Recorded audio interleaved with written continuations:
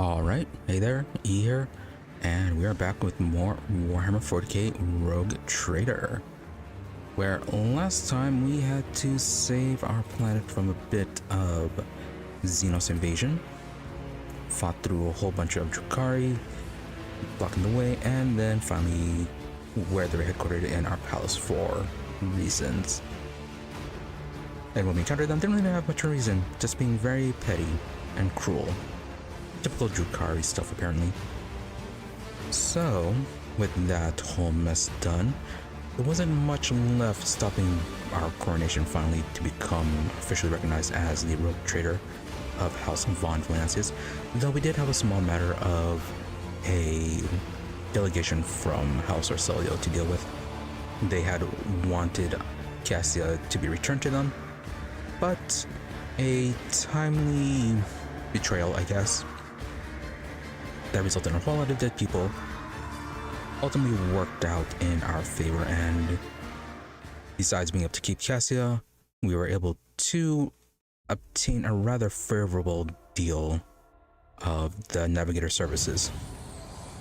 Plus, found a bit of Cassia's background.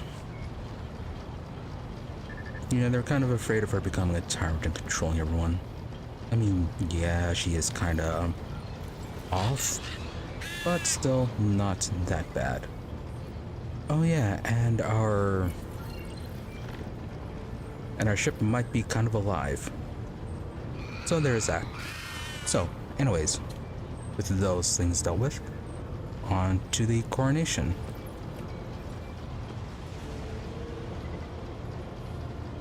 Yeah, from what it sounds like,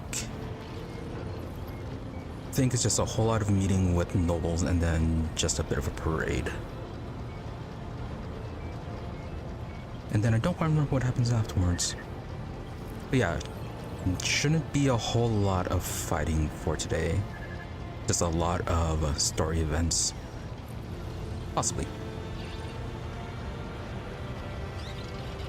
But anyways, let's go ahead and get on with this. And I completely forgot to check out the talents for future level ups. Yeah, going through the whole exalted talent tree takes a while during level ups. Was supposed to do that offline, but completely forgot. Oh well. On to Dargonus we go. Once again.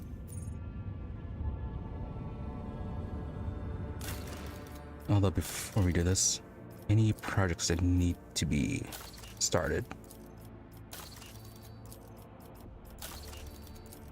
No, okay.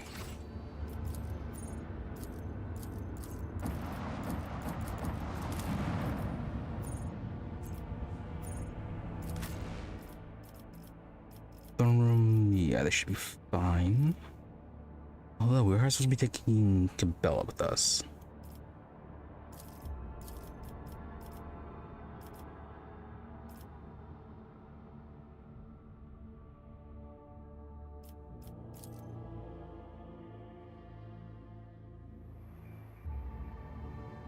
Well, probably won't matter too much.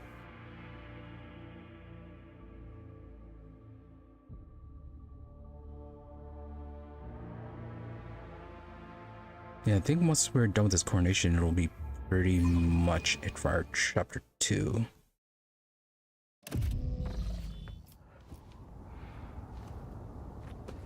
Maybe a bit of traveling to chapter or wherever chapter 3 takes place, but yeah, I'm fairly certain the coronation is the last bit of chapter 2.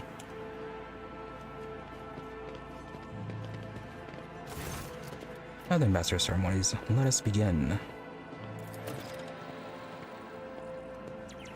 May the Emperor be with us on this day.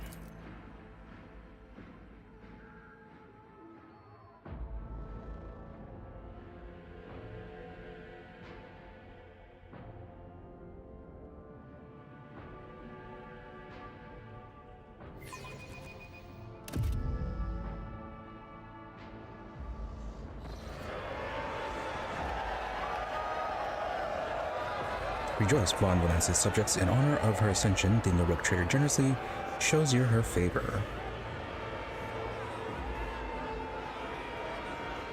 In her unfathomable benevolence, the Rogue Trader has decreed that every soul be given a day's ration and a personal fuel cell so that all may be fed and warm on this day. Praise the Rogue Trader magnanimity.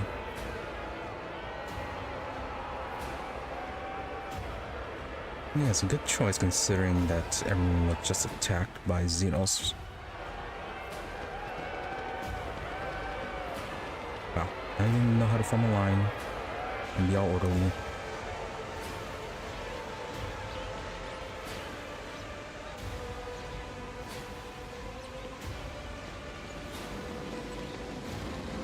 They've done a very good job of cleaning up all the bodies.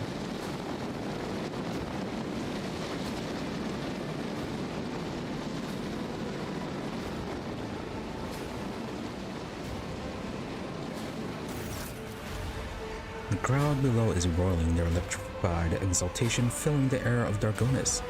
Thousands of throats chant your name. You are at the apex of this world and all others. Master Ceremonies. Amplified by 100 voxes, the voice of the Master Ceremony booms. Rejoice, subjects of Dargonus. You have been granted the felicity of witnessing your mistress, a great honor bestowed upon us by the Rogue Trader Gamma von Valancius. Gracious savior of Dargonus and vanquisher of blasphemous inhumans, may their unholy kind perish in the flames of righteousness. Yep, because we made it to Dargonus before it could be devastated by the drukhari. They tried to not bring out Aerolet. Excruciator of heretics who eradicated the corruption of archenemy worshippers and cleansed a genus. Yeah, because we eliminated Vyat, who was a chaos worshipper. Nice referencing through those. Gracious protector of footfall, patron of trade. Yeah, because we organized a trade deal for them for food. A hush falls over the crowd who gaze upon you in adoration. Many of them bear terrible scars from the recent battle of Dargonus. Like children, they await a word of their almighty mother.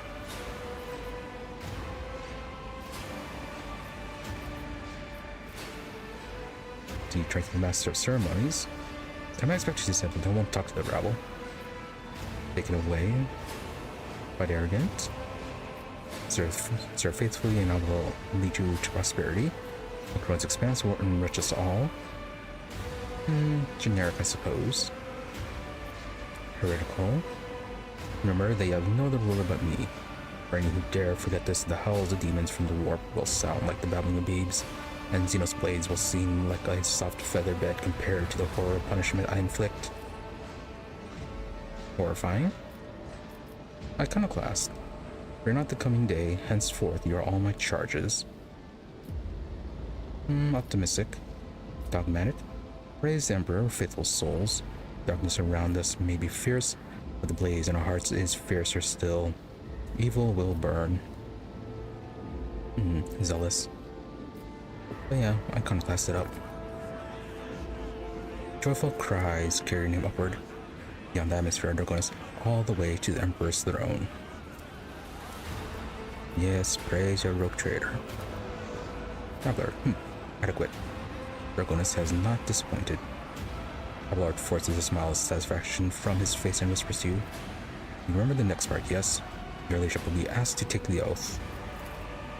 But I am your shadow, Dom and Gamma, and a shadow must remain unseen. But on this day, let all see that my blood is yours. Cabela cuts her palm and touches her heart, lips, and forehead.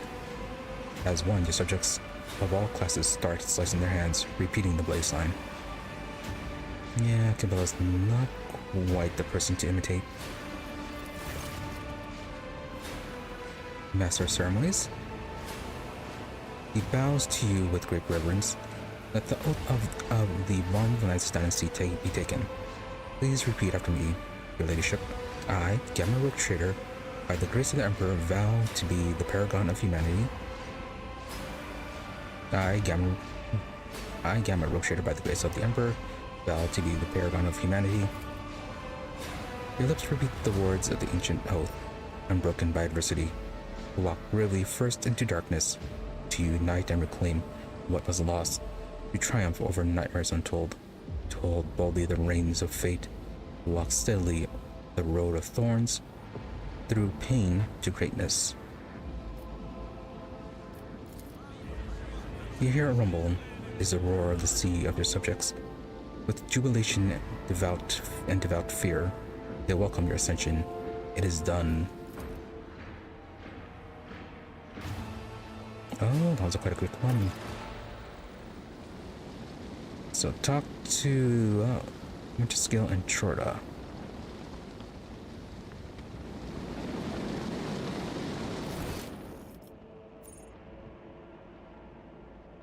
Prefect Volter. Goes off in that direction.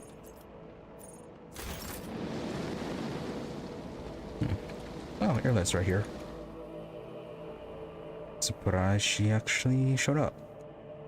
You'd think she'd be lurking somewhere in the dark, away from all the monkeys. Yeah, things look odd and unusual. I remember this.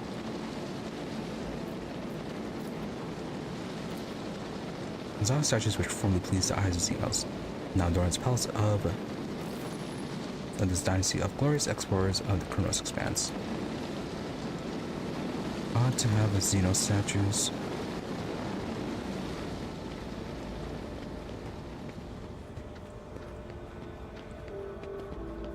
Let's see who is where.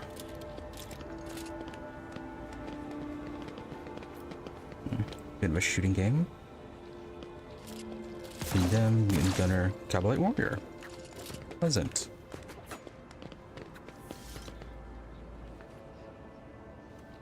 The subjects have turned that killing into amusement.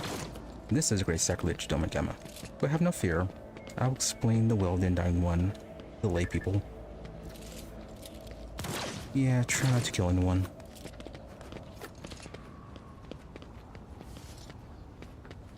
I'm not sure if it's a shooting game or not, but our ballistic skill is not that great.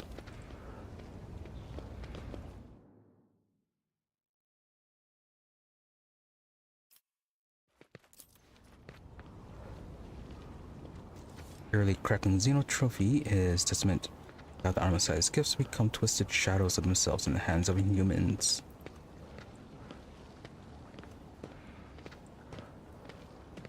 Well, they could have cleared out the human remains first.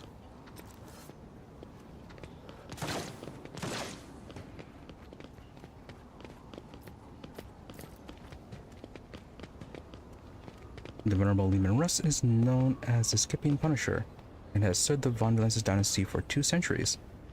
It was hit in the battle with the Xenos that inhabited Scipia II, but it heroically destroyed 63 enemy vehicles and brought victory to its comrades, securing its status as a relic blessed by the Emperor. Good for the tank. Xavier Calcazar.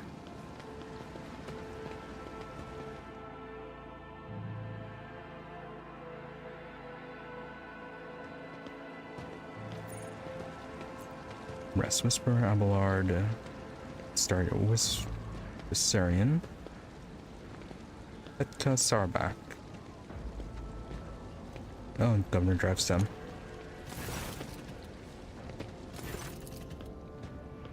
Governor Urban Driveston stands as surrounded by high-born guests like a planet orbited by many moons. All of its charm is directed at a man in resplendent power armor, adorned with the sigil of the Inquisition. But as soon as you approach, Drivestem is the first to give you an elegant bow, getting ahead of the rest in an expression of loyalty. This is a great day, your ladyship. Time for the brown nosing, is it? I welcome you to my palace, honored guests.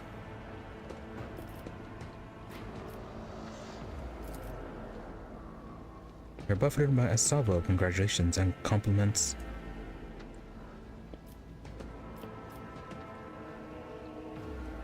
Oh.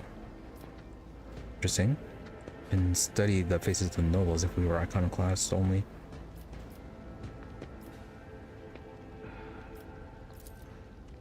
Drivestem is obviously still the leader of Dargonus aristocracy, but judging by the courtesy he is showing to young Sarback, he clearly wants to strengthen his relationship with that house.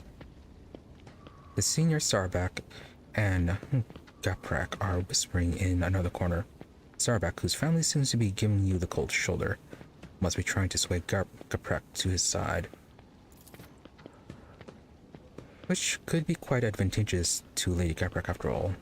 After all, the disaster on Kiabigama has left her family in an extremely vulnerable position. The Brazilians stand apart, their exclusion from the rest palpable. Well, Sarback better be careful then, considering... I'm not sure what her relation to the main aristocracy here is. Yeah, we do have... Yeah, the Sarback we have as the leader of enforcers. Might end up having to remove her.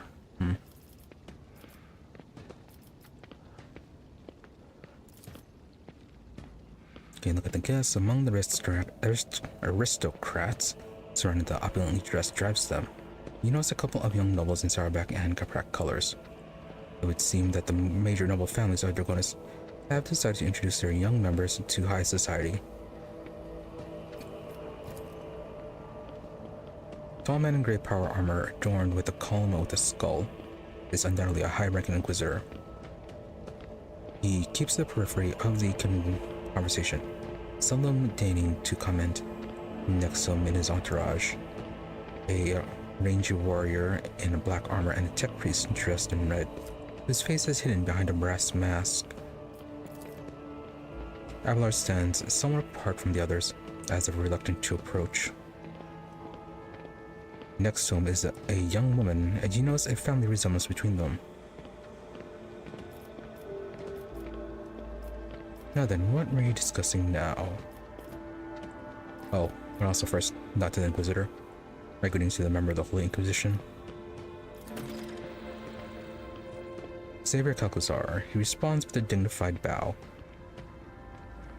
his proud face calm and unfaltering. And my greetings to you, esteemed Gamma von Valensis. May shadows never darken the light of the Astronomicon that guides you. Brass Whisperer. The Inquisitor's companion, a crimson-robed member of the Adeptus Mechanicus, bows to you. From behind the brass mask mounted with dozens of augmentics comes a metallic rasp. Glory to the von Valensis hair. Yeah, we're on our own for these checks. Well, succeeded.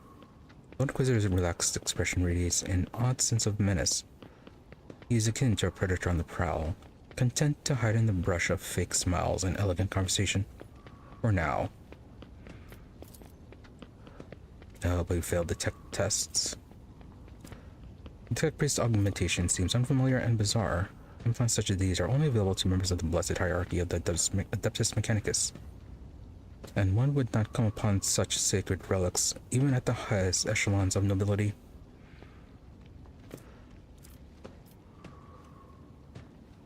Probably once we're done with this conversation, should probably equip gear that boosts any of the checks or any of the potential checks.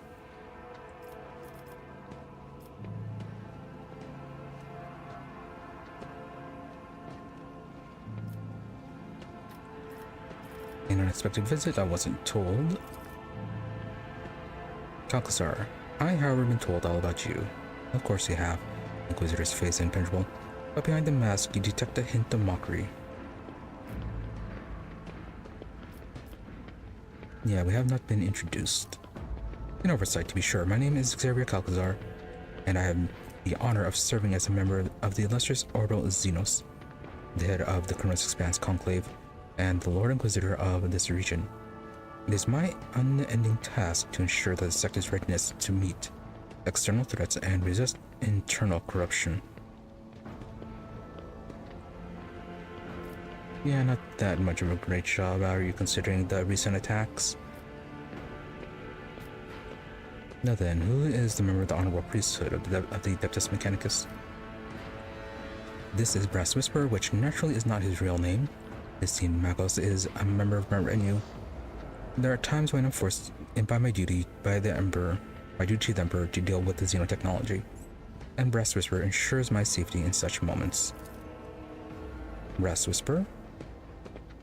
Orcs that have been desecrated by Xenos are dangerous. They weren't. His whispering cuts off, replaced by heavy, ragged breathing. It seems that the tech priest's quiet voice is not an extravagant quirk, but rather a consequence of some injury. After catching his breath, Rest Whisper continues. Warrant due caution.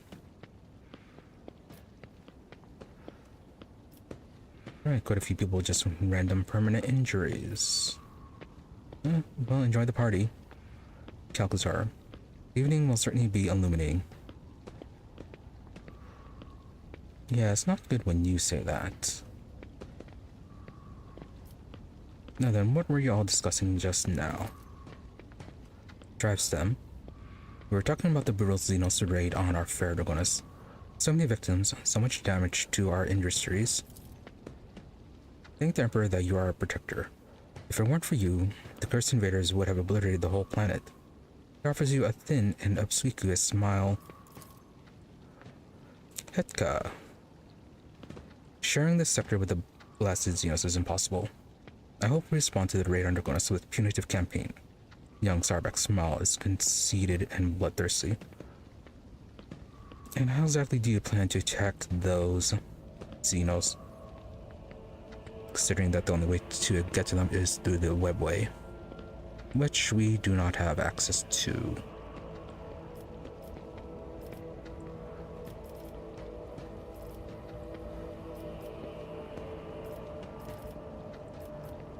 Now then, continue on with Sarbek. I see you hate Xenos with all your heart. I do. The pestilence against his Emperor must be exterminated. He talks ardently and smoothly like a commissar. He places his hand on the hilt of his finely adorned sword, his pale face ablaze with noble fury. Vicent Caprak, or they must be forced into servitude. Many Xenos are more useful alive and obedient than dead. The young man in Caprak colors speaks with great sagacity and gravity, but his opinion seems to carry little weight in the circle. I mean, that is a more useful situation, actually. Pleasing me to see such earnest faith, I must commend you. Smile venomously. And how many Xenos have you personally killed? Our young Caprak is right. The Xenos are not just a threat, they are also an opportunity. Young Caprak accepts your praise calmly and with dignity, as befits a smart boy, lauded by his mother and father for his prudence. Calcazar, the Inquisitor stands among the guests, clears his throat quietly. Caprak's face instantly pales and sours.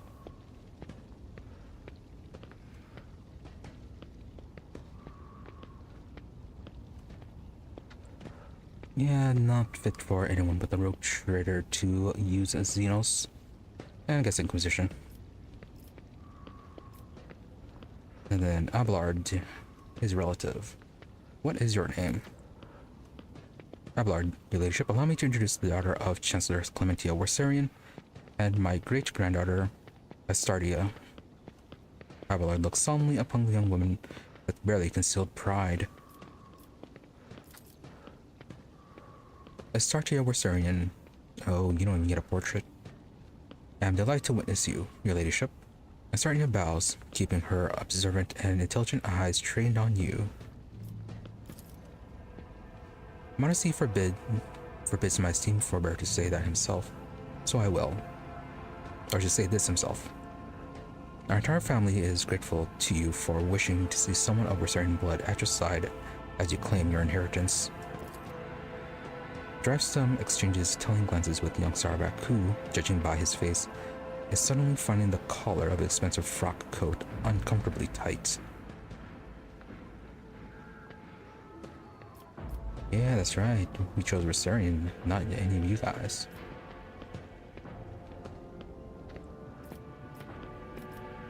So, how are you finding the reception? Startia, it is difficult to put into words, your ladyship. Never before have I seen such a grand and striking ceremony. Astardia's voice sounds passionate and inspired, and her eyes shine with barely contained excitement. Oh, nice, she's having fun. But I was so much more amazed by your generosity. The provisions that are being handed out in the streets of the capital will make the difference between life and death for many of those who lost everything in the Xenos attack. It's something Vincent. Young Caprak is gawking at Astardia with a strange and somewhat dull-witted expression. Okay, well, focused on her for some reason. Abelard, where are the rest of your kin? They're in the city, preoccupied with running the festivities and watching over some of the more crucial services. No incidents can be allowed to ruin your ceremony. Okay, very good work. After so many distractions prior, it would definitely be quite a thing to suddenly have even more during the ceremony itself. Astardia. She frowns and adds peevishly, I asked the esteemed Abelard to put me to some important tasks too, but he bid me to attend the reception, where I can do nothing to serve your ladyship. Becca Sarbak. He smirks. If I had known, I too would have asked Abelard to let you miss the party.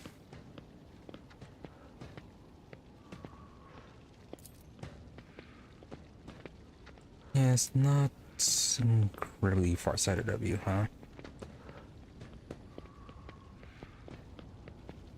Willing to focus on duty rather than on pointless parties and celebrations. As opposed to you rather going to parties than fulfilling your duties. But I guess the parties do serve their own purpose.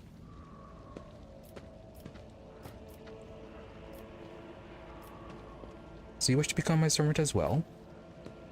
Who's this addressed to? Sarbak? Astardia flushes and starts talking quickly and with fire in her voice. It would seem that she finds work-related conversations far more interesting than court gossip. Of course. I've been working on a project for the last 4 years. We could set up... Drives them. Enough, Astardia.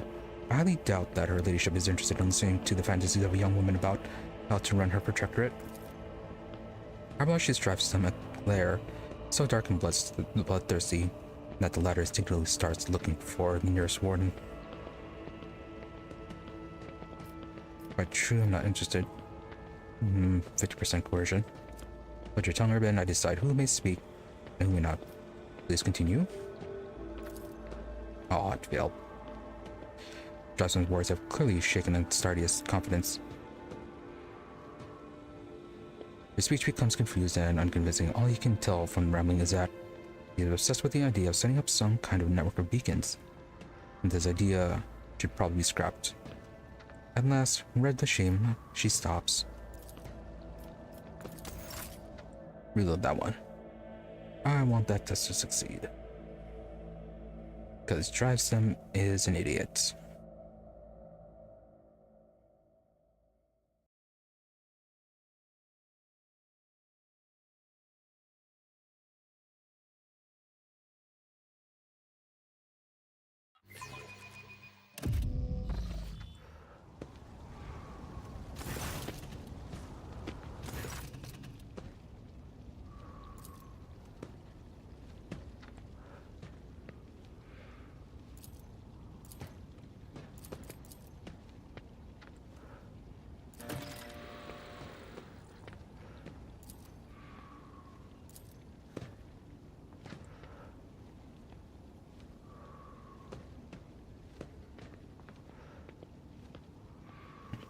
Double failed those tests, unfortunately. Let's see, unexpected visit, wasn't told. Not the priests. Not introduced. Enjoy the party. And then, very disgusting. Oh, was there a chick that we messed up there?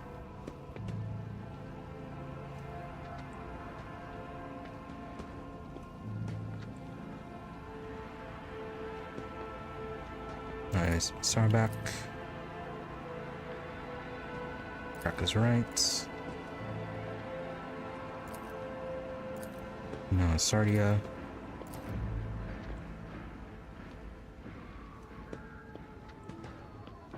Finding the reception. Set of kin.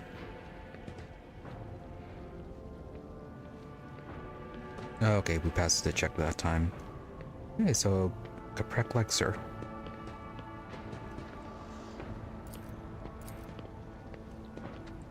Okay, become a servant. Let's see if we can pass the check this time. Yes, we did.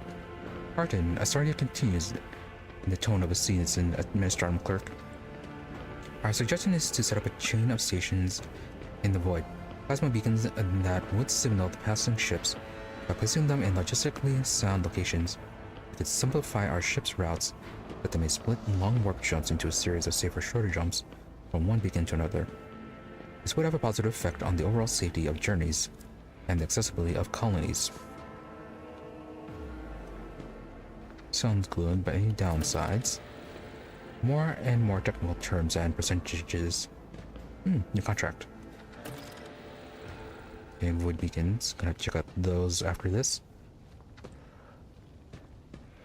And see. More technical terms and percentages creep into your speech. Because the mechanic reports and accounts of starship captains. Astardia's vigor and sharp mind are enough to silence even the most venomous of commentators. They all stand there in silence, trying to digest what she's saying. Abelard surveys the quiet nobles with triumph, and then looks at his great-granddaughter with pride. Good for them.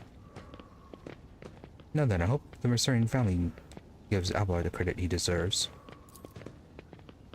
Astardia, absolutely, your ladyship. We greatly respect him for his wisdom, and he repays us with attention and kindness, she says warmly. Abelard, I am obliged, dear Astardia. Looks like Abelard is somewhat embarrassed by the turn this conversation has taken. Not used to being the focus now, is he?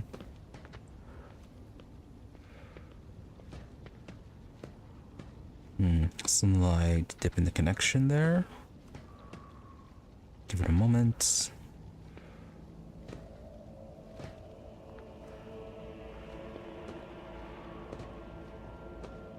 Okay, looking stable once again.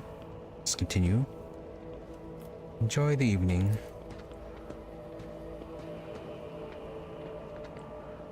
Now then, I am ready to accept your congratulations.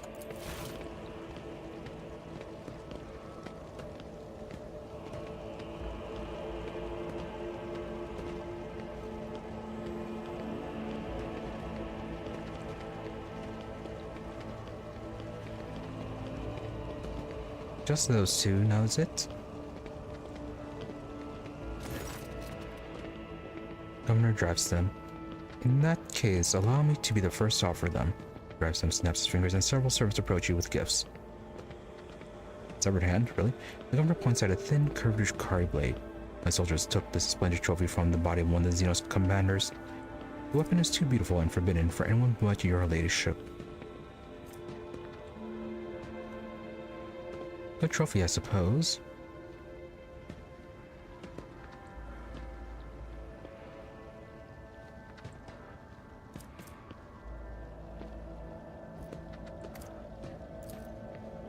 Petka.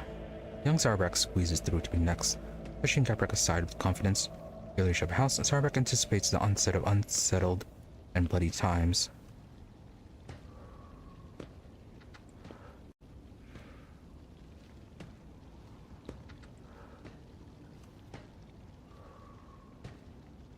To make the ungodly Xenos cower at your approach, my family humbly presents you a dozen pieces of secondary armament for your ship. Ooh.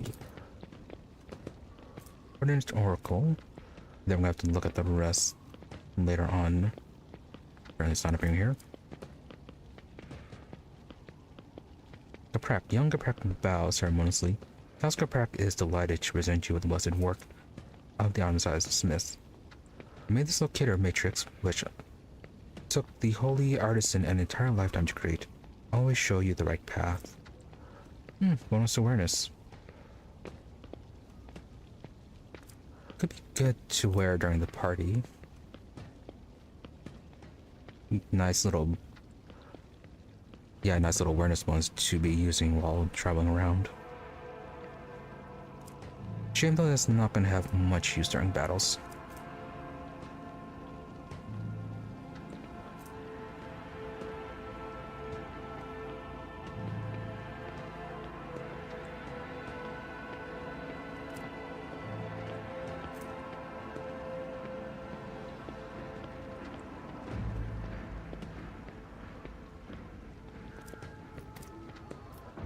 Yeah, so either give it to Erlit or Cassia. Abelard.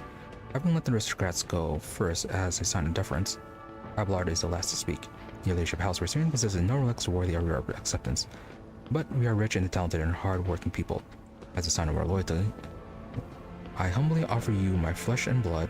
100 of my kin will go to colonies in your protectorate and use all their talents so that the worlds in your charge may prosper. Okay. So workers. Plasteel, not so useful. Everything else, pretty useful.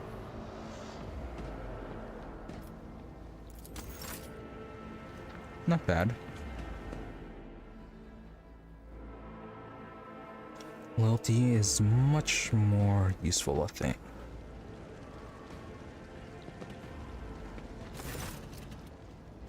Cassia and the gunner fall into a differential hush at your approach. During the last bit of conversations, they were just discussing someone's horrible poisoning that took place at the last society gathering. Okay, doesn't look like there's any more of that. Now about that contract. Could you Prometheum 1 people? Oh, boost to security, efficiency, and profit factor. Definitely. Inspection master. Yeah, good deal with that.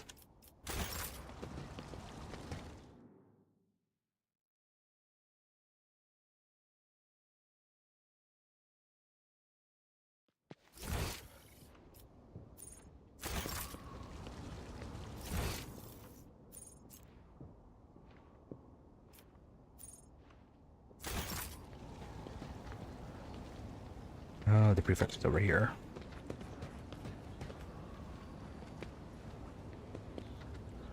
In regards to your master of ceremonies, you managed to complete this trivial what?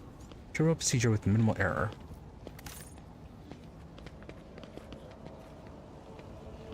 Such a pain to please. Definitely should have punished the administratum for their errors last time. Confessor, are you our confessor or somebody else?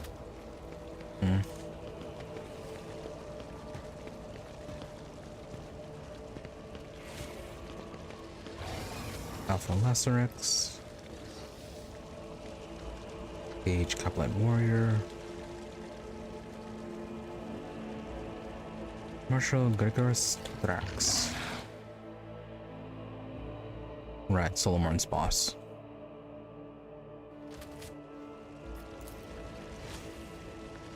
You drew her captive and angrily muttering curses directed at the detestable monkey. Of course he is. Promising horrible torture for everyone present. Yeah, it's like he's going to live long enough for that.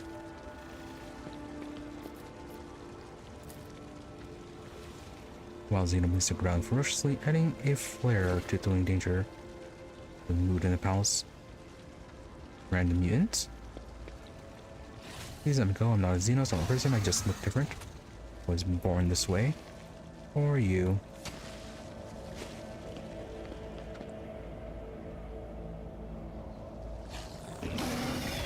You know, the Thessera party, I feel like is a bit more impressive.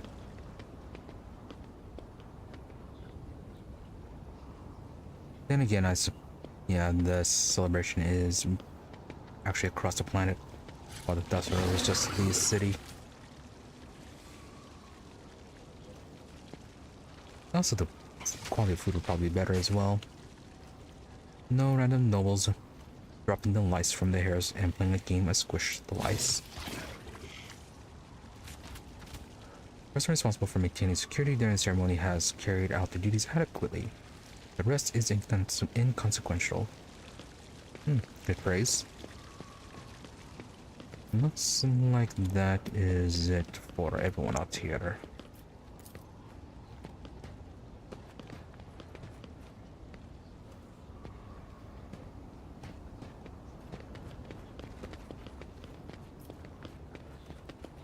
Yeah, I still need to meet with the other rogue traitors.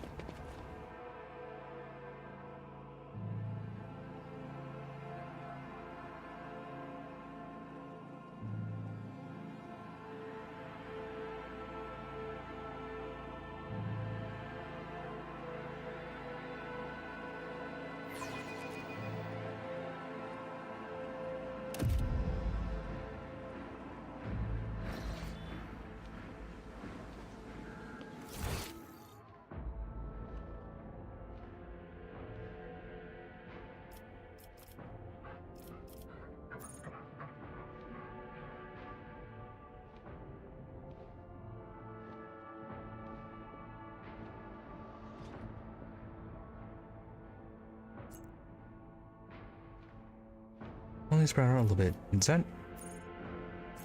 Okay, that's Pascal.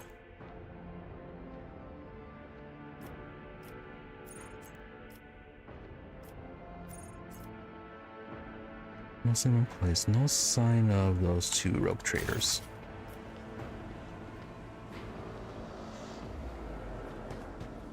Solomon, as jubilant as this occasion may be, cannot distract me from my duty. You go ahead and celebrate. Later on, I will make sure no one ruins your day. How nice. But considering that his own boss already expressed satisfaction at the security measures, probably don't need to be too worried about it. It's not like there's gonna be suddenly a bunch of dead bodies, or a random attack, or a random chaos spawn.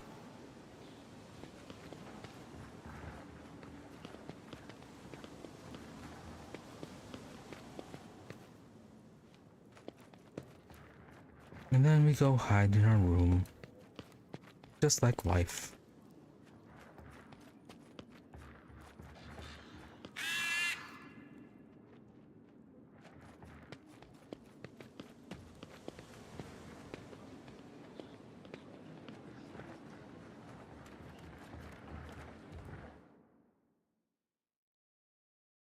Even more food.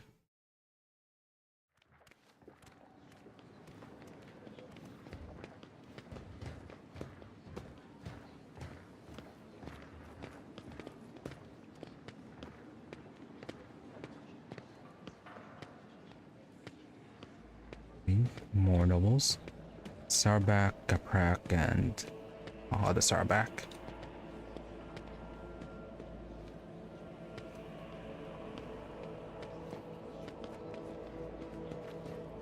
There's a Dira.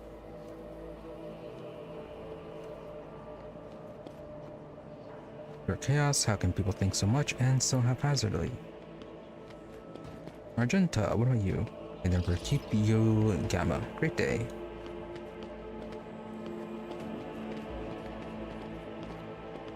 Shy, you having fun? Hope at least the celebration in your honor won't end in a shootout. Yeah, hopefully.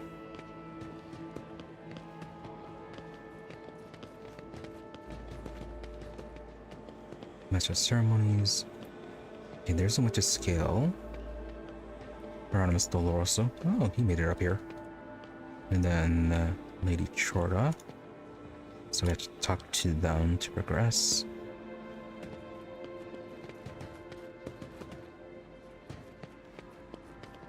Random relics.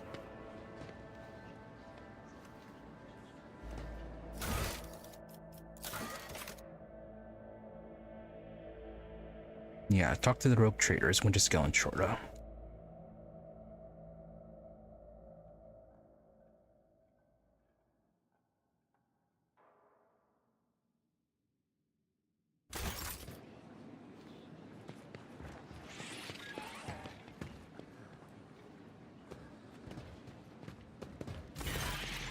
Pascal, greets you with a bow. Extending congratulations to you, Nakama von Francis, on attaining your new legal status. Strange servitor. The servitor standing next to him examining you obliquely. It quickly looks away upon realizing that you have noticed. The servitor is Nomos' new repository. Nomos, this unit identifies as Gamma von Francis. Two-way identification complete. Nomos, the servitor, looks at you again, no longer trying to avoid your gaze.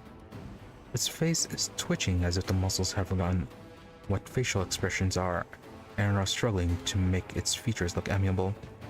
We are Nomos. We have made use of this receptacle to leadership. Oh, good for you.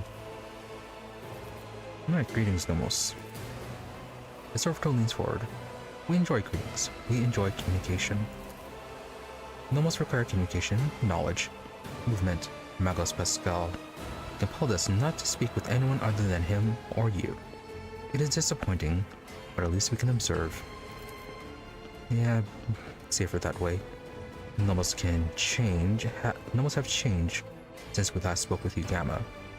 We are now able to conceptualize our previous experience, that of solitude, and we no longer enjoy it. So you were lonely.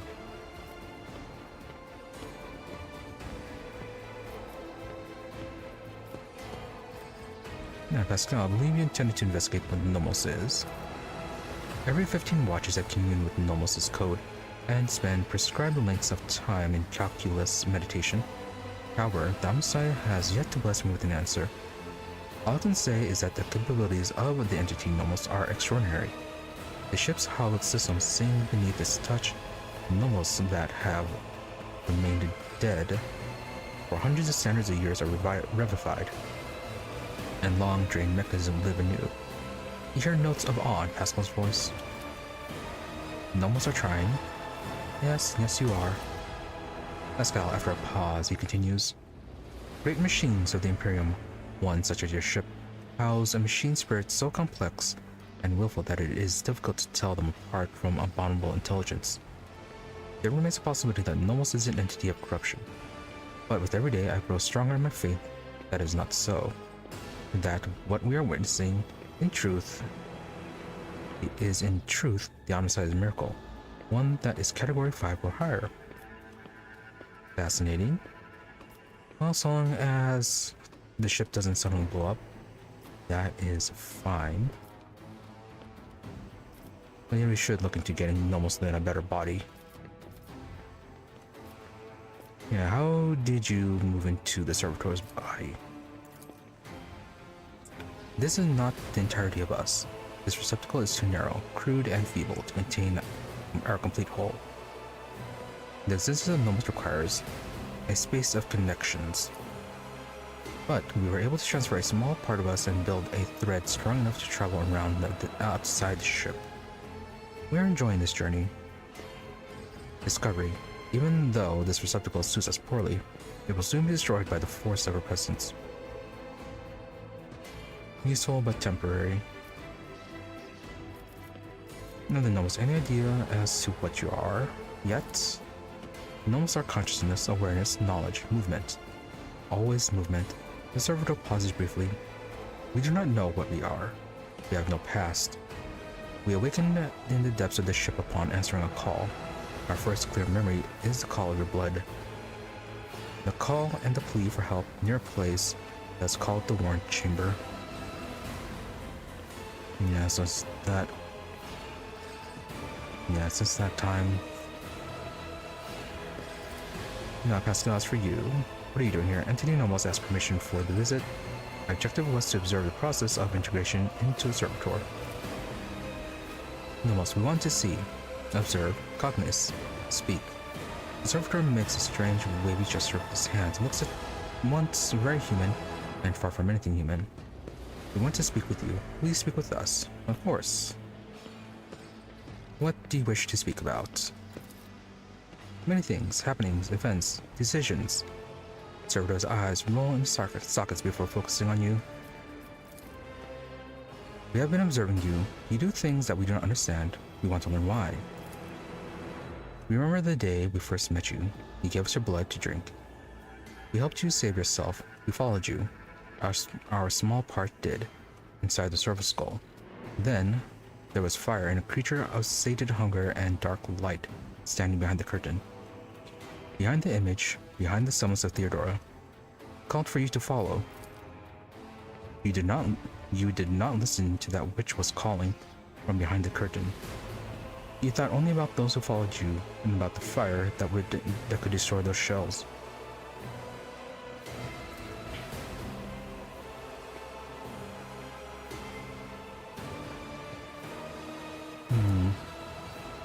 So if we had agreed to work with the Chaos entity, probably would have been outed just then and there, maybe right in front of Pascal as well.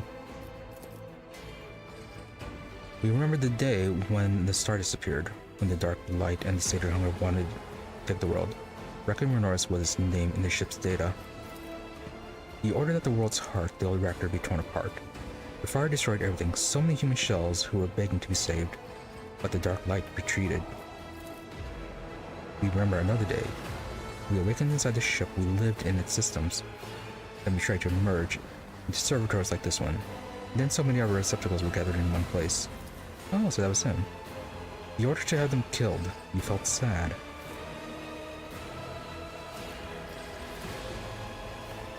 This is what we have seen among many others. We have begun to understand. We think that we do not know everything about humans and about you, Gamma Laundronensis. We have tried analyzing shells and defining sets of their deeds, needs, and fears. They're simple functions, but now we think that there's more. That there's another side that we do not see, a notion that is larger than we can compute. Something that stands above fears and needs, something that drives them. We envisage the larger notion as a light, a web of light that connects humans. It may seem almost invisible, ephemeral, but it grows stronger when they are threatened. This web is always on your mind. When the darkness comes, you want every thread that extends from you to shine bright so that those who follow do not lose their way. Whenever a thread breaks, it saddens you. You almost understands correctly. Iconoclast, yes, you do understand correctly. Every thread that connects people, every life, the value is beyond measure. There's no greater reward than guiding others to salvation when all that surrounds us is darkness. Dogmatic, but a salvation that guides people through darkness is the light of the Holy Terra. It is the only light. Or heretical. I did enjoy a part about the web. However, I see myself as a spider who has spun the web, not some benevolent helper. Yeah, trying to teach such evil lessons to the new life form, especially when it can control so much of the ship. We got Iconoclast 1. We knew we could understand you, light and movement, connections and help. We are enjoying this. Perhaps because we too are connected to you, through blood, through life.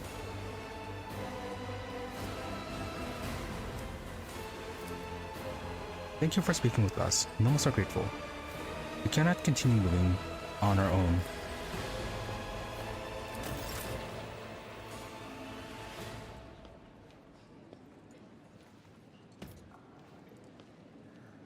We would do well to discuss the situation without witnesses.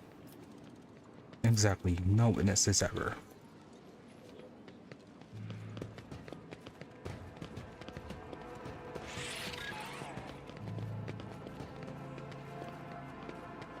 And then Cassia is the last of our people to talk to. Then we have the nobles to deal with. And then I think we should then be ready to move on to the rogue traitors.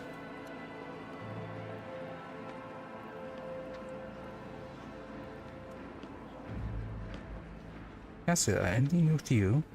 They make this have to just stop walking up to me and asking me to open my third eye. I can certainly do it, but they will regret it. Yeah, not the best of ideas.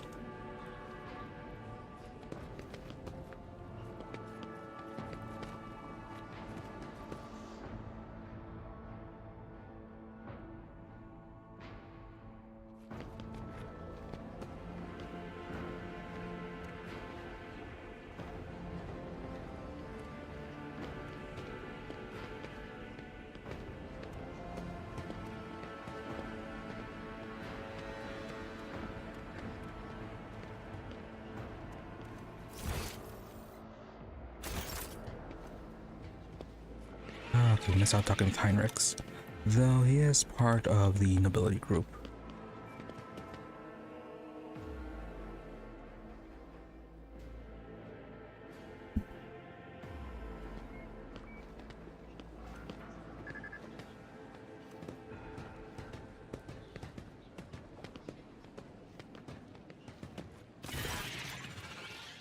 Group of aristocrats stands apart from the governor's circle. The whispering carries a tinge of displeasure. Makari Sarbak. The clear leader of this gathering is a gaunt and billowy-faced man dressed in Sarbak colors. This must be Makari himself, head of the house. He offers you a ceremonious bow. My congratulations, your ladyship. Toriana Caprak, may the Omnisaya grant you understanding.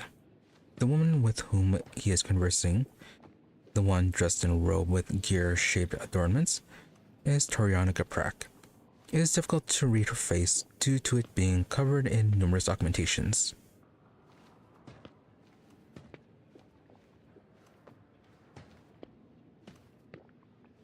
Separated from the other ones that were outside. Why is that?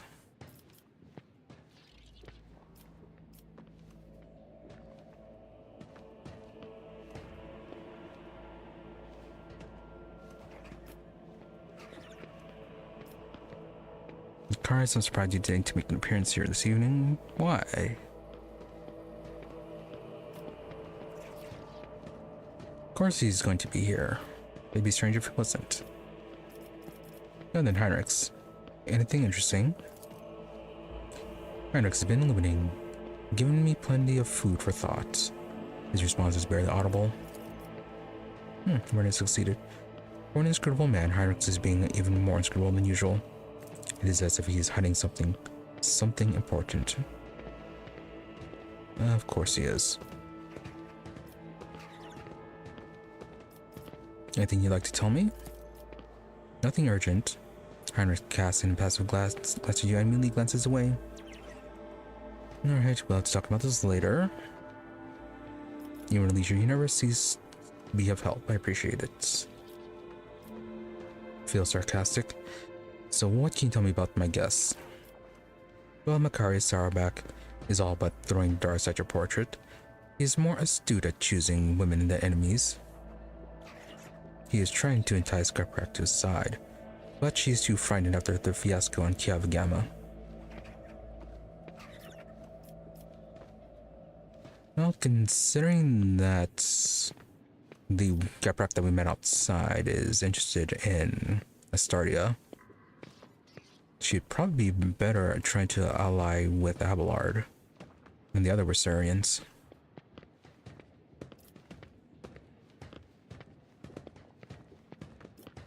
And then even in leisure, you never cease to be of help. I appreciate it. That is why they call it the unsleeping-eyed Inquisition. Even in sleep, I hear everything. Yeah, man, before this gala concludes, there's something I'd like to tell you. Be careful today. I sense that a wave of darkness will soon hit our defensive lines, and I hope that I will still get a chance to meet you there as an ally. Alright, not very good. Oh, especially considering what Xavier said. Probably related to that. They are plotting something. Serve the guests. Toriana Caprak looks rather anxious. Makari Saurabak dressed surprisingly plainly and austerely for an aristocrat of such a high rank. He is frowning suspiciously. He came to the reception with a companion, a woman of dazzling beauty, wearing a gilded augmented necklace around her throat. His wife, probably. Heinrichs, who joined the group unnoticed, mostly keeps silent, listening intently to their every word.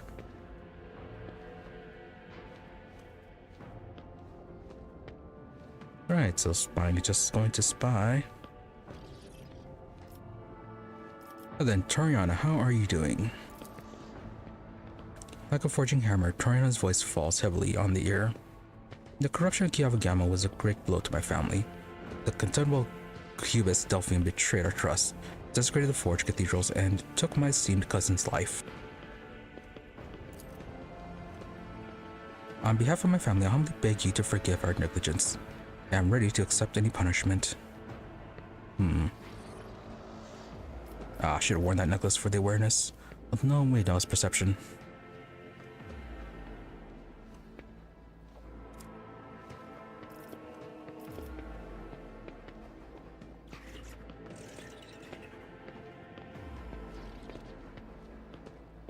Now let's see if we can detect something. There's something lurking beneath Toriana's repentant expression, a grudge.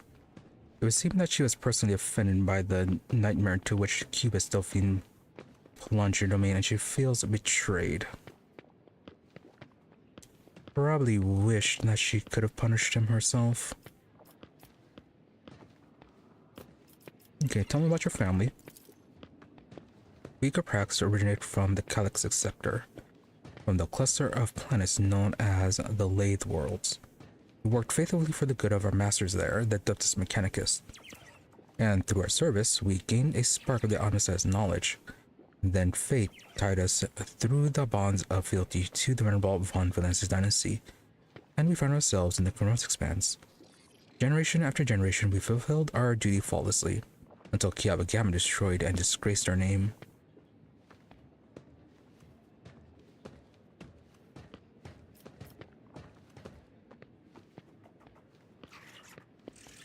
Yeah, I suppose you'd be quite angry about having that stain on your family name. Now then, it pleases me to see that our perspective align. I too think that you're to blame for everything. No, that's more of a Kunrad thing. Do your part to heal the wounds inflicted on Kiab Kema, and your house will be forgiven. Toriana raises her mechanical eyes to the ceiling. I swear in the Omniscience all-encompassing insight. We will make every effort to justify the cost of his resurrection. Yeah, we decided not to exterminate it, so better make it worth it. Makari's Sarabak. He scoffs. It is only a year ago that none could doubt House Caprak's usefulness. Yet here you are, Toriana, on your knees, justifying the cost.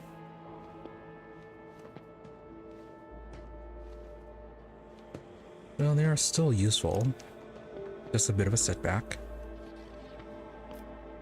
Now then, Macarius, as for you, surprised you deigned to make an appearance here this evening. His face twists into an unpleasant smile, which makes the artificial skin on the left side all the more prominent. I'm a servant of the Von Valence dynasty. Had I not come, I would have committed an act of unacceptable insolence, damaged my family's honor. Okay.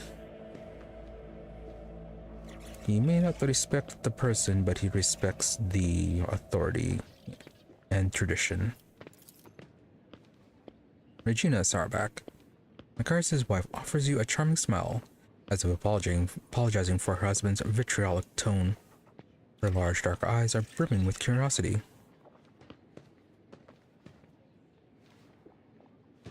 Okay, so that's relation. Cousin to Jocasta. Cousin Jocasta became the new master of arms on my ship. So how do you feel about that? I am pleased to hear it. Nothing in Macarius' face shows that he is glad for his cousin. Always worried that her character would cause our house a great deal of grief. Yet in the end, the noble Sarabak blood was stronger than any personal shortcomings. I have faith that Jocasta will prove herself adequately. He forces a faint smile. Right then. You just don't like anybody, do you?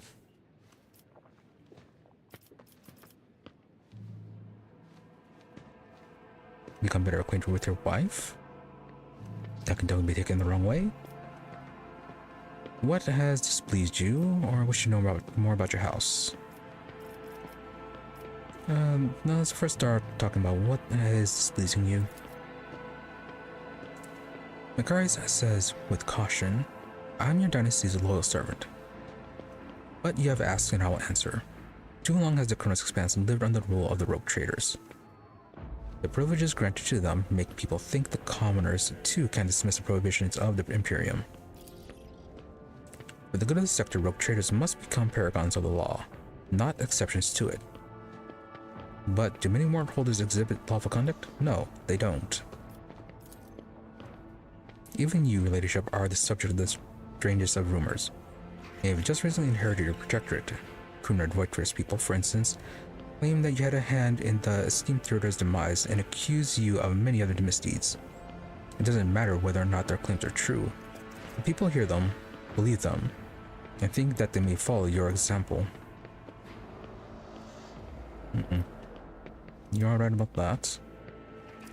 Forbidden one to repeat convert what is lies, and hereby impose a fine on you. Okay, just randomly finding people. Not exactly endearing. If you bleed Conundrum's lies, enjoy weaponless duel right now. Before the Emperor's visage.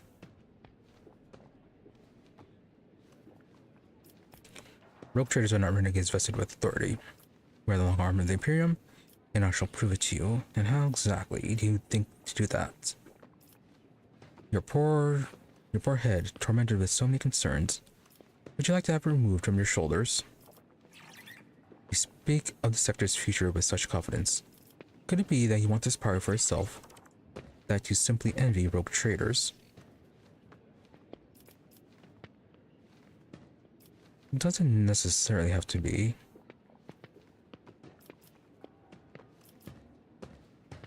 He could just be very conservative in his beliefs and very passionate about them.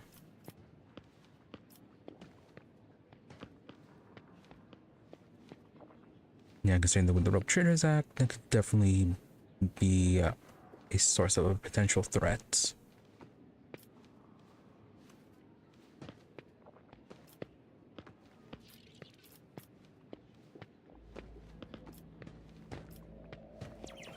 Rogue Traders are not renegades vested with authority. We are the long arm of the Imperium. I shall prove it to you. I wouldn't dare to accuse you of anything, your ladyship. I am simply concerned, if you happen to lay my concerns to rest, House Sarabak will be praying for your well-being every day.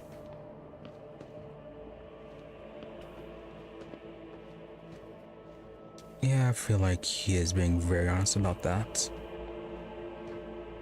As long as you don't do anything too out of line, he'll be as loyal as possible.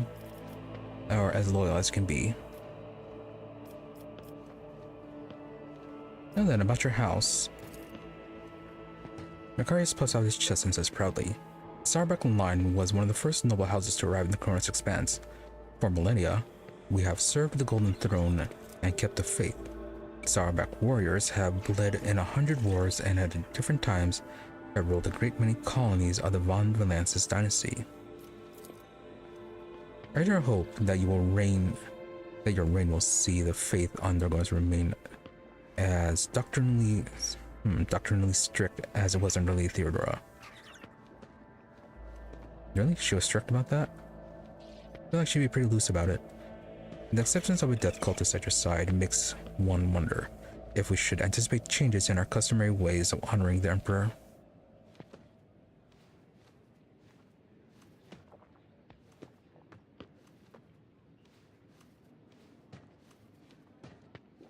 No, they work more as bodyguards, though. So not necessarily a whole lot of changes. Now then, about your wife. Macarius is visibly vexed by the shift in conversation. His wife offers you a reserved smile. Eugenia Sarabak, it is an honor to be in your company, your ladyship. Okay, persuasion, 100%. It is my pleasure. Macarius is lucky to have such a beautiful wife. Perhaps more so than you are to have him.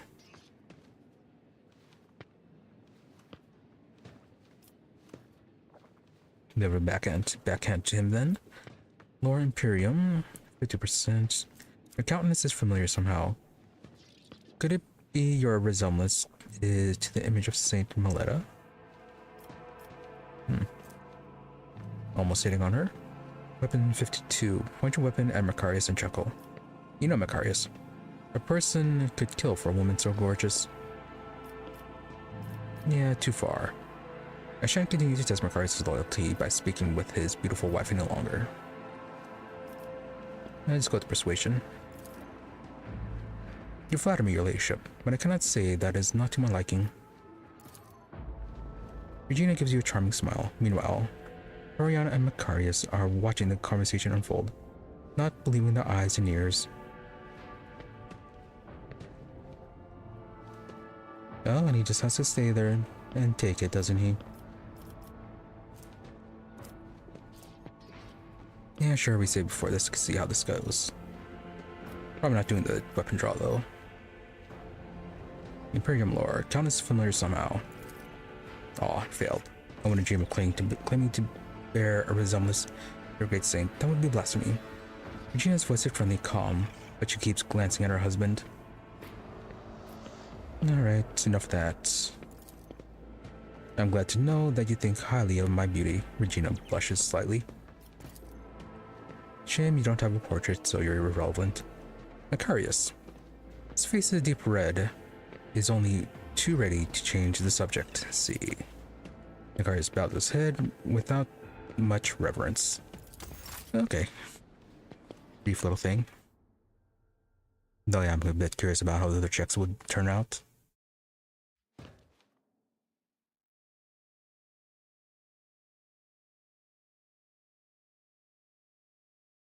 Yeah, let's get her to serve on the ship.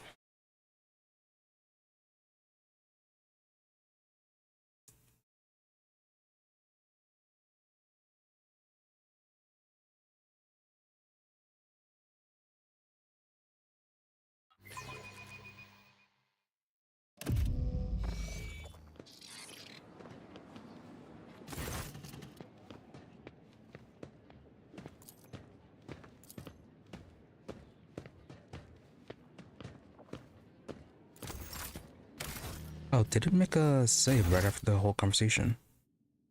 Weird.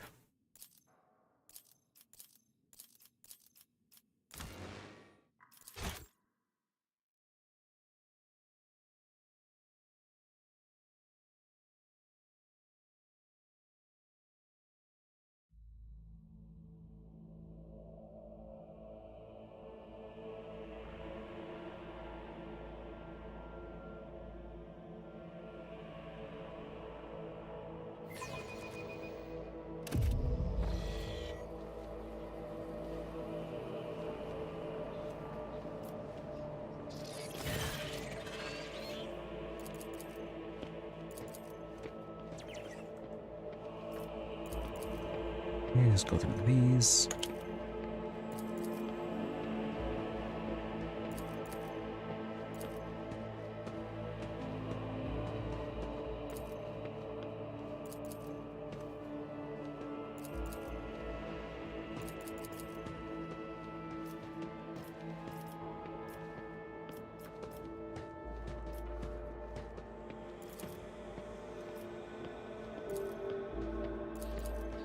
Yeah, not too much with these, I believe.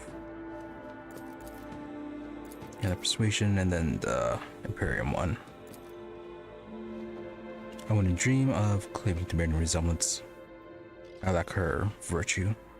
Regina makes eyes at you before demurely lowering her gaze. Oh, so that's how it looks like when she likes it even more. It goes even more. The glint in Regina's eyes betrays her genuine interest in you. I hope this won't be the end of our acquaintance. You wouldn't mind if I wrote you from time to time, would you? Smile, Macarius, wouldn't mind, would you? It's not his business. Promise to answer whenever I'm not occupied with conquest and destruction of the enemies of humanity. I doubt your correspondence will be an interesting read. Rude. Look stern, Macarius. You should talk to your spouse about what passes for decent conduct in high society and what does not. Even ruder bait her into this and then chastise her afterwards. Yeah, I promise to answer whenever I am not occupied. Regina smiles, triumphant and flattered. I daren't count on such generous curiosity. Macarius grips the hilt of his parade blade as if trying to strangle it, and wheezes furiously. A high honor for House Orselio. Honestly, he should actually be pretty happy considering that he gets a pretty good connection to the rogue traitor. It's not like she's gonna run off to the ship to have an affair with Gamma or anything like that. Won't have the... Yeah, really won't have the capability to do so. Just a bunch of friendly letters.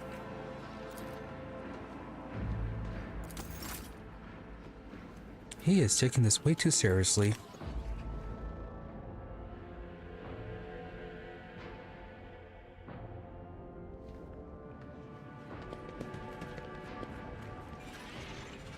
Alright, on to these people. Janus Noble, Kalagos Winterscale, Wharton the Grey, and Insignia Chordo, and then Doloroso, we saw him earlier.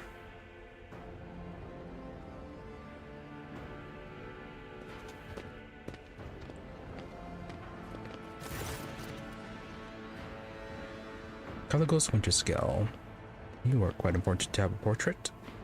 Gamma, there you are. Welcome to the circle where each member is as powerful, greedy, and vain as the last. That is to say, the noble rogue traitor. Incendia Chorda. She is watching him with barely suppressed contempt. Yes, you have found yourself suitable company, Kalagos. At the very least, now you can enjoy idle diversions, boast about your power, and indulge in profane pastimes with one who's your equal, rather than a member of the lower classes. Incendia's gaze turns to you. Our servants have brought certain facts of the rogue trader's biography to my attention. Oh, the humiliating past. It may be wise of you to do the same, Kalagos, unless you wish to face disappointment in the future. There is a hint of superiority in her eyes. Your ears are burning and your mouth is dry. She knows of the shame of your past. It would seem that the meticulous archives of the House Chorda have performed regrettably well. Everybody knows about that. Move on.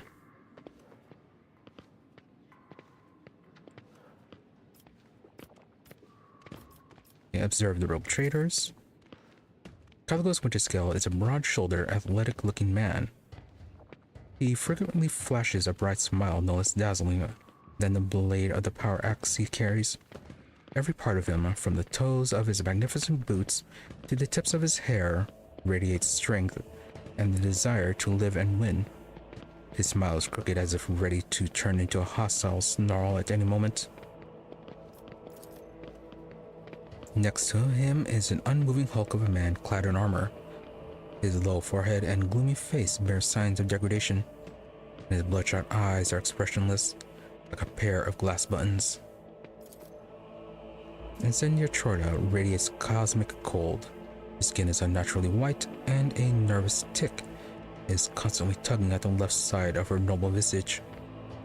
Garbed in full dress uniform adorned with purity seals, she is the embodiment of a true imperial aristocrat. Haunting her side is a gaunt shadow of a priest in plain black robes. Yeah, we know the priest. Hieronymus Doloroso, whom you met on Footfall, gives you a respectful nod. Nod coldly, I welcome you to my domain. Rug, any guests who dislike my vapid entertainment and irreverent fun are free to leave Dargonus at any time. Whisper loudly to Winterscale. Yeah, she always is so abrasive. Winterscale's whisper is as audible as yours. What can you mean? Today she's in remarkably good form. Impressive.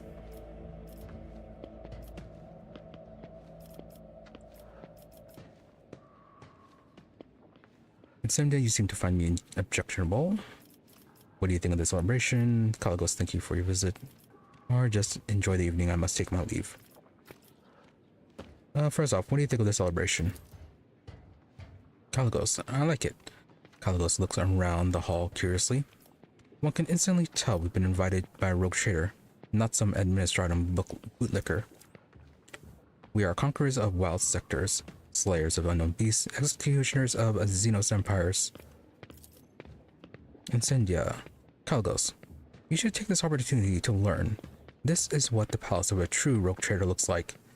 Not like a Xeno menagerie, a pirate's treasure hold, or, however difficult it may be for you to believe it, an orbital brothel.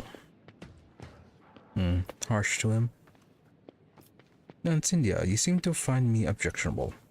We did kind of steal the whole footfall station from her.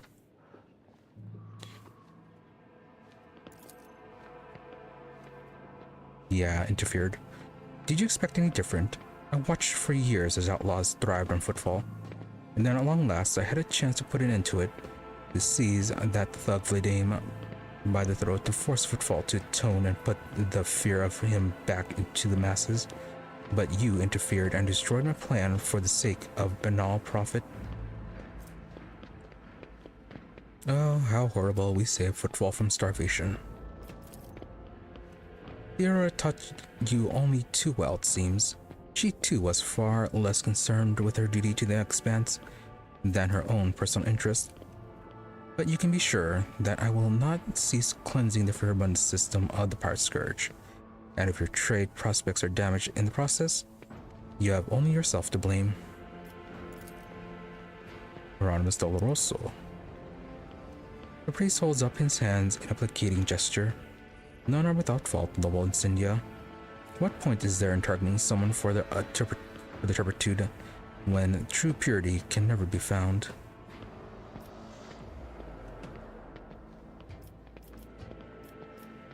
He threatened to start Footfall and brought them salvation.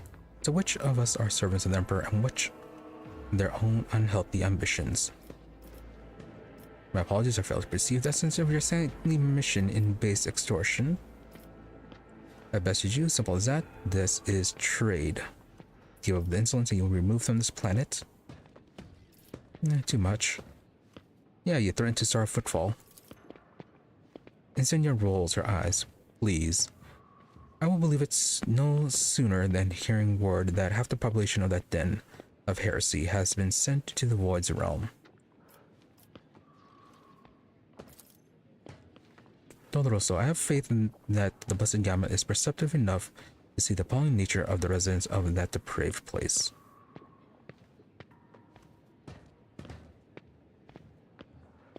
Yeah, but they can't change if they're dead. Cannot repent the unliving. Thank you for the visit, Incendia. Take it you are not overly fond of Theodora. Hieronymus, your appearance here is unexpected. I hope the taste of fine wine will wash the bitterness of defeat from your tongue, Incendia.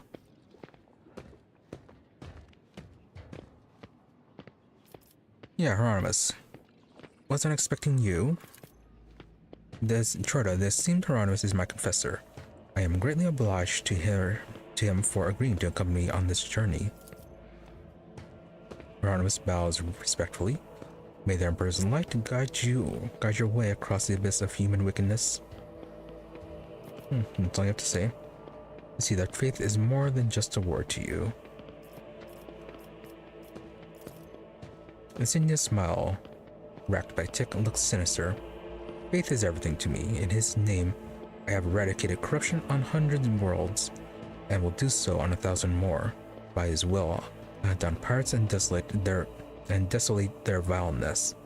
Let the Trojan name make any firebrand tremble, for sooner or later, I will cast them into the void. Very zealous. Caligos, the funny thing is, people still call me the foul-tempered tyrant and all this. Actually, that is kind of funny. Caligos' amiable smile somehow resembles the bare teeth of a wild animal. Yeah, the zealot is considered the more reasonable one. You are gotta be quite horrible. Now then, take it you're not overly fond of Theodora. Insignia lowers his eyes and says without animosity, "She is of the same breed as." She stops short, then continues in her lowered voice, conceited, insolent, unaware of the Emperor's stern gaze set upon her. I do not doubt her wisdom and courage, but Theodora did not have a shred of humility or fear of his wrath.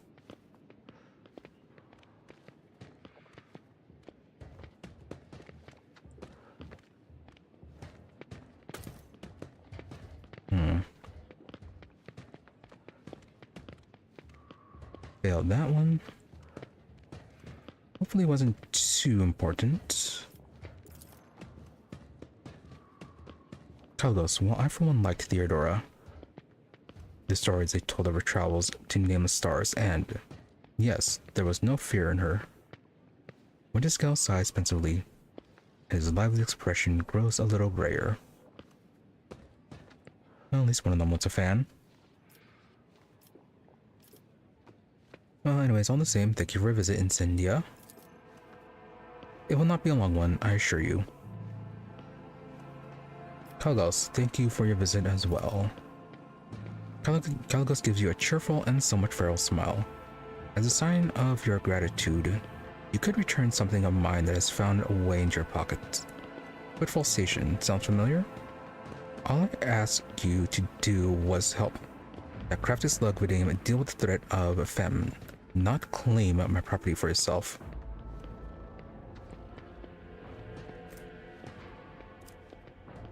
No, you did kind of abandon it, so that's kind of on you.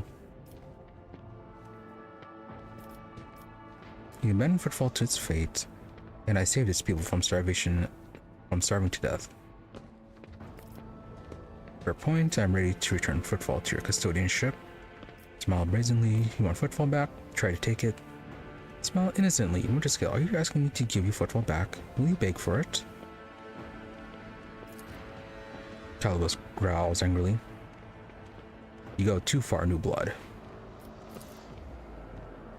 Kalgos' face turns into a grimace of hatred, but then he catches Incendia looking at him and breaks into a sly smile. I ought to make your protector bleed as compensation, but he has spited both myself and Incendia, and it is high time our dear sister curbed her appetites. For this, I forgive you. But do not test my mercy again. It is not my strong suit. Thwarting Incendia Troitor's ambition deserves a worthy trophy. He snaps his finger, and the armored brute hands you an exotically adorned rifle. Clearly not of human making. It's a trophy from a good hunt. You and I should hunt together sometime, so you can show yourself in action, New Blood. Kalgos exuberantly punches you in the shoulder. Fantastic gift. Eye of Hecaton.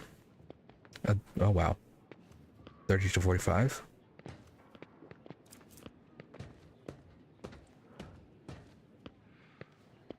Grants 5 movement after each attack and allows the wielder to move after attacking. If an attack with this weapon hits 3 or more targets, this attack has no cooldown. Oh.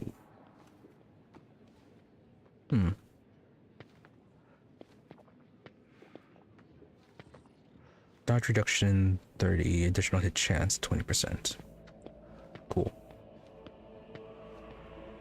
Good range. Yeah, good weapon for Erlet.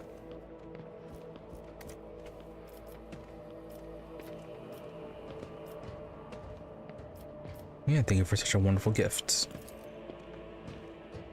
Kill someone important with it. That would be the best show of gratitude. Oh, and then miss out on the rest of those options. Enjoy the evening, I must take my leave. Oh, believe me, I intend to enjoy myself to the full to justify so long a voyage, if nothing else. Chorda, keep the faith, Gamma. The Emperor protects. Oh, that's rather pleasant of her, all things considered. Both of them, really. Or the Master of Ceremonies to end the reception. Oh, is that it?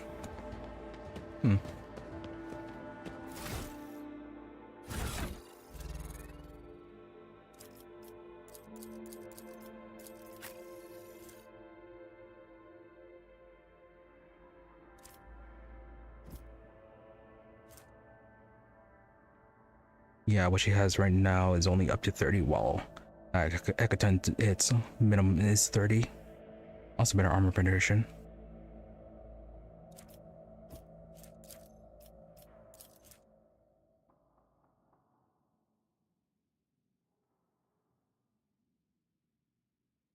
But we do lose this bonus stats to cause, or bonus ability to cause traumas.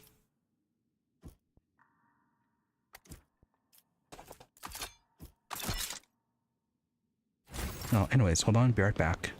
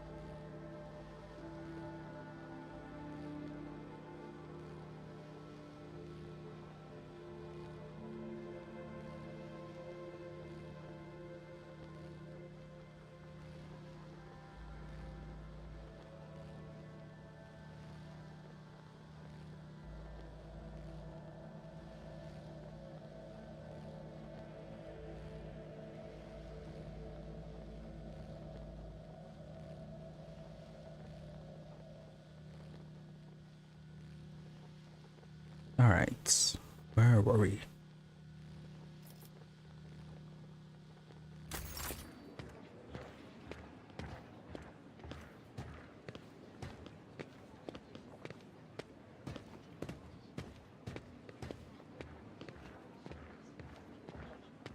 Right, talk to the master of ceremonies.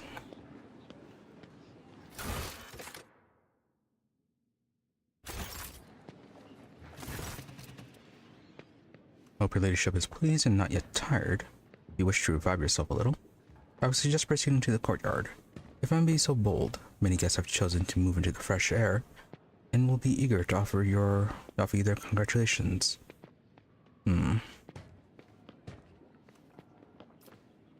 Maybe do one last minute look around. Make sure we didn't miss anything new. What do you think of the reception? It's magnificent, I dare say. It will live on as the premier high society event of the sector for many years. Fantastic. Okay, return to the guests.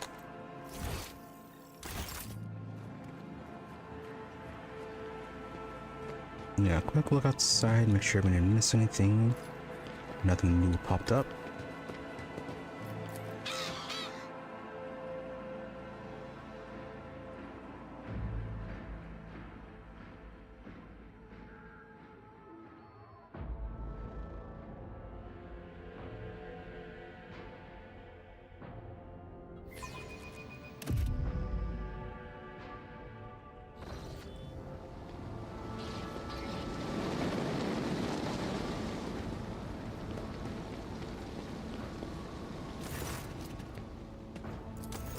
It's still the same old.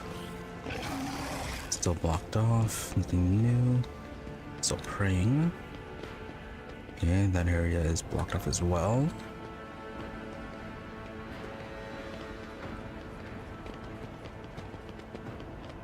Yeah, Cabela's there.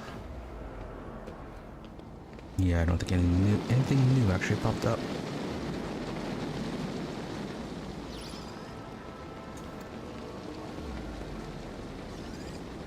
No. SRW3 Alpha 1.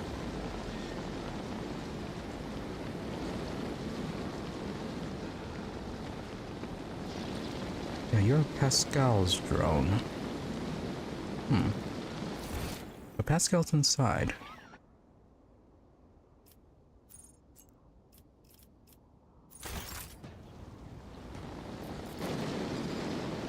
Okay, odd that you're here. But enjoy yourself, I guess.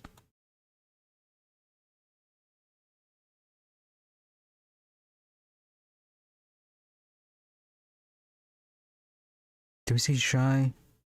No, yeah, okay, we did see Shy. She was in the corner near Heinrich's.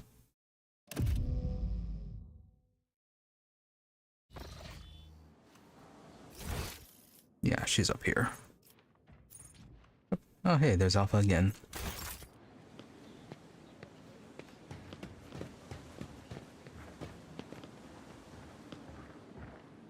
Yeah, I guess we did see everything.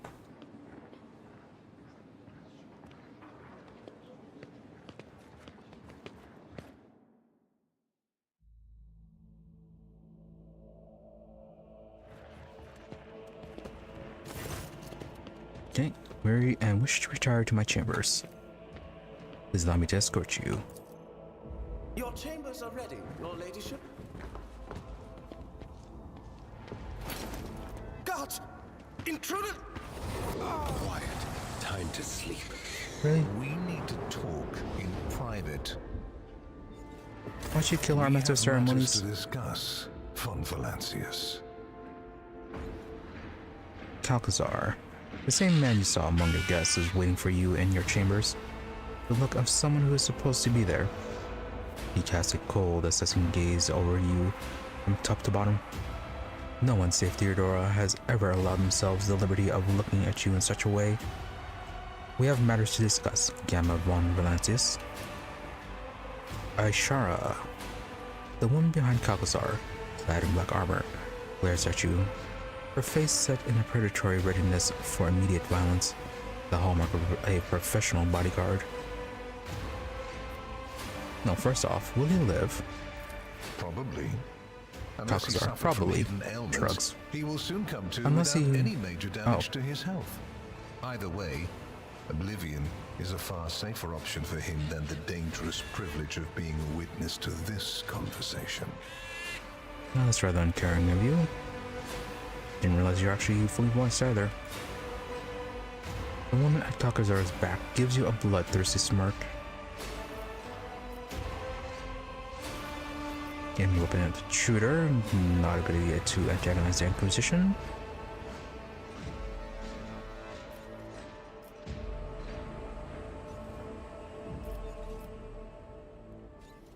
I thought we were friends. Nope.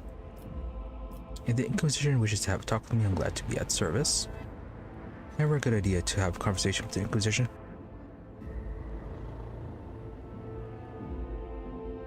A random sneeze. You think you can barge to my chambers? Are you quite mad, Inquisitor? Well, he is an Inquisitor, and a very high-ranking one at that. If the Inquisition wishes to have a talk. A commendable openness to cooperation. It will be taken into account. An Inquisitor's sharp gaze is fixed on a point directly between your eyes.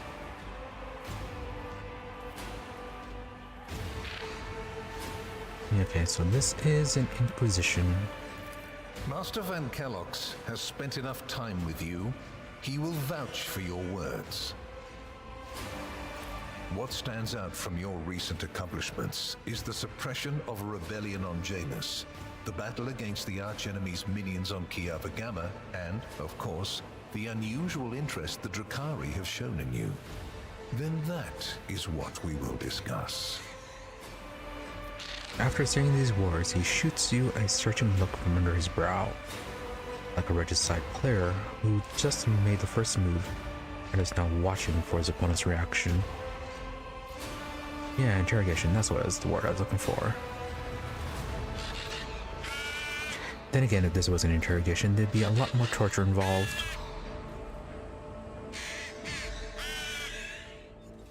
See, the drukhari hasn't shown interest in me. Are you referring to my ruined capital? Yeah, there's that, plus whole thing with Marazai personally showing up.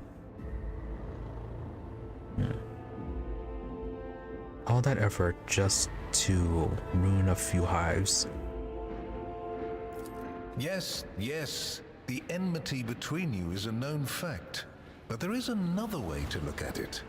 On Veabos 6, you met the Archon of a mighty cabal, whose presence there seems strange to begin with, and lived.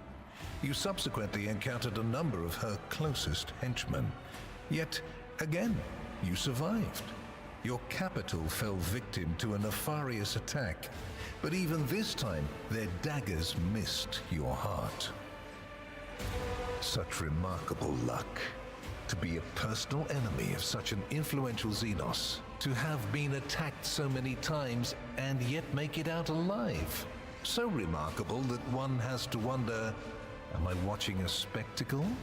Could all these thrilling massacres be an alibi of sorts, meant to establish you once and for all as an enemy of the Xenos and never their ally or even their agent?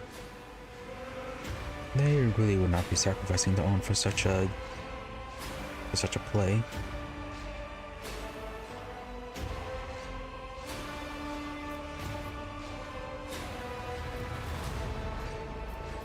I'm waging war on the Xenos, a war to the death. Our worlds are being plundered and desolated. That browns me an apostate, and then I invite you to be my judge. Yeah, I try not to be so quick about that, considering we are working with the Eldari. We do have Erlit with us. What can I say? I'm lucky that's the reason I'm alive.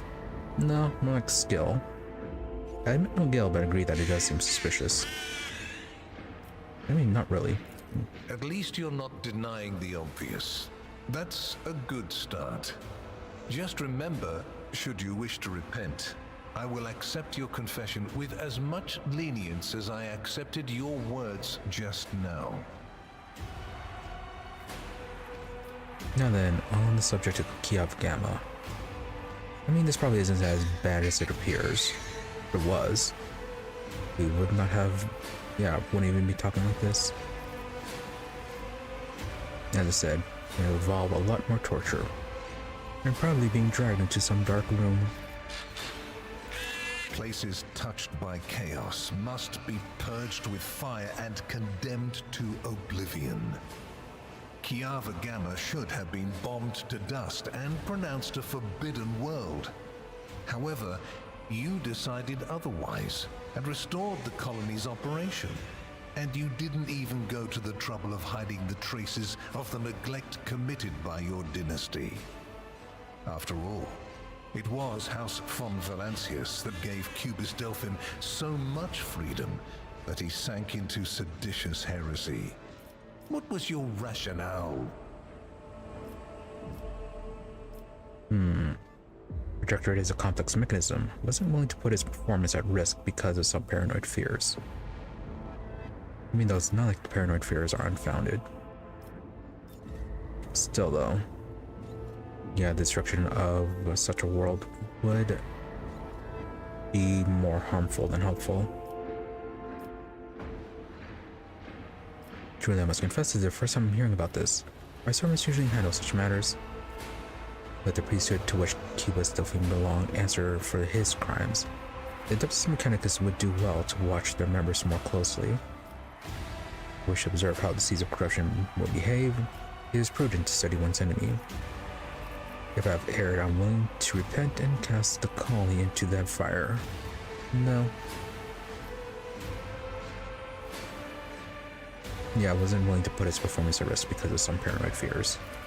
Your protectorate is a living body, and you have left in it a splinter that might eventually fester. Consider the scale of the amputations that could come of it.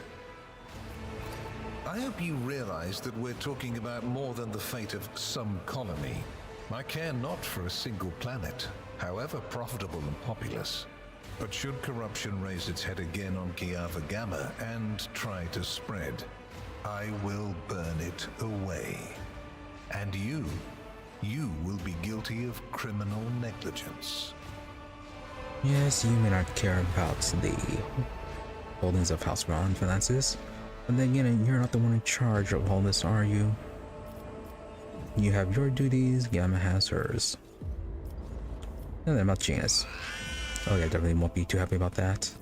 What was the reasoning behind your decision to let Xenos, enemies of humanity, live and act on a planet that belongs to you?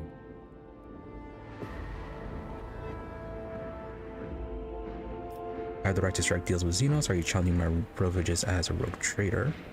In the face of heresy, the Xenos seem like acceptable allies to me. There have been precedents for this, correct? Yeah. Your way of thinking is curious. Dangerous, but curious nonetheless. I would suggest exercising utmost caution should you wish to continue on this path. Tankazar looks at you with interest.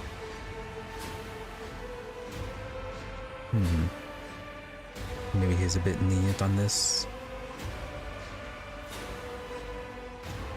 Yeah, I think it was in the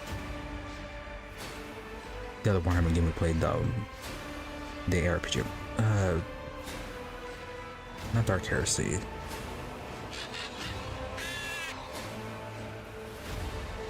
Martyr. That's what it was. Yeah, they mentioned like 2 factions. Might have been that one. Might have been something else. Yeah, the Imperium or the Inquisitors come in 2 factions.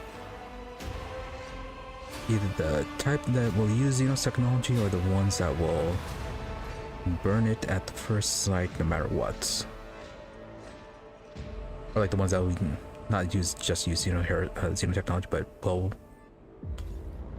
we'll dip into heretical nonsense occasionally if it means progressing the goals of the Imperium.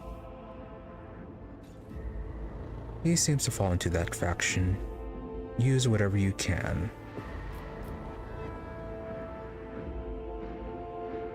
If you knew about what was happening in Janus, why didn't you intervene yourself? that's actually a fairly good question. If he knew about the heresy ruin on there, why didn't he step up first? Though I suppose it is also the rogue trader's duty. Could have been a test. I cannot satisfy your curiosity without disclosing information of the utmost secrecy. I will say only this. We had the situation under control. There is a tangled knot of perilous events in progress in the Coronation expanse. Plucking even one thread must be performed with great precision and caution, without any room for error. If you say so.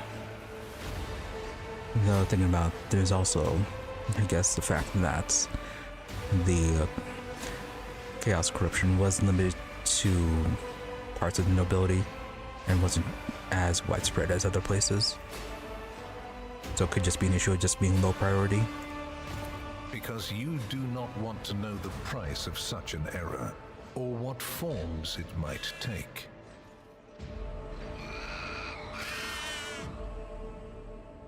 How do you come to be so remarkably informed? Well, Heinrich's, of course.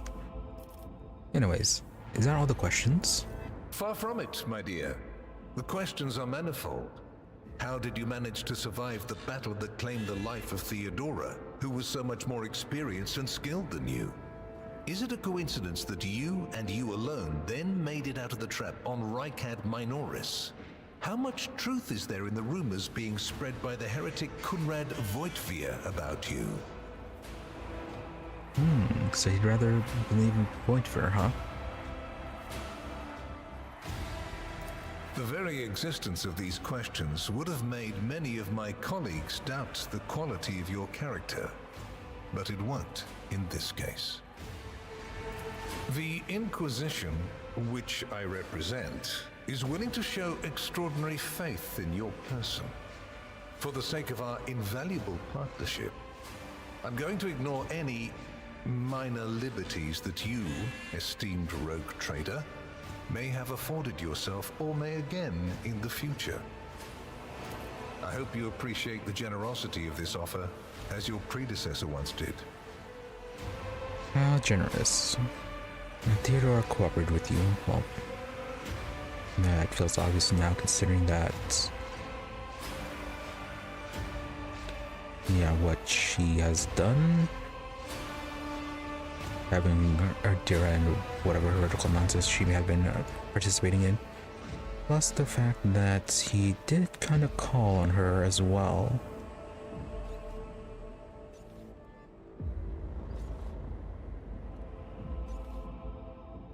Now then, Theodora cooperated with you. And benefited greatly from it. The world's power is not without limit, and neither is the protection it provides. All those mysterious expeditions, dubious experiments, collections of xenotech oddities are dangerous pastimes. It takes more than the Emperor's permission to pursue them without consequences. One must also make sure I am not displeased by it. Let me demonstrate how it works. In your retinue, there is a psyker who is yet to receive Terra's sanction, which, as we both know, is a grave threat and a blasphemy to the laws of the Imperium. I am aware of this secret, but I'm not displeased in the slightest. And so she lives on, your handy psyker, Idira Tlass. I know that Theodora was concerned about the fate of the dynasty and certain restricting obligations. Was it perhaps due to your partnership with her? I cannot deny the possibility that Lady Theodora may have lamented losing some of the freedom she enjoyed prior to my arrival in the Expanse. Nor will I deny that our partnership began with me exerting a certain amount of influence. However, you are not Lady Theodora. Let us put the difficulties that encumbered our relationship to rest along with her. I do not recommend troubling yourself with affairs of the past, for they have no bearing on your present position. Theodora chose to forget about this particular matter. Follow her example, and your fate will be the better for it. Yes, of course it will. Blackmail to what end? I'm no traitor, and this is a flagrant violation of my privileges, which only extends so far. Why such an interest in my person? Well, because of the level of authority and resources under her control, right? You haven't been in a position of power for long, and so one can forgive you for not noticing the troubling changes. The cult of the Final Dawn is spreading in the Coronation expanse. Not the first or the last heresy that has afflicted this sector, but one that is surprisingly resilient. Mysterious convoys are sliding by, bound for systems in the heathen stars. Just your humdrum pirate trade, wouldn't you say? Then why are the pirates themselves clueless? The Xenos, who have caused trouble in the sector before, have expanded their activities in the last few decades, and there is a logic and a method to their previously chaotic raids. Even 2 packs of space wolves, blessed space marines summoned in my name, did not cool their interest in the expanse.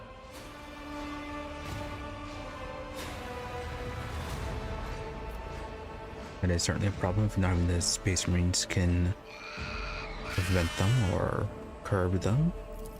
A mighty explorator fleet, which has studied the expanse for hundreds of years, has suddenly stopped responding to communication and sunk into a dispute over a tech heresy that was considered dead a couple of centuries ago. House Chorda has clamped down on insurgents, yet its acts of brutality breed troublemakers just as quickly as they're executed. And this bloody carousel has consumed the attention of the esteemed incendiar. Caligos Winterscale has abruptly lost all interest in his domain, and his only apparent concern now is hunting ever more dangerous xenobeasts.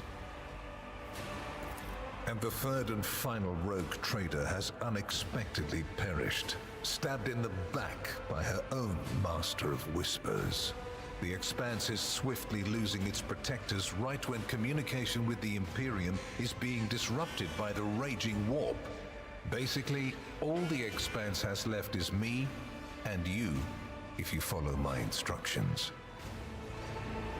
Definitely an issue. Maybe we should take over their domains as well. That would be interesting to do. What about Heinrichs? Is he sticking around or are you taking him back? Which would you prefer? And you, Heinrichs, do you wish to continue working at the Honorable Rogue Trader's side? I will comply with any order, Lord Inquisitor.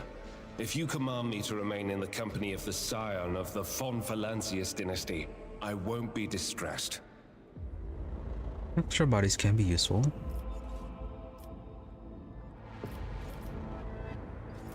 Then Master Van Kellogg's will remain in place.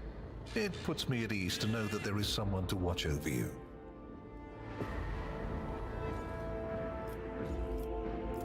I consider it an honor to accompany you.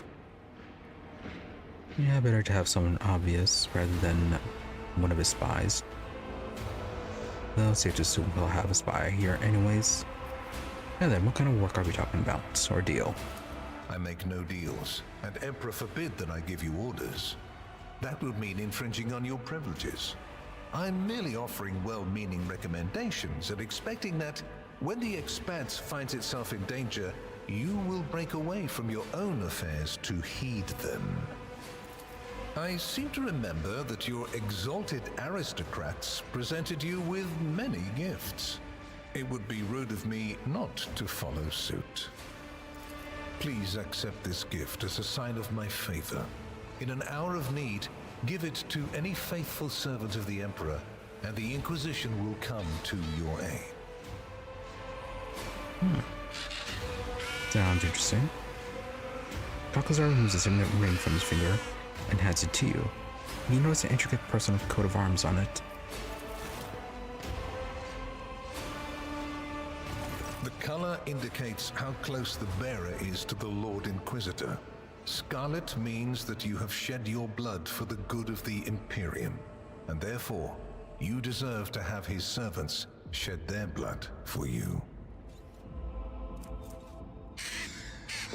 Scarlet Signet of the Inquisition. Plus 25 Persuasion, and the Inquisitor's Decree ability. Can only be used once per combat.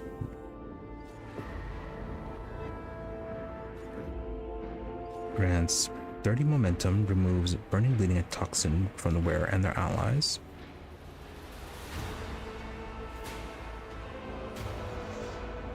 Grants persuasion divided by 7 of temporary wounds, and persuasion by 10% of armor. The wearer and their allies until the end of combat. Okay, nice bonuses. What can we replace then?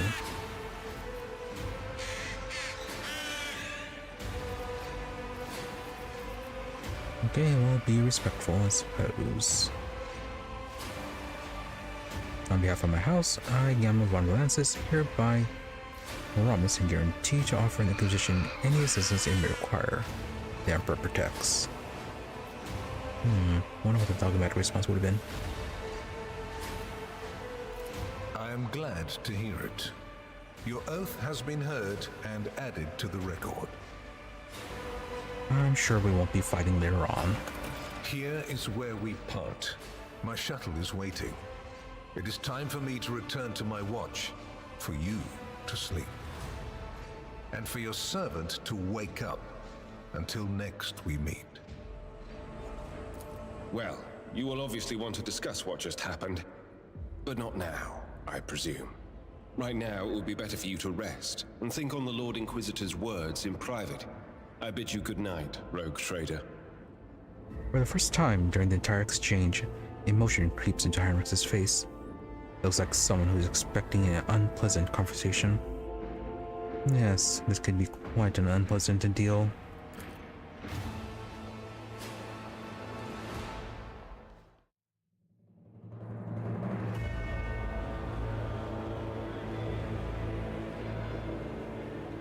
The rise of the rogue trader heir restored a tenuous equilibrium to the Von Valancius Protectorate.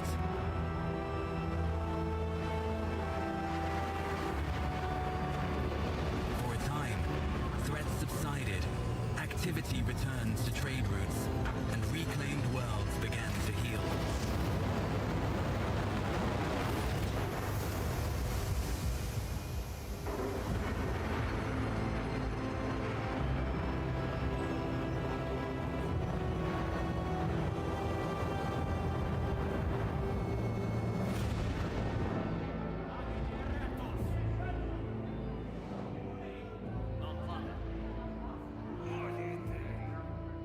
The new Lord Captain's subjects praised the God Emperor and their leader wholeheartedly.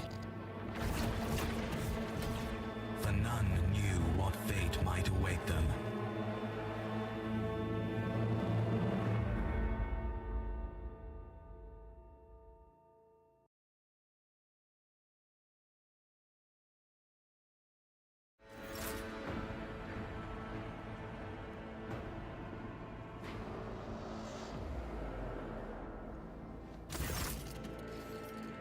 You have spent the first few hours of your morning listening to the High Factotum's lengthy report on the latest trade exchanges, arrangements, disputes, and countless bureaucratic procedures.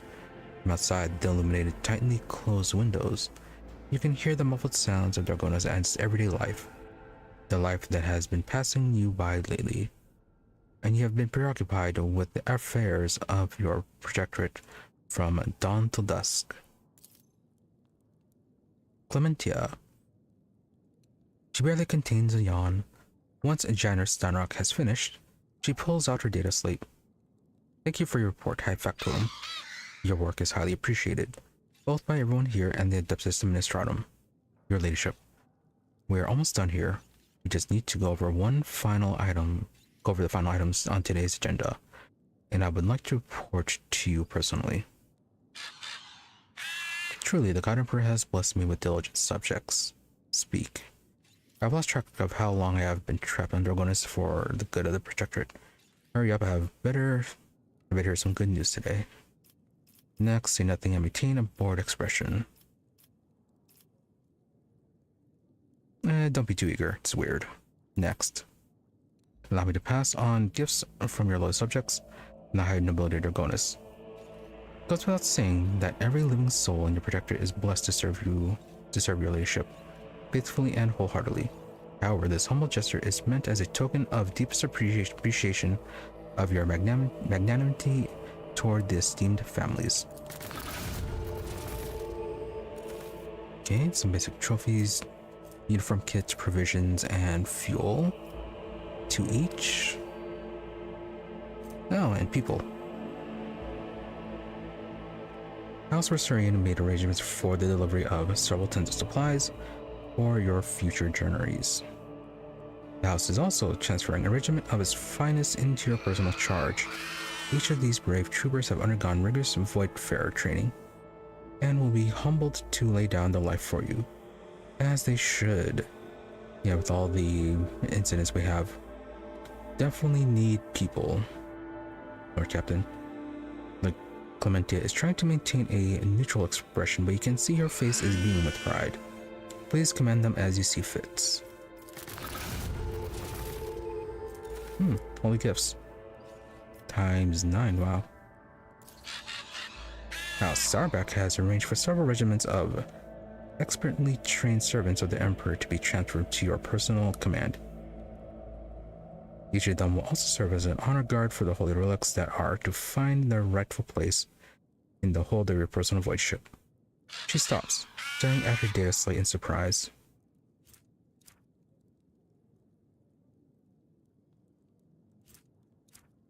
People ×3. Something wrong. And why is that in yellow? No, not at all, your ladyship. The people on the cargo have indeed reached the port services, as there is no reason to doubt the sincerity of House's intention. It's just such a substantial and valuable gifts coming from Lord Sarback. Clementia trails off. Maybe the wife was had a bit of influence on that.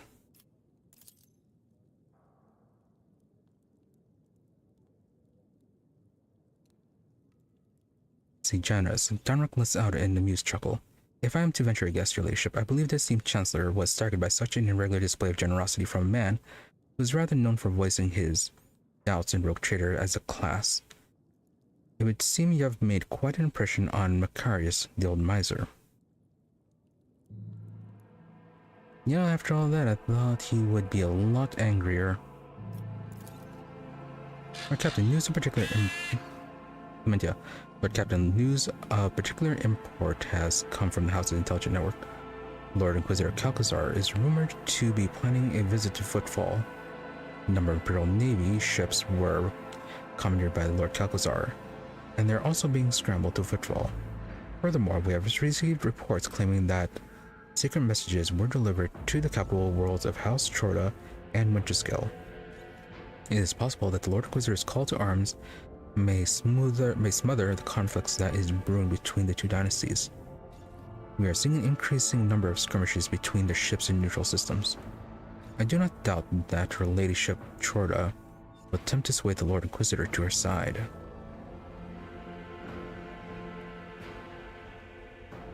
Yeah, she'll try, but he will definitely use her, like he uses everyone. Especially since his lordship Winterskill's luck seems to be running out. Riots have broken out on several of his worlds, and yet he has shown no intention of quelling them. Instead, the rogue traitor inflicted brutal punishment upon one of his oldest colonies, Vesuvius Secundus, based on allegations of seditious sentiment. Oddly enough, our agents were unable to find any proof of sedition among the populace. As soon as we have any updates, you'll be the first to know. Clementia glances down at her data site. Lastly, your pet Xenos Iralet, I believe, is seeking a meeting with you. She had the audacity to defile the rogue trader's palace with her profane presence and refuses to leave until she has spoken with you.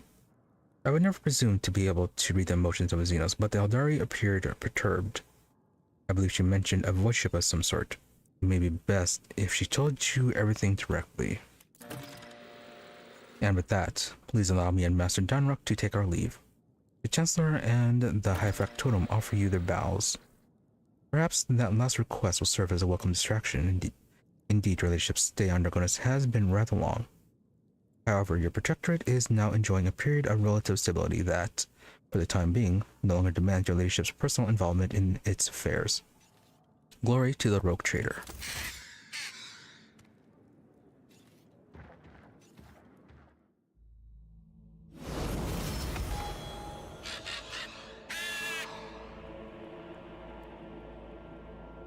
No, level up and we can also move.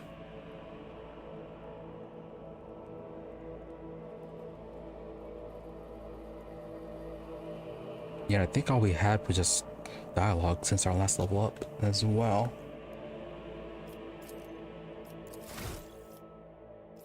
Alright, let's take care of this then.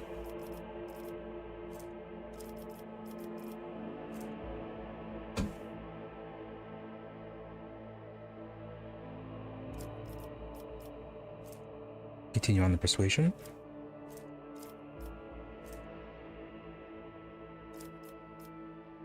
Coercion, carouse, awareness.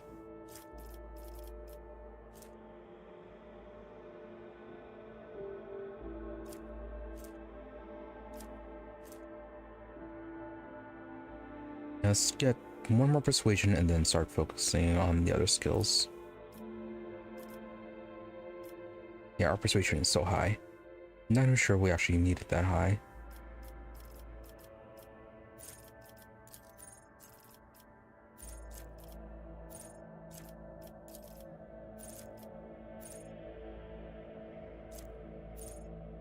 Let's see, origin related talents.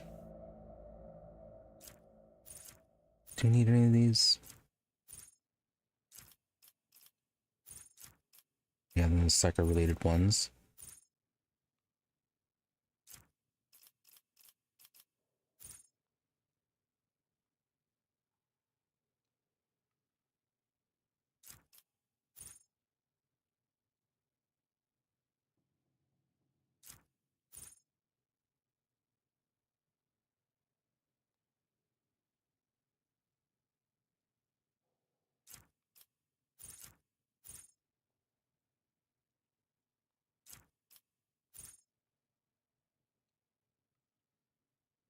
Divination. Didn't we have her for divination or something else?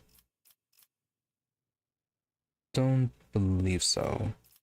Just pyromancy and biomancy. No, actually, yeah, we have done a bit of divination.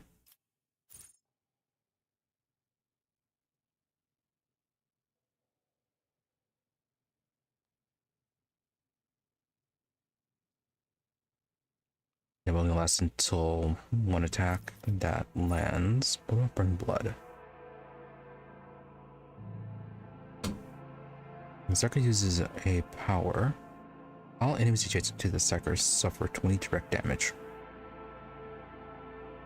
The same also happens when the sucker suffers damage from burning, bleeding, or melee attacks.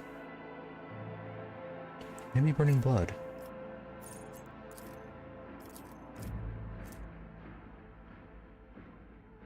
Those will score a critical hit against 8 creatures in one combat. It's a bit much.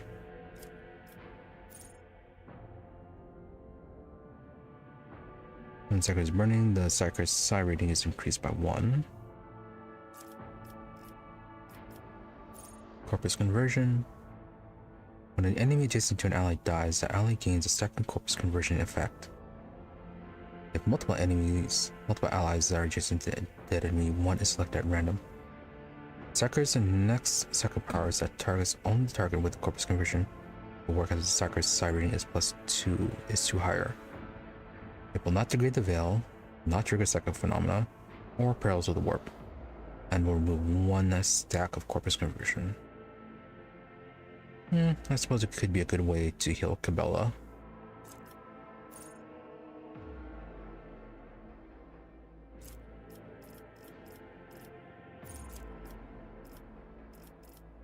These are the exalted talents. No, these are something else.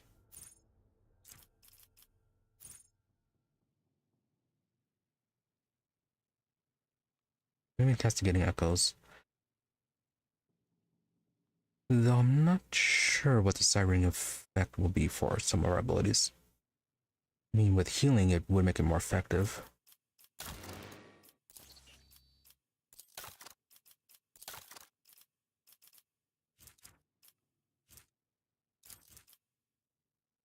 Yeah, okay, 10 plus 4 times the sucker's psi rating.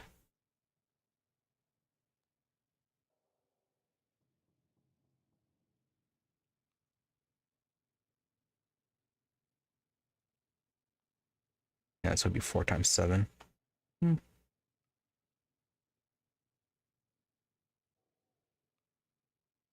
28. So 38 strength toughness.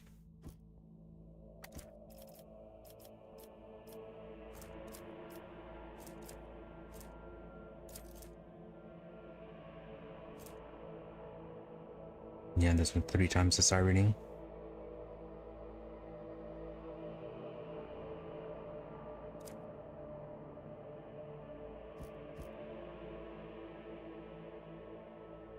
I suppose that would be pretty useful then.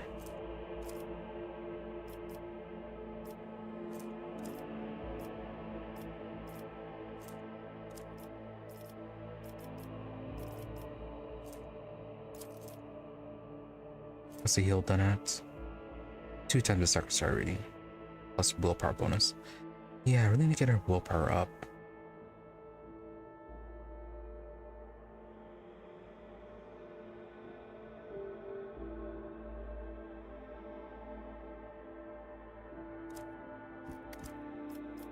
Okay, yeah, we'll go ahead and get that one then.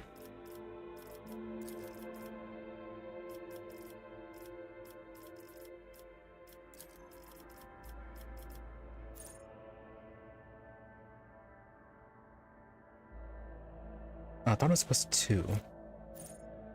Okay, so it's only plus 1.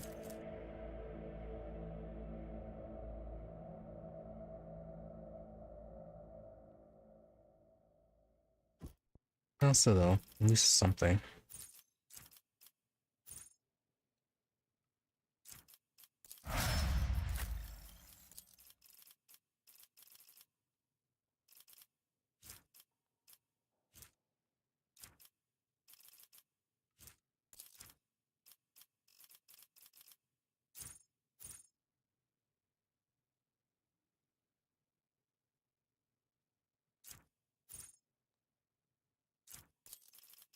That dodge reduction with her attacks. More athletics with you.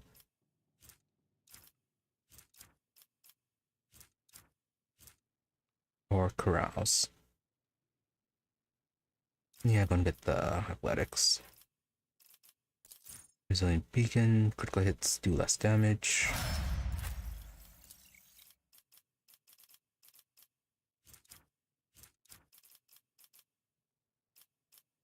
What can we do? Awareness?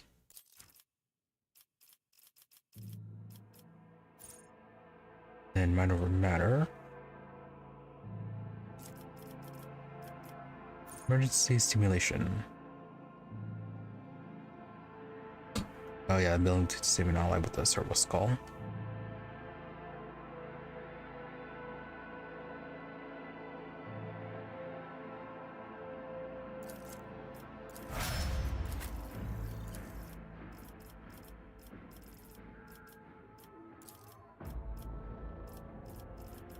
Last bit of attack before we start getting you other skills.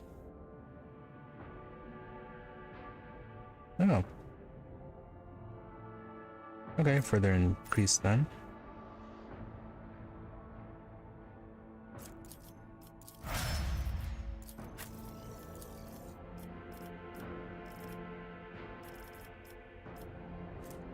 Increase your medical.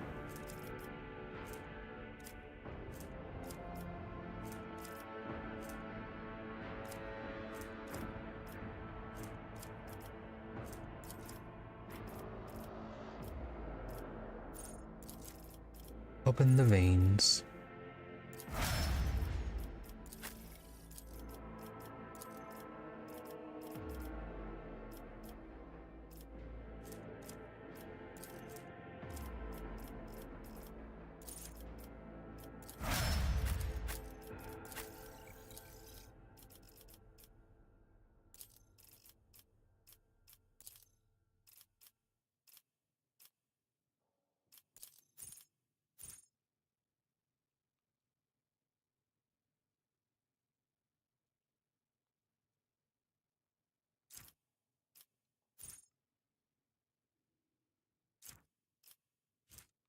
Critical hit chance increase wouldn't be too bad. Oh, Psalm of Heroes. Sacrifice everything is increased by 1 until then in combat. Every time an ally uses a heroic act. You can actually increase that quite a bit. Let's get that one. Although, actually, yeah, I'm gonna get that basic increase as well. Maybe let him get more powers later on.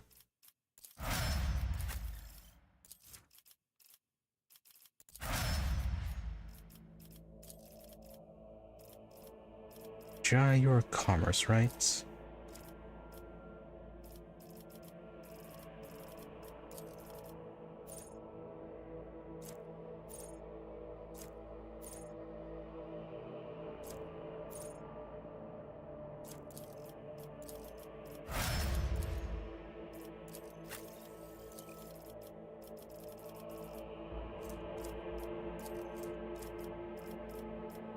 More knowledge about the Xenos tech.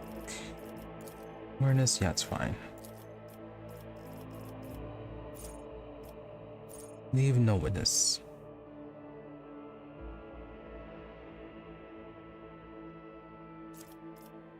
I don't feel like you'd always have the enemy in the line of sight. The only time the one it is if they ran off. So probably get that one last out of this batch. Each use of the aim for the opening on the same target reduces target's dodge and dodge reduction by 10%. And it stacks.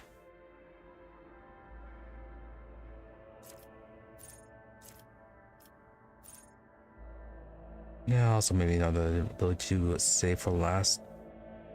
Airlight really doesn't have much issue hitting enemies.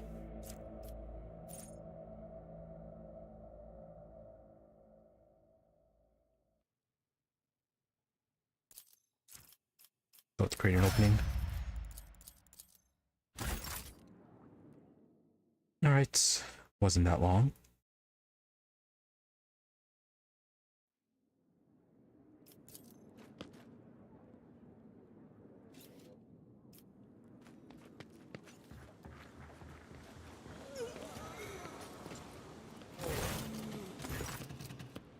Right, Erlet wanted a meeting. Don't talk. At last you have left your ornate cage. We cast a look over the stone palace walls. For many turns I was sought to meet you, and yet your servant, the one who is like the silver-haired Abelard, but twice as young, has no favor for the quest of a child of Assyrian. Take me to a place where the hearing of others will not steal the words intended for you. While you were mending the wounds of the world left by the Twisted One's attacks, I was able to discover, no, not Kruderak's fate, merely traces of it, as Miran found sanctuary under the boughs of the Lilithan's forest, so did my other kin find refuge in a system known as the Atlas Reach. We must make a journey there with haste, for new dangers destroy the witnesses who can show me a way to the lost Kruderak, whose fate remains shrouded by the stars. Erlet forces her piercing gaze on you. The knowledge is the sole thread that may lead me to the truth, Ellentalk. I ask that your metal-winged ship take me along the thread before it tears under the strain of time and circumstances.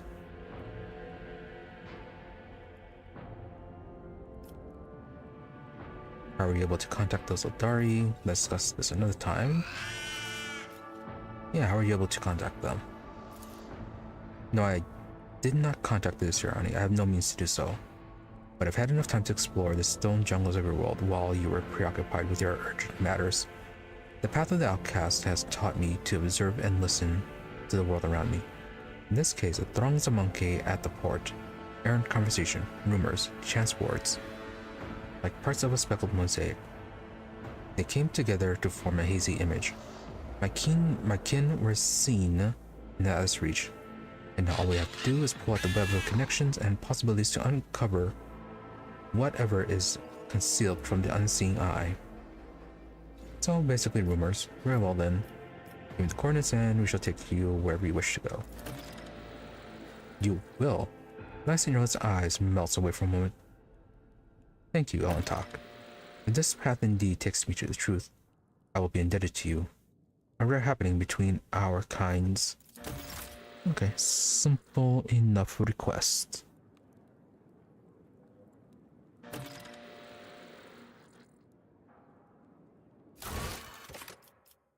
Following breadcrumbs, right? So there's that. Troubling development. Wait for news from the Von Valensis spies.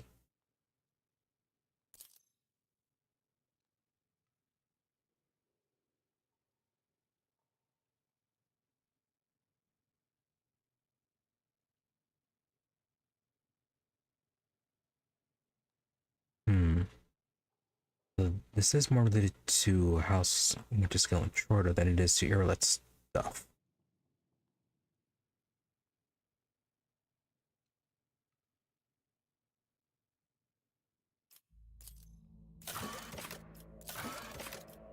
But since nothing popped up more of this, might just have Irlet's request to take care of.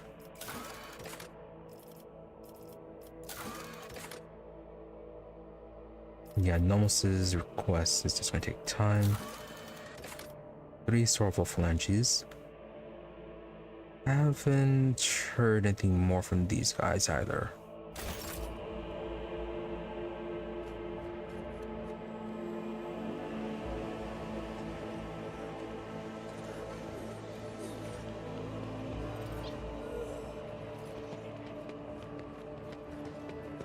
Hit on Solmorn. Is there. Let's see if the Curiosity Merchant has anything new. Scalander, Cassia, Shy. Oh, Abelard.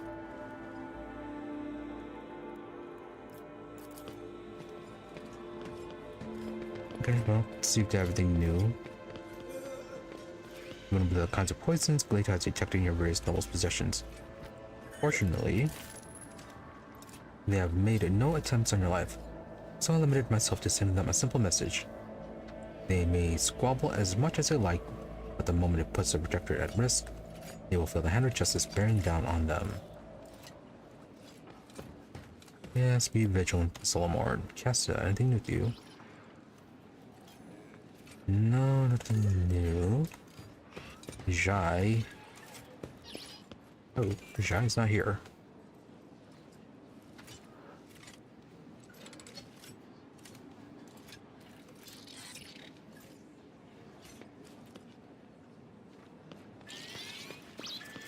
Oh, there's Pascal.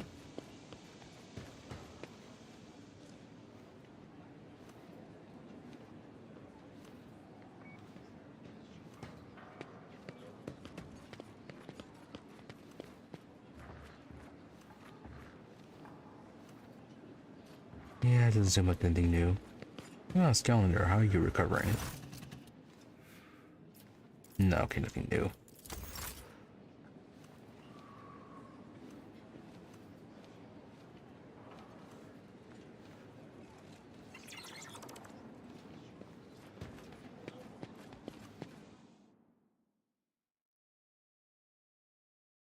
Yeah, it doesn't seem like anything new is gonna pop up.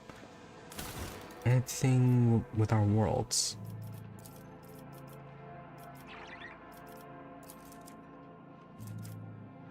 Yeah, we're waiting for the Caspelica for this one. I don't want that Xenotech. No, it's gonna cost Xenotech. But the profit factor.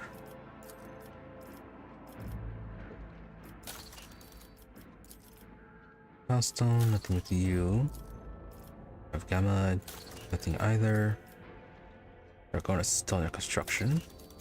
So is Vivo 6.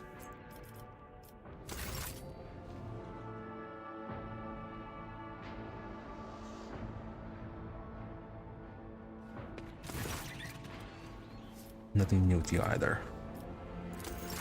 Alright, I believe we can leave and take care of Rarelit's task.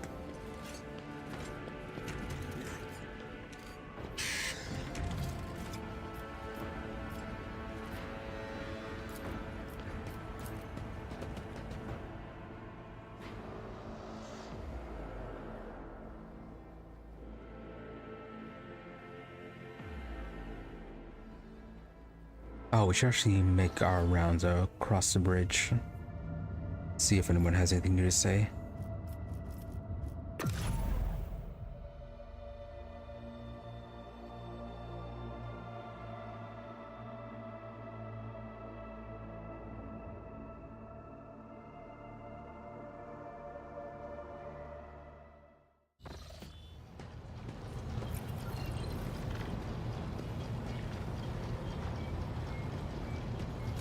Lord Captain.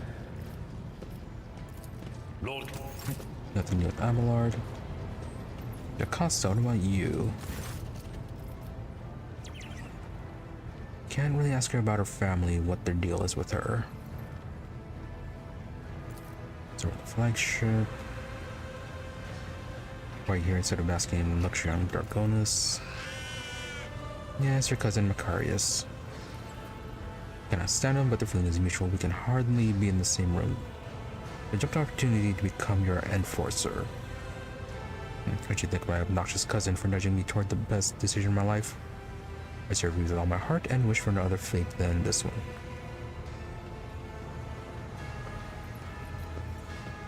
I'd like Macarius to believe he and I came to an understanding. And what understanding is that? That he has a beautiful wife?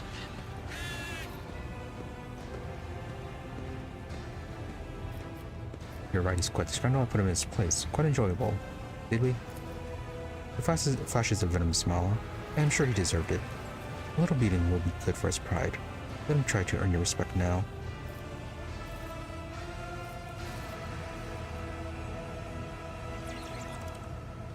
Anyways, nothing new with her, really.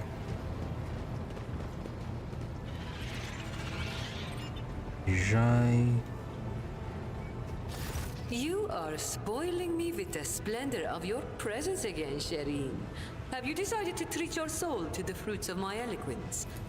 Oh. Continue with you. Oh yeah, Nomos. You had a lot to say on the planets.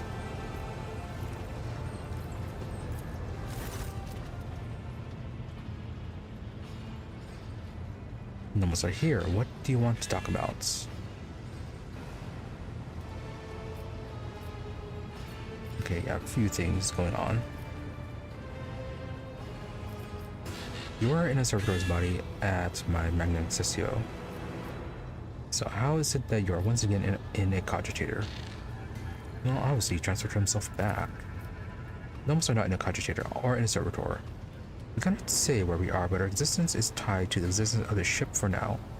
The servitor and the cogitator are only external interface shells, like humans and their bodies. Okay, so you're a bit of a bigger entity than you first appeared. Bodies are not merely shells. Yeah, humans can't exactly transfer. No, they are shells. The rasping voice sounds adamant. A human's existence is more than the existence of a shell. This is obvious to us. There's always something more. Something that simmers and shines, for which the dark light and wicked hunger are always reaching. I suppose the souls are a thing. So you really are the spirit of the ship. Nomos is silent for a long time, as though mulling over your words. We do not know what we are, but the ship is not us. The ship is our cradle. We may rise from it one day. We like that. If we do though, then what happens to the ship? And then on to other subjects. Yeah, incident N872-04 was a shipwide system failure of some kind. It and Epitaph had something to do with the ship flying better.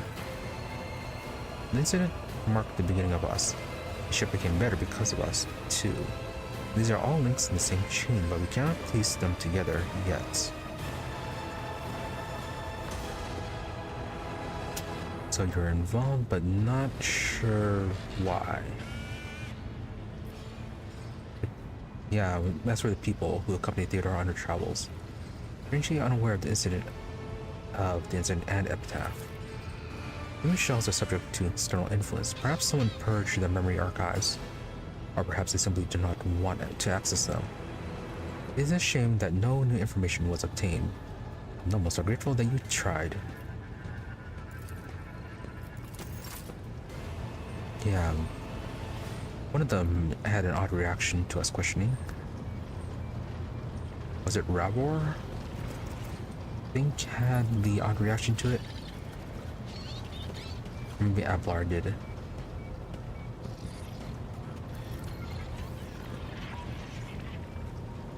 Dunrock.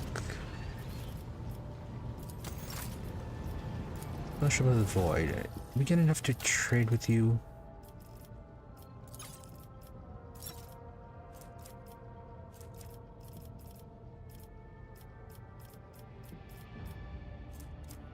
Not that much. Few items.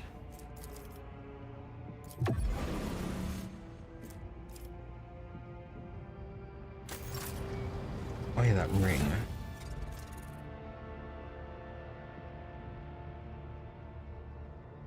Hero's Rosary just a bonus to commerce in the Imperium lore.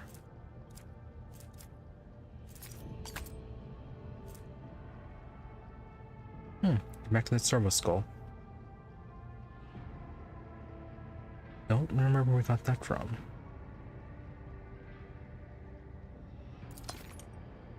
Even I won't do that. I won't sully myself with that. Cannot equip more than one familiar. What? Darling, no.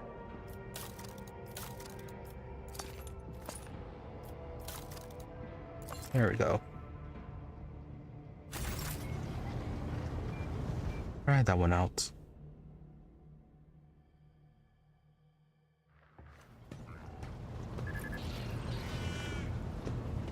Oh yeah, Dira. Any new predictions? I haven't asked you about them for a while. But you also haven't had anything new to say for a while. All right, let's hear what they're whispering about you. In Otto Quill painstakingly lays out their plan, letter by letter, step by step. But only one fate awaits this note. Another's hand will carelessly douse it with ink, drawing over someone else's design with your blood. The hand is directed by another hand, and it in turn by another. Who stands behind the shadows of monstrous spires? Alright. People's trying to manipulate us. I'm sorry, Lord Captain. Of course.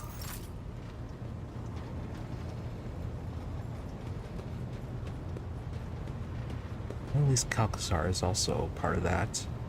But apparently there are more.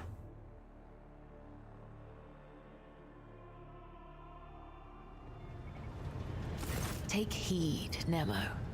Our blessed New Domin honors us with a no. visit. Erlet, what about you? Elontark? No.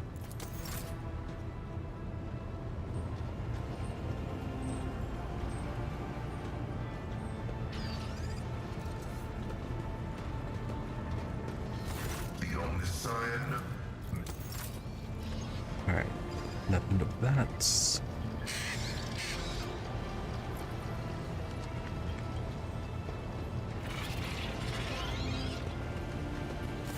Greetings.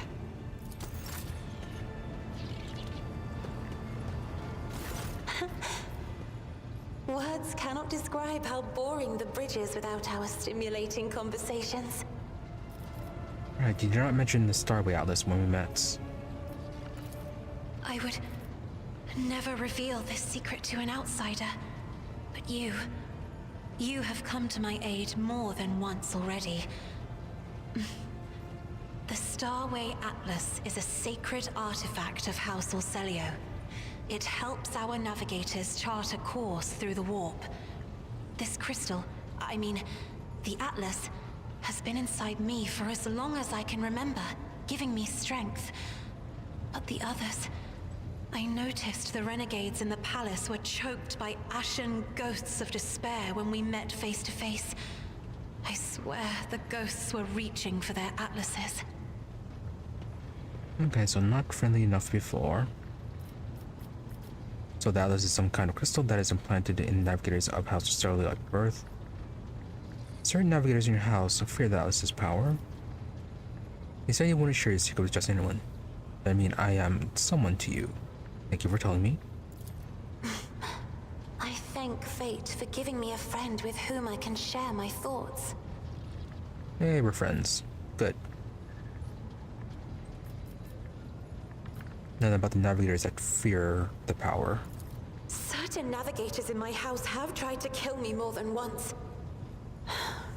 But the tales of Tisiphone's brutality, I am beginning to wonder. What if they are all true? What if I will be a new tormentor to those who serve me? Well, at least you are worried about that. Significant progress from the time when you requested all those birds and then ended up killing them by accident. And not particularly caring about that other than the mess they made. Now they're about the atlas, some kind of crystal. But my atlas is much more powerful than the others. It's the Atlas of Tisiphone herself. That is what people have whispered behind my back my whole life, although no one knew for certain. But I always suspected. I simply did not wish to admit it to myself. Thank you for listening. Alright, informative. What does your special sight reveal? The colorful shards of stained glass have risen up and enveloped Magos Haneman in a swirl of speculations. The silvery glint of metal no longer conceals his anxiety, nor does his scarlet robe conceal his doubts. Okay, Pascal's a bit more confident, seems like. Behind the cobalt steel of his thoughts, behind the cold, faded gray of his emotions, an ember, the color of amber, glows in Master Van Kalox's soul. So bright and warm, one is tempted to touch it.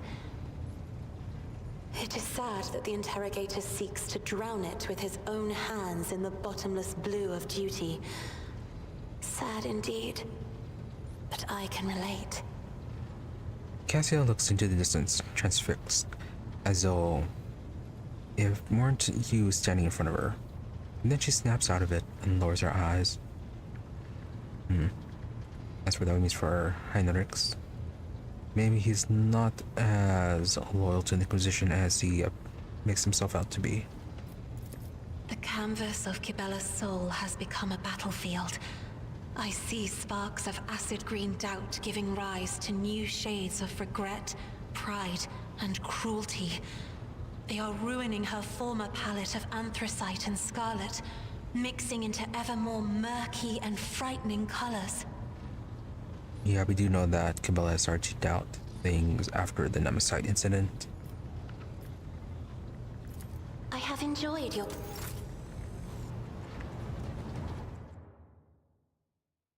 Okay, would have been nice if she had mentioned the others. Still though, insightful. Heinrich, anything with you? No. Solomon? Rogue traitor. Nope, nothing new with you. You know where. Alright, and we were supposed to talk to Heinrichs.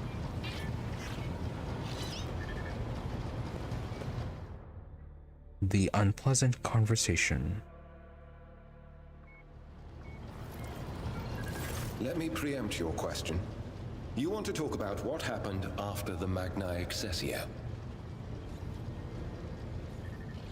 Still waiting for an explanation. I see no need to. I fully understand what happened and the circumstances surrounding it. I'm warning you, if such a thing ever happens again, you and Kalkazar will both regret it. Yeah, best not to threaten the Inquisition. So, explanation. An explanation? Lord Inquisitor Xavier Calcazar deemed it necessary, after observing the new rogue trader von Valancius in a social setting, to have a private conversation with you. The lack of warning is used to dispose the subject towards a more direct conversation and less prepared answers. You emerged whole and unscathed from the encounter. Trust me, that counts as more than a happy ending to a conversation with my mentor. And you have been given a gift. An official demonstration of his opinion of you and your activities. I will struggle to find anything to add to that. We will not discuss this again. As I see it, the Lord Captain would do better to focus on her immediate duties than to continue ruminating on what is past. So that is that, I guess.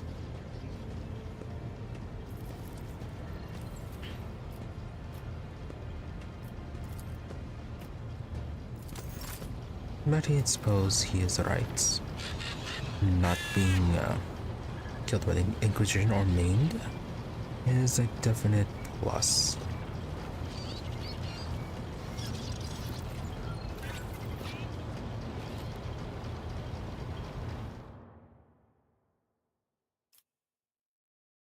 Alright, I'll have to deal with Erlet's quest unless something else pops up.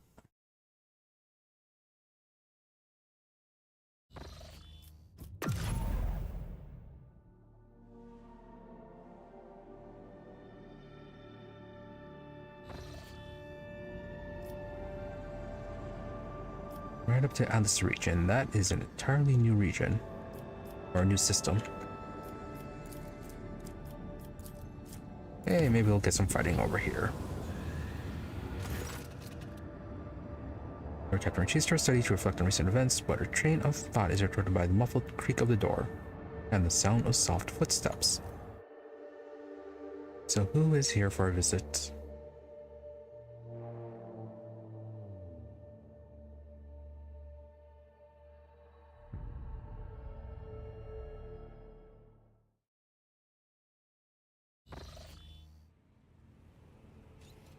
Surprising that's Erlet.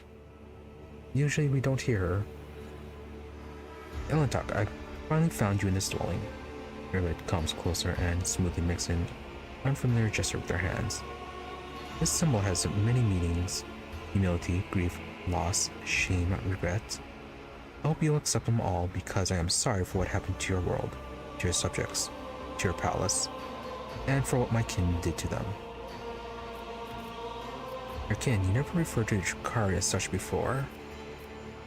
Why are you apologizing? It's not your fault. I should not have underestimated my enemies. I will not make the mistake again. Apologies for not bringing back what has been lost. Thank you, truly, thank you. Yeah, you never referred to them as before. For a few seconds, Erlet is silent. We come from the same source on top. We share the same blood. Even though the drukhari's blood is distorted and their souls empty, it is a fact that cannot simply be brushed aside.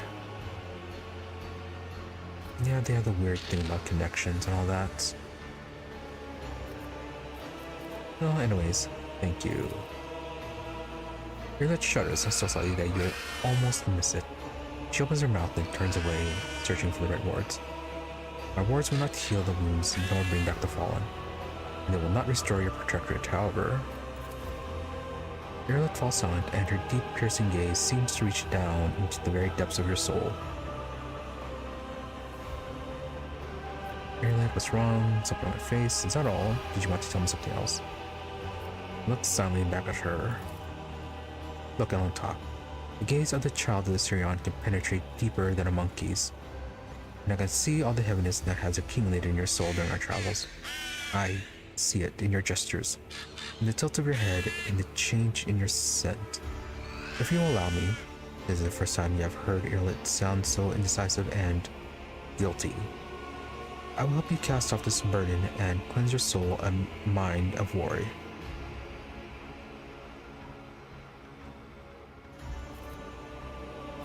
The burden of my responsibilities has indeed weighed heavily upon me. Think of late. How exactly are you going to help me? What do you mean? I feel perfectly well. You do not need to be cared for by you or by anyone else. Let's see where this goes. Yeah, burden of responsibilities has indeed weighed heavily. Erlit nods in understanding. Together we can try to ease that burden. How exactly are you going to help? It is difficult to describe, but your soul shines bright and your mind is strong enough for you to be able to immerse yourself in your own mind and cleanse it of unnecessary cares. I'm still not sure that a species is capable of such a thing, but it is worth a try. If nothing comes of it, then the only thing you will lose is a small fraction of your time, which can be quite valuable to the monkey's limited life, well, limited times. Erlit and I will be your guide on this journey. I will help you enter the meditative state, get to know yourself, of course, that is if you let me. Immersing yourself in your soul is a deeply intimate process, but you will not be able to do without me. Erlit thoughtfully brushes a strand of red hair away from her face. And I promise you I'll not talk. I will not judge you, your world, or anything that takes place inside it. We will see only what you want to see. I'm quite open-minded on her. We failed the awareness. Erlit waits your answer patiently. Her pose a tad stiff betrays her anxiety, but that is to be expected. You have decided to conduct a sacred Eldari rite in order to help a human. Sounds risky. Refuse the same meditation you were using before to immerse yourself. Very well. Show me my inner world. Or delving into one's inner world is painful. It shouldn't be. And haven't you done something similar with Cabela?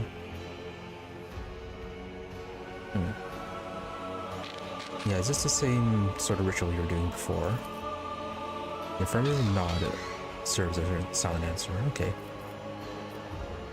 Alright, show me my inner world. Now Soliana is clearly surprised by your compliance. Then we need to find a suitable place somewhere quiet and serene.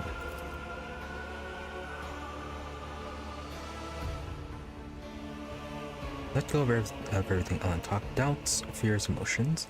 Good, now try to look inside your soul, look at it shining timidly, and dive in.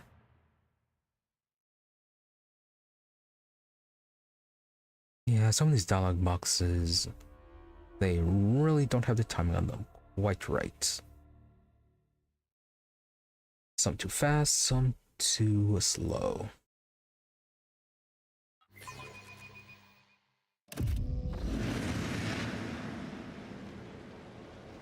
You did Ellen talk. So far your world resembles the real one, but soon you learn to go deeper.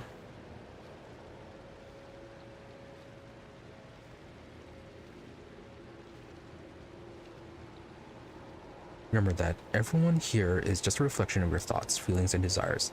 Do not be afraid to look them in the eye.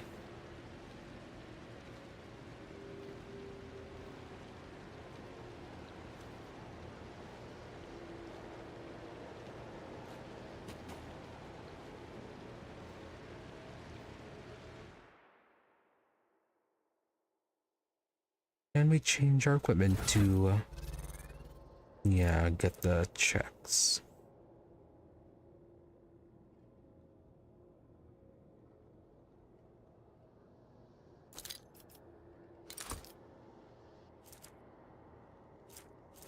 And I don't know what else we can take right now.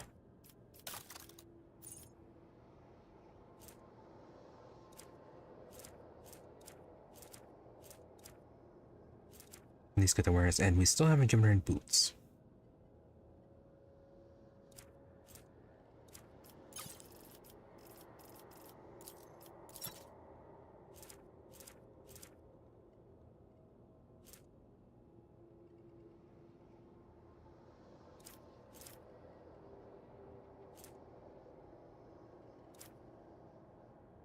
Oh no, that's something else.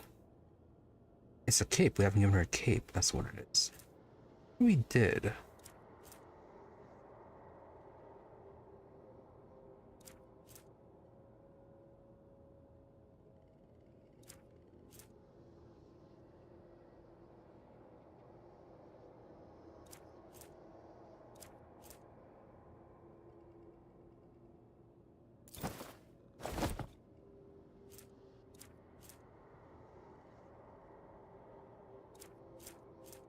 Yeah, +5 to all stats for now.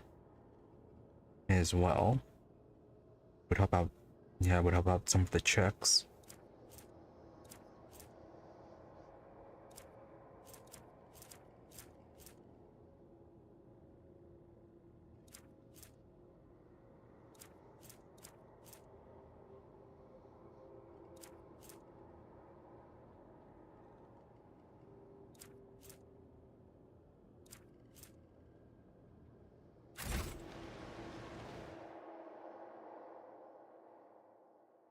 And then just need to remember to switch out the helms later on.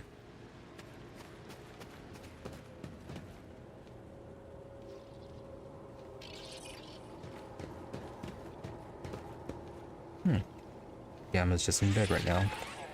Ghost Cassia by the window.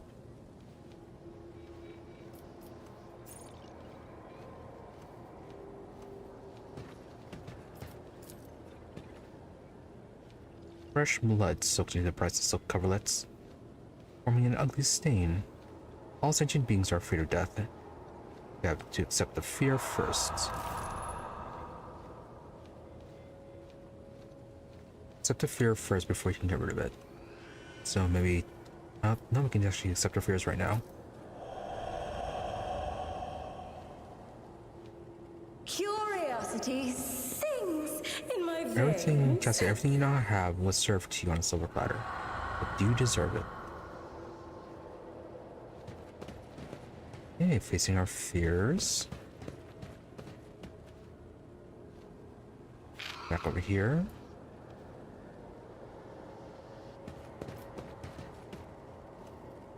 Standing at the helm, peering into the darkness of the cosmos. Feel as lonely among the stars as I do among my own kin. Dispel your loneliness. Henrik, send it to say, am I here to kill you, to betray you, to serve you? Am I friend or foe? What do you think? You will do what you feel is necessary.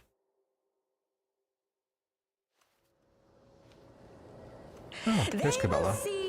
Oh yes, they all will see. Love a hollow world, word Domin Gamma. Do you not see that I only have the undying one in my heart? Not you, not ever. Worst thing to say than no. You're reaching out to a soul you do not fully understand. You're afraid that your differences will only cause you pain. Do not let fear dictate your fate.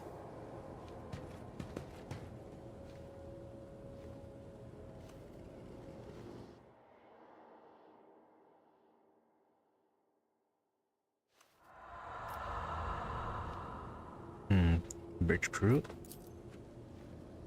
We got rid of one rogue traitor and we'll get rid of her too. However, everyone from the lower decks to the senior officers hate her. I hear the Vox transmissions of mutinies brewing. Generous. As long as I still can use her thrones, I don't care. Hear that. Once betrayed, it is hard to put one's trust in others again, especially those closest and most loyal to us. Yeah, betrayal can be quite a thing.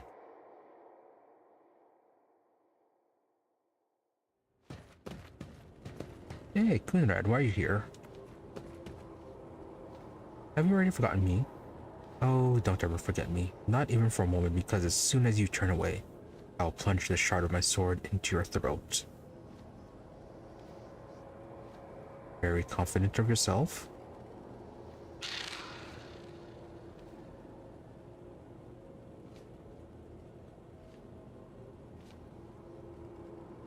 I don't know who this Monkey is, but your memories of them are akin to slimy mud after the rain. Let's wash it away like spring water, shall we? In this tapestry of a world. Yes, he is kind of worthless mud, isn't he? Thread.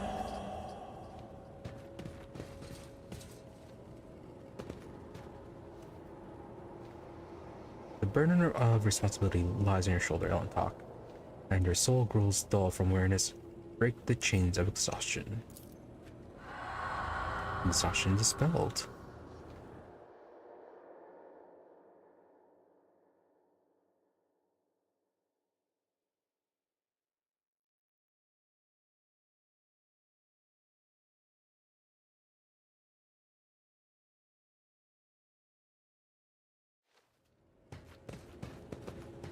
Shy.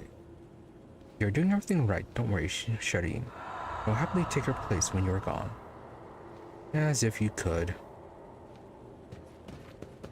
No comment about her.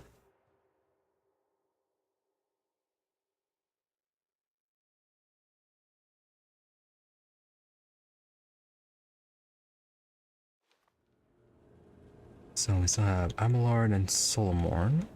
Idira as well. Oh yeah, and Argenta. In truth, you believe in nothing at all. Not the God Emperor, the arch enemy, or even people. You barely believe in yourself. I pity you. How cruel of you. Oh hey, Ghost Theodora. I am proud of you, Gamma. You have become a worthy successor and perhaps even the best Lord Captain. Suspicious.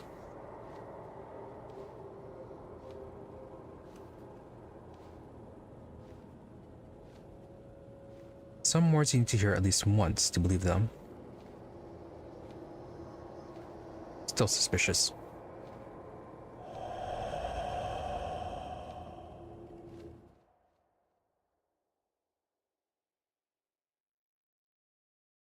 Yeah, after everything being so negative, very suspicious hearing something positive.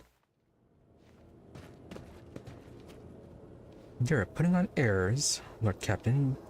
Your existence from the common folks, as rusty old footfall is from Terra.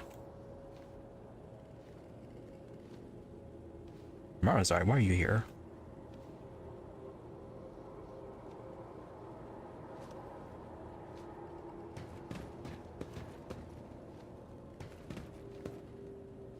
You just got lucky, Monkey. But luck is the only thing you have. You are weak, so prepare to suffer. And he says that, but he kept on running away every single time. You're like, only the mad and foolish never doubt their strength.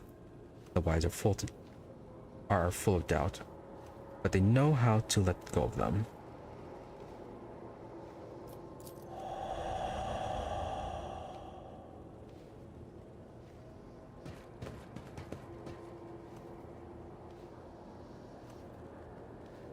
Our captain, your decisions will doom us all. Lowly pirates perish, risking nothing but their own skin. But what of you?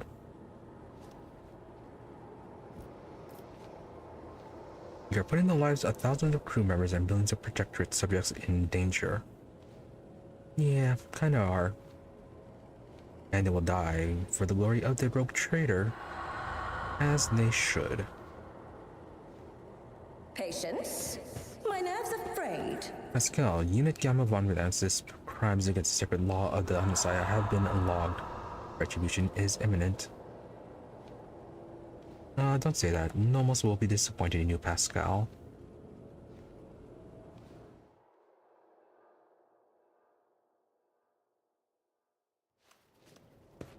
Solomor. Hide behind the warrant all you want. I can see right through you. One day you will make a mistake. And then rest assured, I will be there, the punishing hand of the Lex Imperialis. Yeah, but you are not that strong, Solomorn. You'd be quite easy to deal with.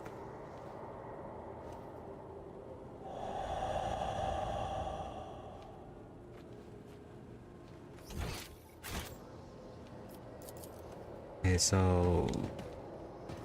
Nope, not that way. I think we've talked to everyone. Oh, they're all here. Here, do you see yourself now, Elentak? Just as radiant as the others see you.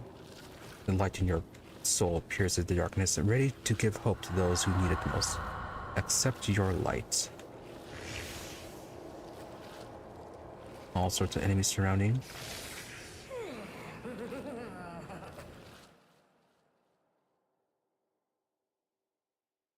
Yeah, it looks like blue or pink horrors.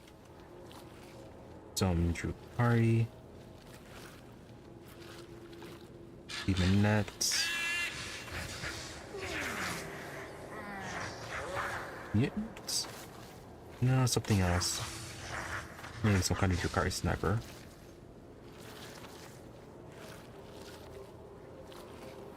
Yeah, cultist. Basic assassin. and its enemies.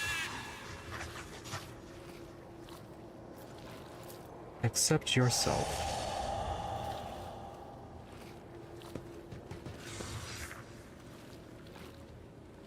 Gamma and Irlet's Echo.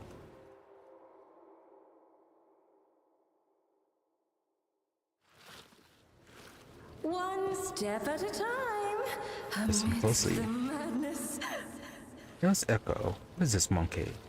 The voice of the incorporeal echo that has made your soul its home seems to sound only in your own head. Irlet's face tenses in surprise, her features becoming even sharper as she stares in confusion at the ghostly figures.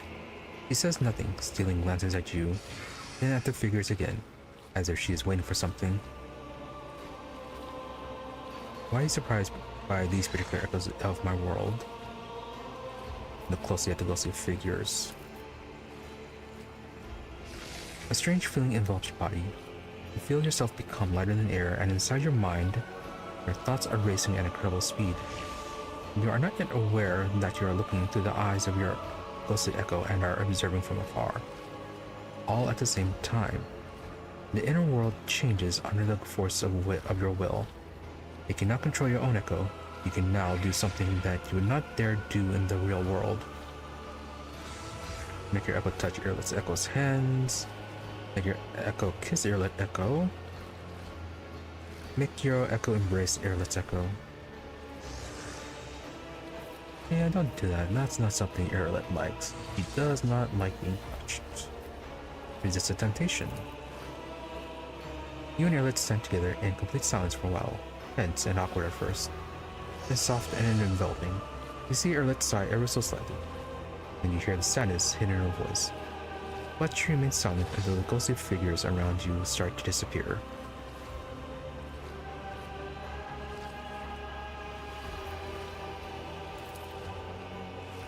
It is time to return, Ellentalk. Your soul is not yet strong enough to endure prolonged immersion. Take a deep breath and... Oh, was she looking for something more?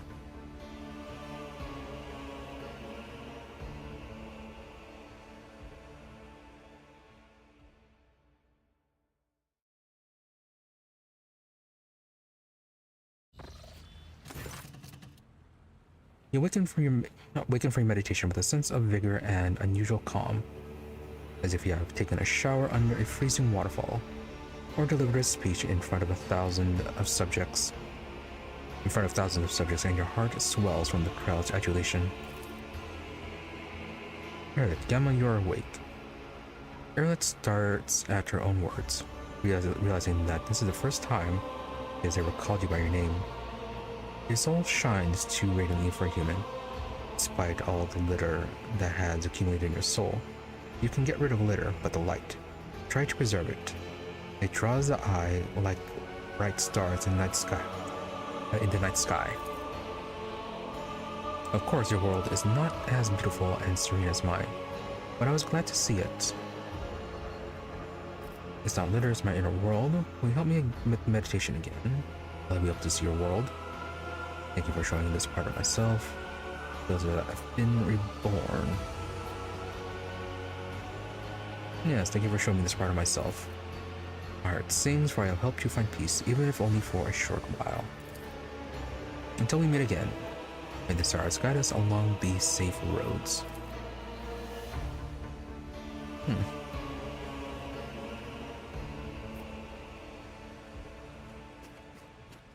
Now I'm kind of curious as to the other options.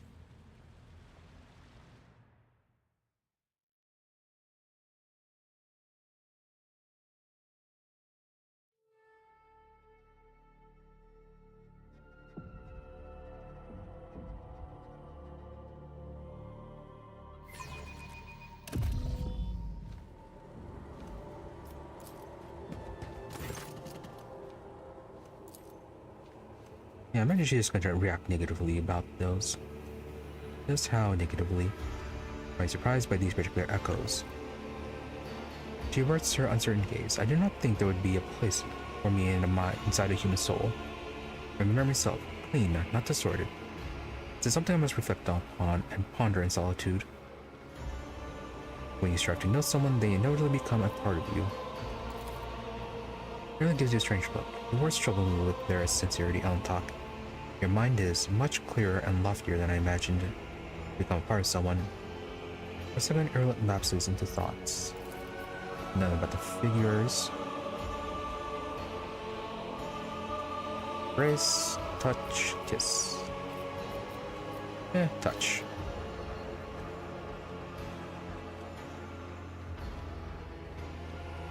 When your soul's echoes touch the ghostly hand of the Eldari, the real Erlich flinches in fear and involuntarily pulls her own hand back. Please. This may be your world, but I do not do that. But I do not do that again. Yeah, that is all sorts of Slaneshi temptation right there. And its words echo across your world and the ghostly figures begin to disappear. Alright, time to return. Yeah, I feel like anything more severe would be it's too, yeah, definitely too far for her.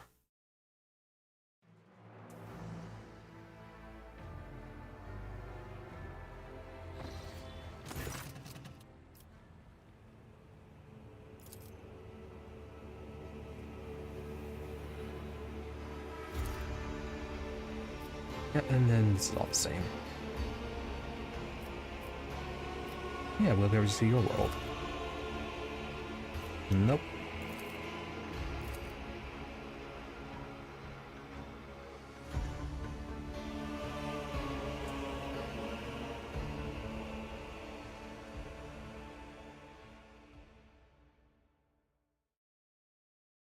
I don't know how negatively she is going to react.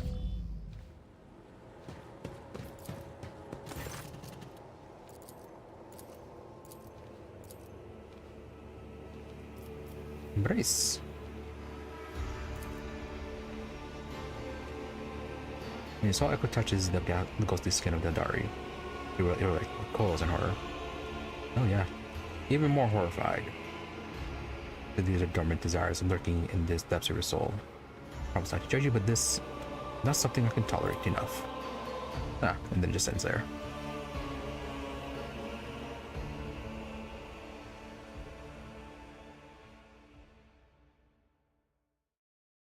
And then we try to go for the kiss. Does she go for her gun?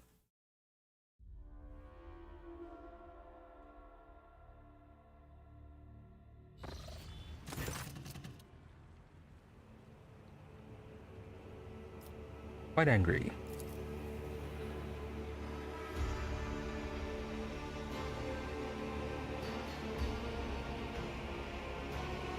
Do not try to reach inside my soul ever again. Its doors are tightly closed to you from now on.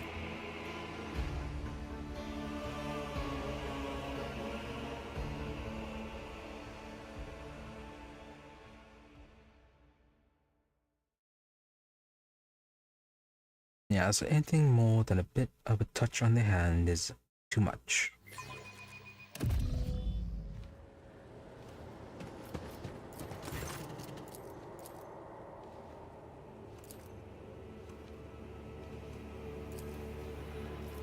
Alright, just gonna resist the temptation.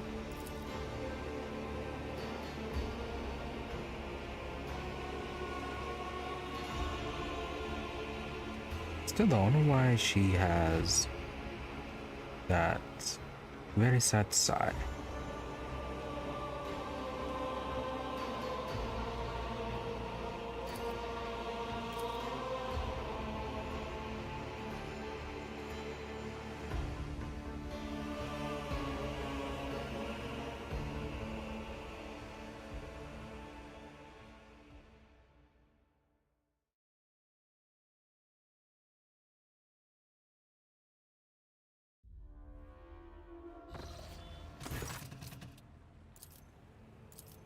Alright, that is a fun little thing.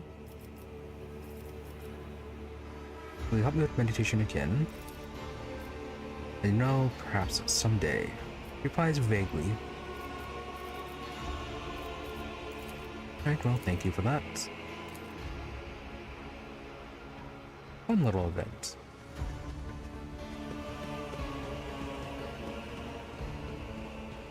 closeness a bit different than the way usual romance setups go.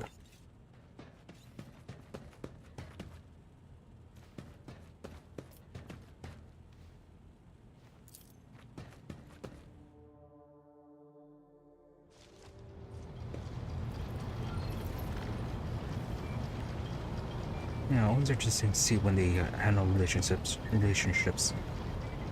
closeness of them without going overly physical. And then we can just continue our trip.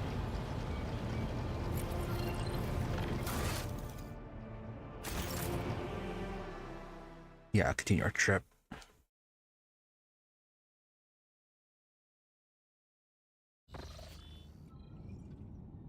Oh, Vivo 6, new development. So Dargonus as well should be.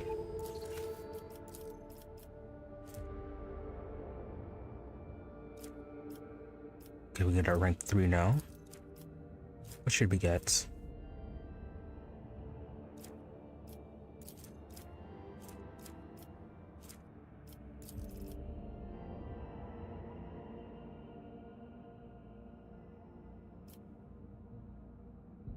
Oh, did not get filled with expanse. Bloody Underhive leader feature. 5% melee damage, 20% damage to your attacks over opportunity. Oh. That would have been actually pretty good. So there is a reduction in security. Adeptus Arbites. Under the wearer performs a heroic act or desperate measure. They regain all their wounds and +2 AP for this turn. Cool.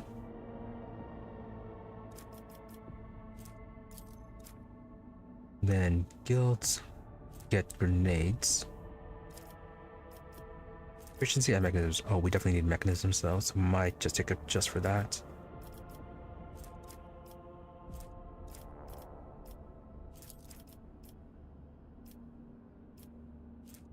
Though this is, yeah, 5,000 for the Imperial Navy. Then again, yeah, space fights not overly difficult. So probably don't need the later weapons from them. Let's go to guilds, get the mechanism, then we can spend them on other items. Not sure what we can do about those two. Might just take them anyways, just to clear everything out. Vivo 6. Our captain, the minds of Vivo 6 are once again in turmoil. Again with Vivo 6. At the depths of level MD Zeta 05, the overseers have discovered a mountain of mutilated bodies, seemingly crushed by the millstones of the mining machines. All dead are convicts. The overseers believe that there's a cult of heretics operating in the ranks of prisoners, offering human sacrifices. Okay, very dangerous. Prisoners themselves claim that the atrocity was committed on the order of the warden to rid the prison of the more inconvenient inmates. The warden tried to reason with the raging mob but was mauled to death instead. His defiled remains were found inside one of the cells where the prisoners were being tortured during the investigation of the strange convicts. The overseers have managed to isolate the rebels inside the mining facilities, but an assault would result in high losses of workforce.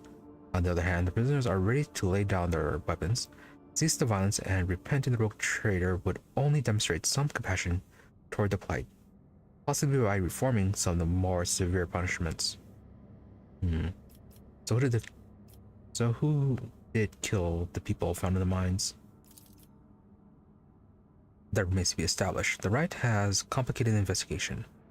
Perhaps it was the work of the warden after all, or perhaps it is a cell of the cult of the Final Dawn operating among the prisoners. But the few pics of the corpses the overseers managed to contain an oddity. If one were to use imagination, they could see a certain pattern in scattered bodies, one that is vaguely similar to the one these inconvenient prisoners had been drawing. Let's see. So the officers, what do they think? Shireen, if the governor and a pack of overseers cannot handle the duties, should they not take the place of their wards? And could there be worthy administrator among those who oppose them?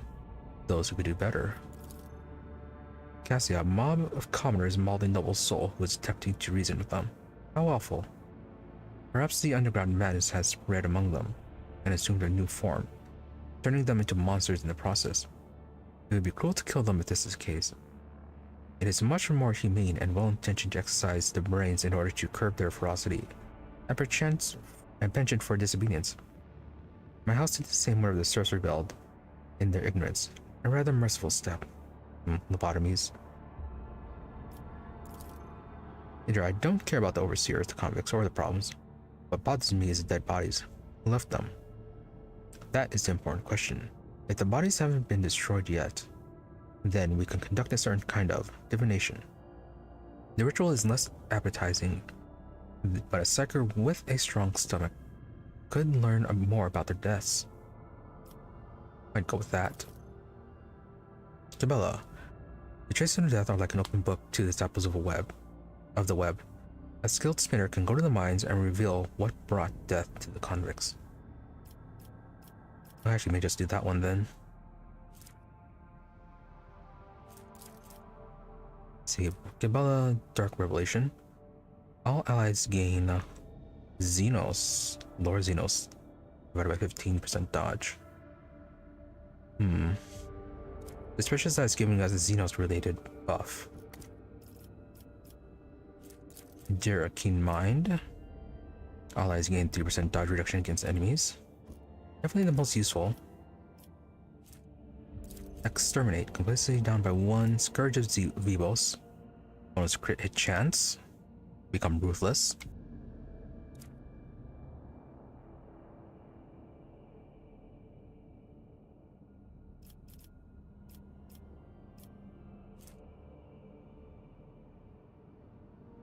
Merciful. Plus 2 resolve. Well, there's clearly something going on though, so can't be overly merciful until we find out what. And then furthermore mercy. And that's going to send the Bloodsman web. May the secrets of death be revealed to the servant of the Undying One. The cultists spend days without sleep or sustenance, studying every wound on the mutilated corpses. At last, the Undying One bestowed a revelation on him. The spinner sensed the victims' dying throes and proclaimed that a dark entity had claimed the souls of the convicts. Crippled by his visions, the man lost his mind and kept rambling, expounding gloomy prophecies of his terrible adversaries. Work, but his duty was done, and the rebellion abated as the fear of the unknown rallied the inhabitants of the colony.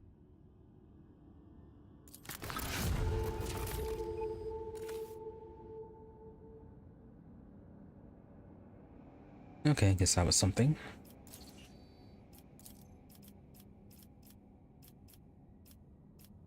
Let's see, what does Bloodsport need? It needs the Envirodome, which we have already blocked, haven't we?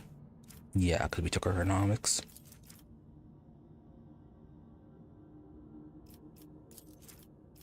Yeah, it says Wills and Killing Field both need our economics.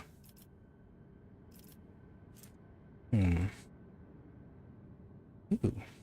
Bonus to ballistics and range attacks.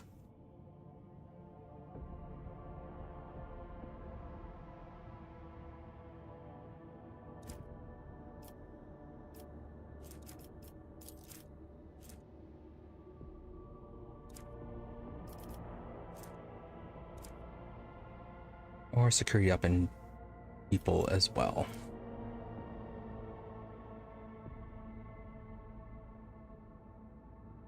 Increased damage for torpedoes.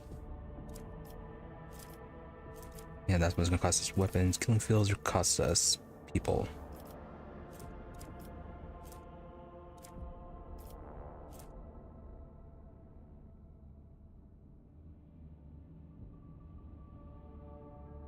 This one, it's really only Argenta and Irelits. 5% to their damage.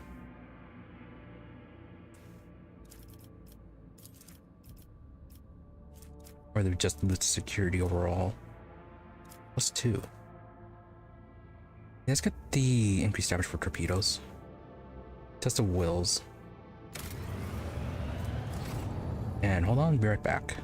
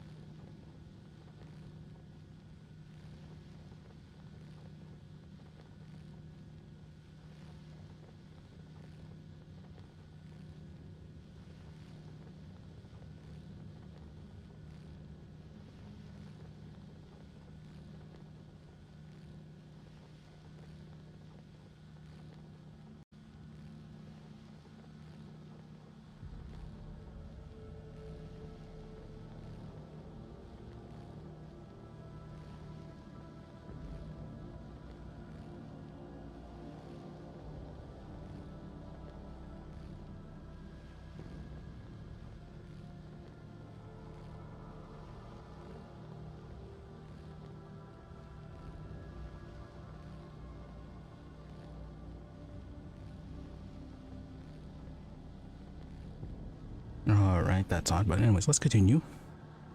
And my eyes are burning less. Hooray.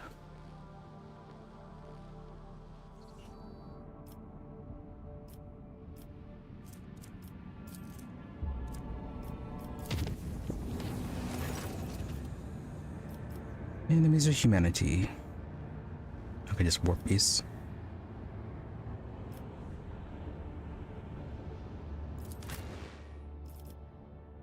Don't need Pascal for that. Going to get Bella for this.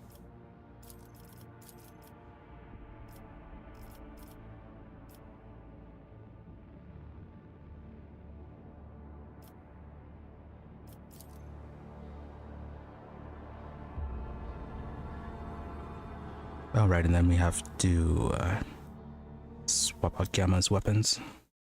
Or not the weapon, the headgear.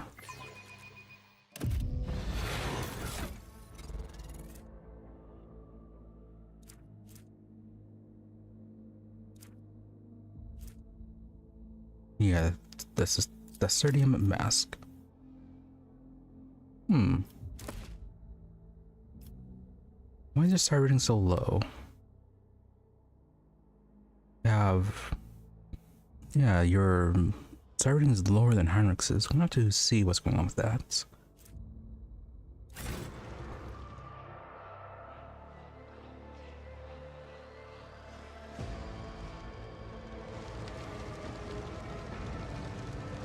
Yeah, Heinrich, I don't think we gave him any items that boosted his psi rating. And his skills were... His psi rating skills are about the same. Okay. These guys again. But yeah. Gamma's psi rating should be higher. I am not your Xenos pet monkey.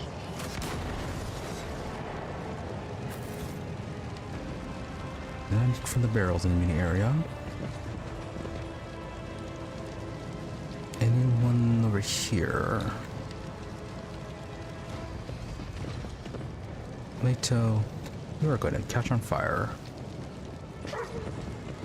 See, you can catch on fire. Can roughly same setup as previous battles. Cults of Corn down there. One Bloodthirster, one Marksman.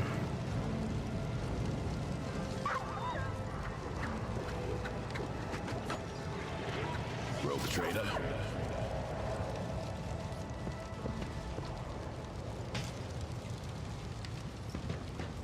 There we go. Get Glade out of the way. So the main thing we have to worry about are the... Yeah, all the cultists throwing grenades on us.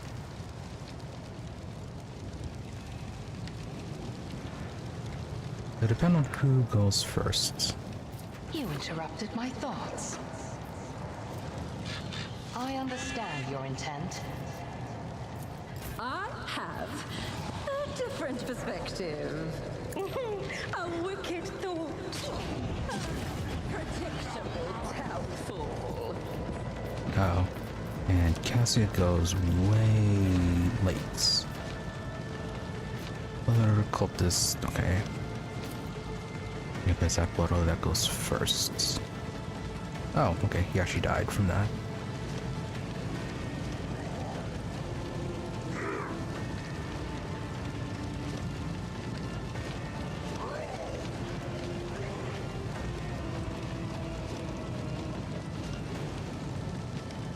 Oh, they're all down that way. So Gamma goes second. Yeah, I'm gonna give a turn to Cassia. Try to stun as many of them as possible.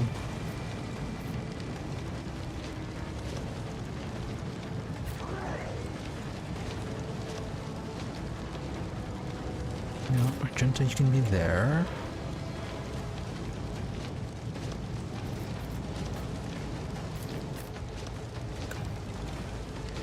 Stomach can be there. Glato. Up ahead, take that hit. Bella, you can be right there. Gamma, you gotta be a little bit behind.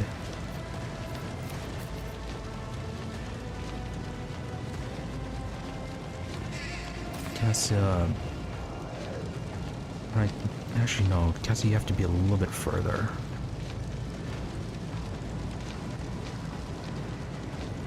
You don't get a whole lot of movements.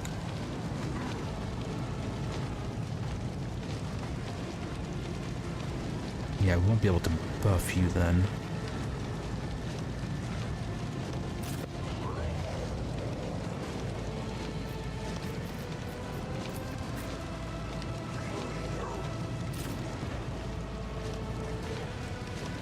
And you're fine where you are.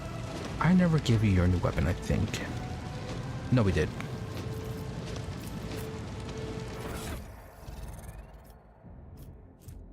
Yeah, okay, we did. We gave you that Eye of Hecaton.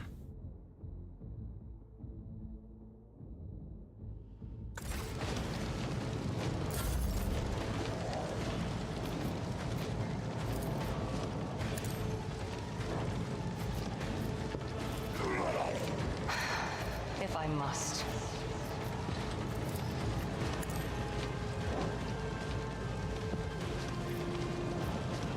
There was something we got this at it. I think increased its damage.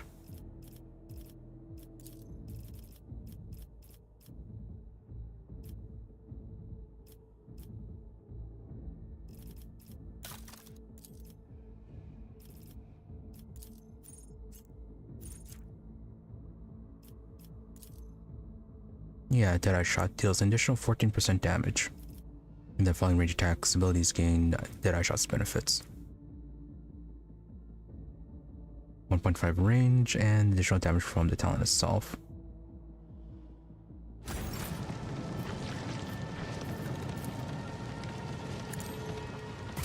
Ancestors guide me. Good damage.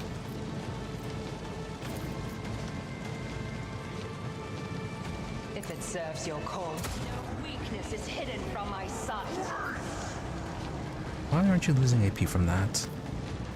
Oh right, that is a 0 AP move. This tedium is beneath me.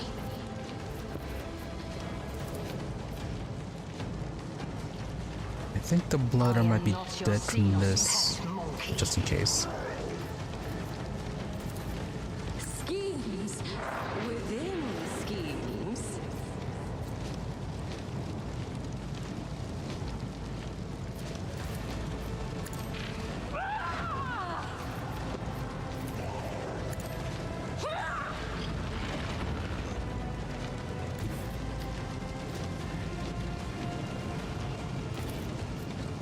Through the smoke and gunfire.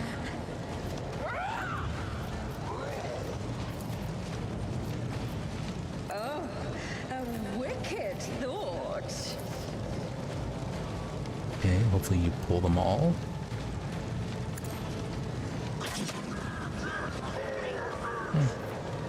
Close enough. I am a navigator. And got a good number of them stunned. I had to use Waking Nightmare.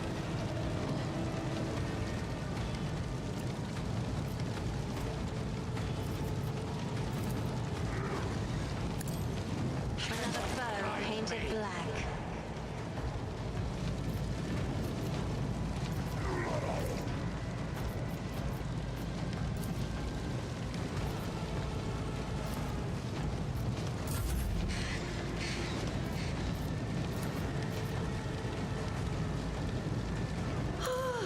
A genius at work. For this affront. Probably should move Gamma out of the way.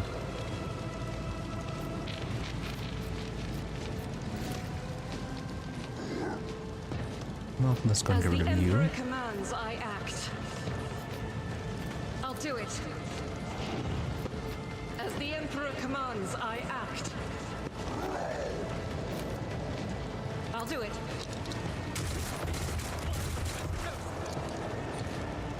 Never mind.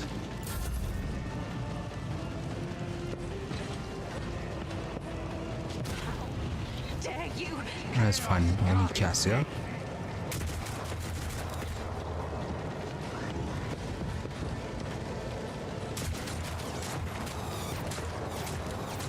Aim for the heart next time. A colossal mistake.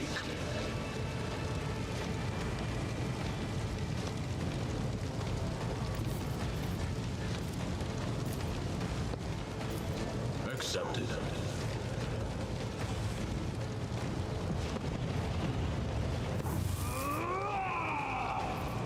Plato.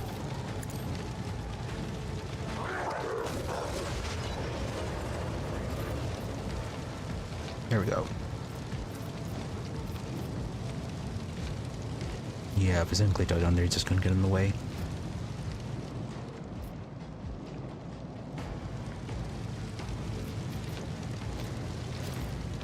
Let's test our skills, Plato.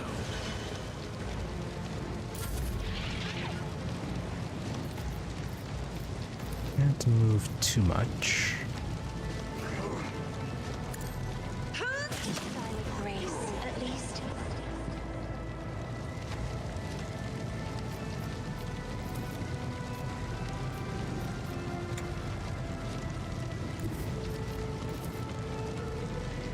Better. I'm not accustomed to being ordered around. Clad in scarlet. Okay, 4 left.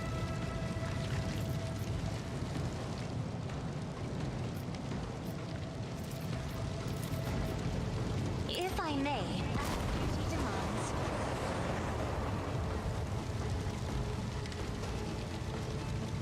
Okay, somehow surviving with 0. Bella, can you... You indeed can... I have no idea where she's getting all this movement.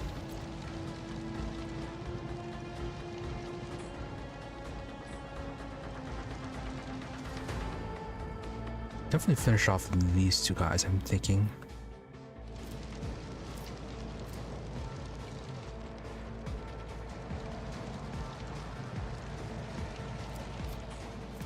If you use death bolts on the rapids to survive.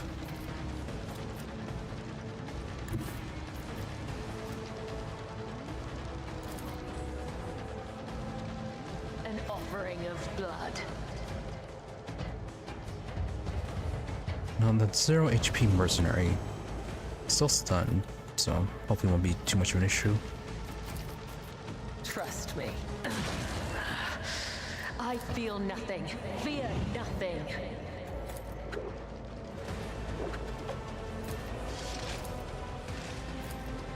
I shall not fail.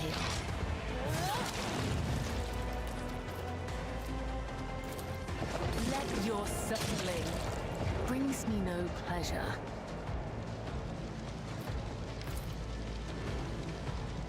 The shadows will see it done. As honor ordained, come, the other side awaits.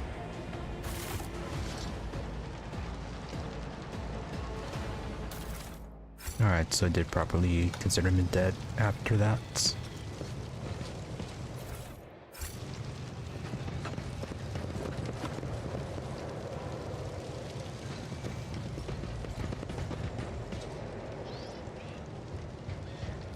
Easy fight. Curiosity sings in my veins.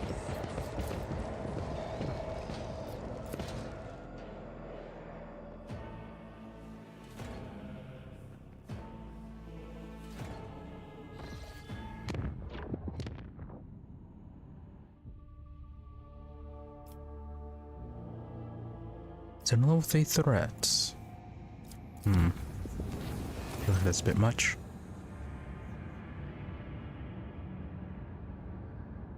Tech Priest reported a brief malfunction in the Giller field generator that left the vessel exposed to the warp for a brief second. According to the Enforcer reports, something did manage to get into the ship and is now prowling the deck on the dark corridors of Loading Bay 5. Send patrols into the affected chamber. Heretic trophy. Several armed teams left to search for the unknown creature that has invaded the vessel. All but 2 returned, with nothing to show for it but their hair turned prematurely gray and horror stories of what has happened in Loading Bay 5. One team brought back a bizarre trophy allegedly found behind a shattered bulkhead. The last team was never seen or heard from again. Unfortunate for them, I guess. Dargonus still progressing Vivo 6. Our captain, Asper the choir, has caught glimpses of horrifying visions coming from Vivo 6. Something has breached the colony from the ground. Soon after a new sector of the deep tunnels had been put into operation, it was overrun by monsters. They lurk in the darkness, swarm in the shadows, attack quietly, and leave nothing in their wake, consuming flesh, plasto, and rockcrete.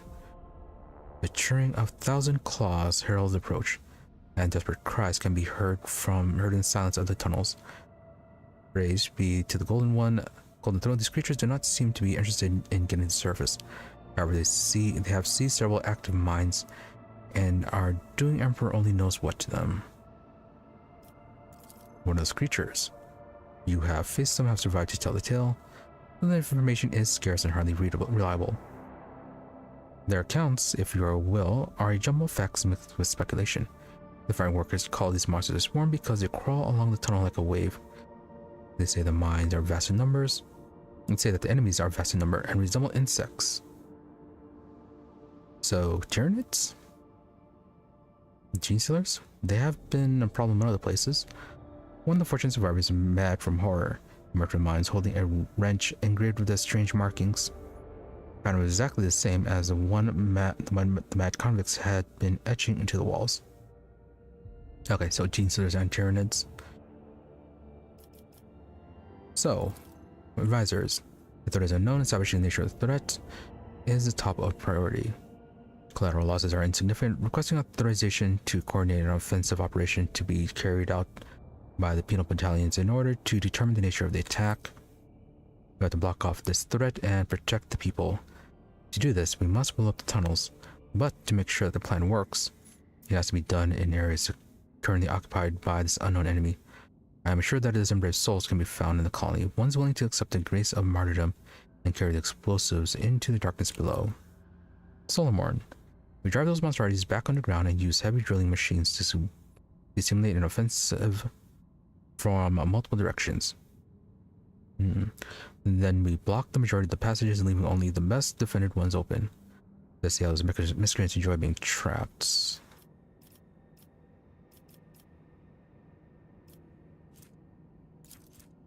Carapace fragments. It's all energy damage dealt to the wearer, but it cannot occur more than 3 times per combat. Could be good. Sacrifice some people again for the carapace fragments. Yeah, so if we arm arm the convicts and overseers.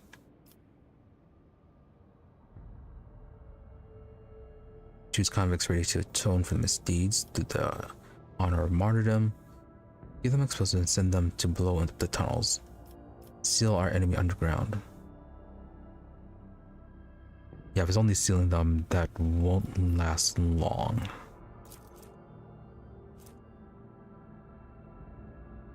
Less than demolition and 10% more fire damage. Yeah, if it is Tyranids, then this is probably actually the worst option. Blow up the tunnels to prevent any more casualties.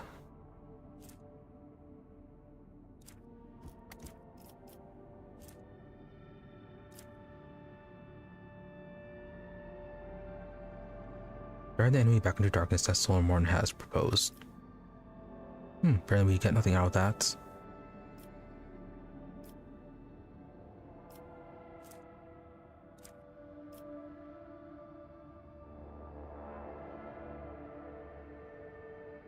I thought you were proposing to study not a counterattack.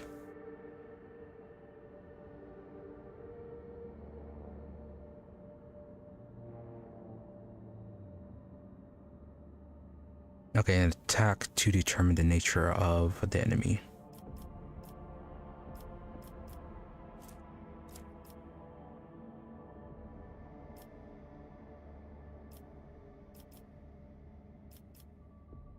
Alright, let's go with that then. May our tactical analysis be graced by optimality. So who are we going to give this carapace fragment to? The plan of Magnus Hahnemann was constructed with ruthless tautological perfection, weighing efficiency against human losses.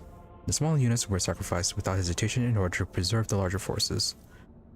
The V+6 defense squad met the swarm in the darkness, monstrous insects clad in metal carapaces, and tearing everything apart with the mandibles. The carnage inside the narrow caves cost many lives, but in the end, the creatures were exterminated. Unlike the Underworld lair, not unlike a metallic crypt, was ransacked and claimed as trophies. Yeah, suspicious of that.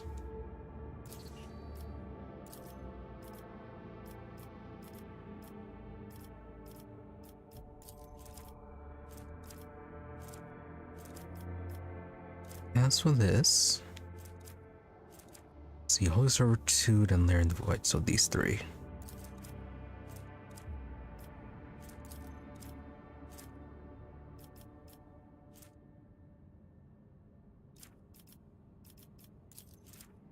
Okay, so Reputation of the Drusians, Explorators. Yeah, it's Plasteel and Sacrifice Phlogiston, which we suddenly have 15 of.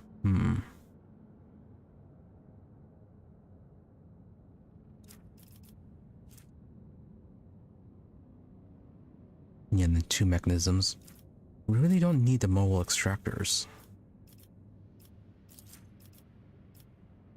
Holy Servitude does give us a profit factor, only costing provisions and people.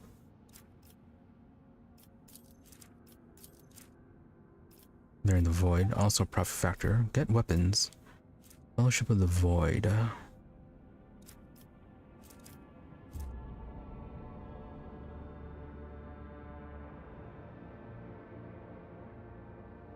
Yeah, the Iron grenades.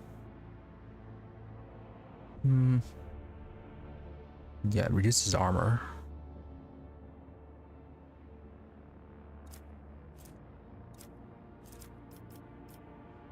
Potential. Maybe it would be costing us the Prometheum.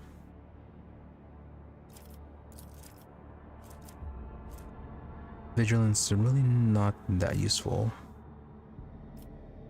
It is profit factor and then Drusian reputation.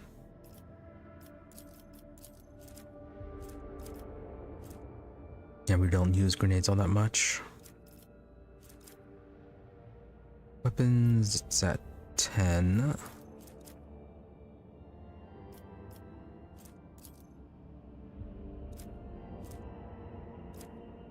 Let's get Lair in the Void since we don't have that many weapons.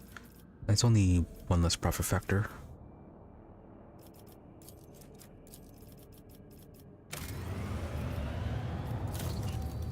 Dargonus still progressing. The Kavagama, Milestone, or Janus. So we do get our items. Yeah, still a bit short on this. We're at 23,000 right now.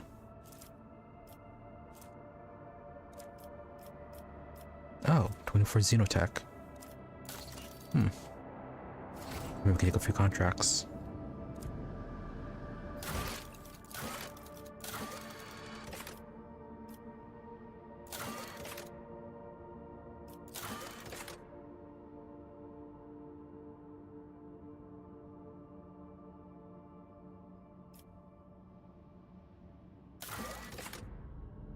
Unquenchable Greed. 5 provisions.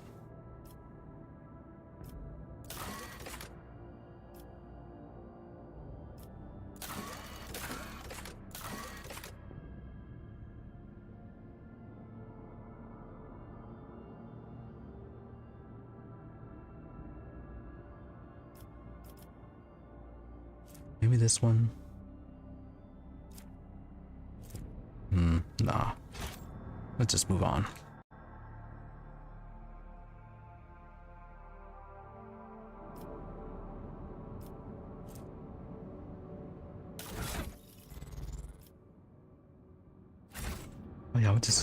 Calyx. Or Heinrichs.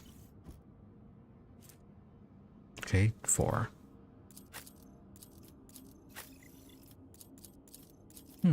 I thought it was higher for some reason. Okay, never mind, that's right.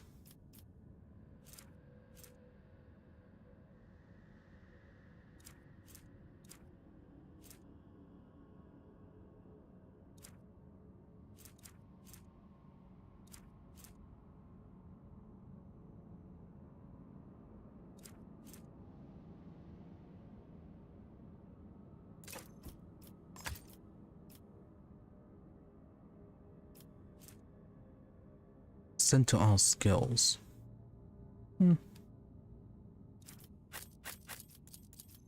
Definitely would be good if we were just running around for the basic checks. No, that's fine anyways.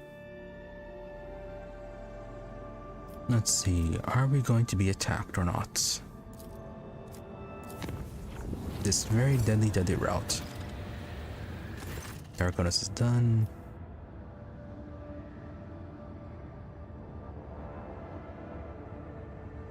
Alright, more warp beasts. Just going to keep the same party.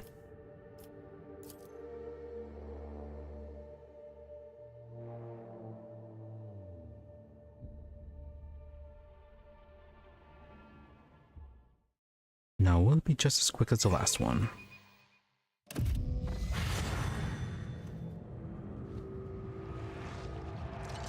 Oh, you're a bit larger. Stronger Zinch fights. The songs of my ancestors speak of stars long forgotten and worlds long gone. Let us rise up to that storm! Alright, so that just started the fight. Yeah, this is going to be a little bit tougher. 9 enemies.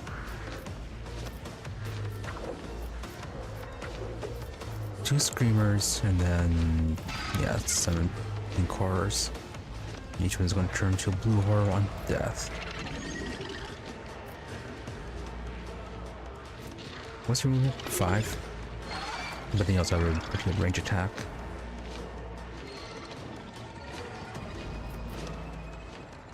Well, we cleared this out.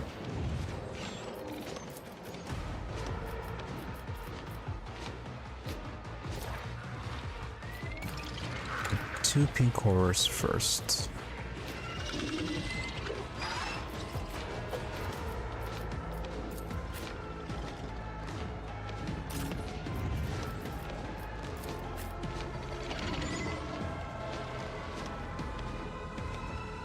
However, I'm trying to focus on destroying that one instead of doing any damage to these guys. Just so we can have Cabela, a bit of space to run around down here.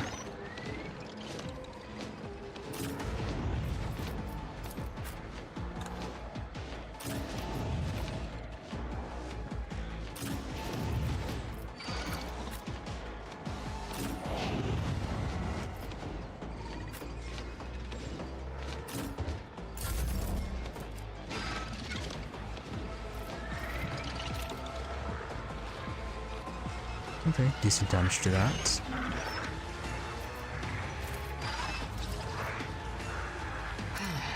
If I must. I understand your intent.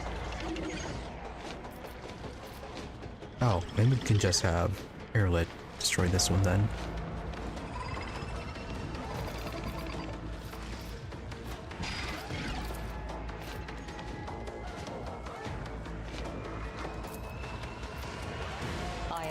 Your zig.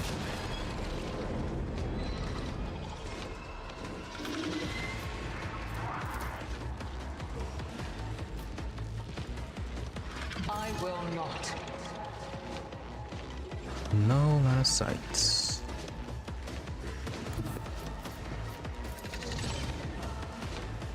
really.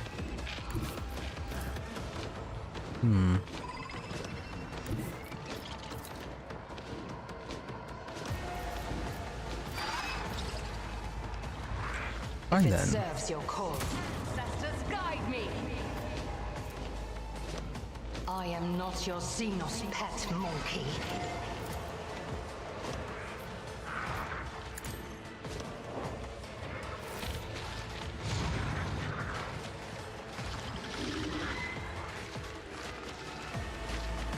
Okay, do these even cause damage, or are they some sort of debuff instead? Unknown.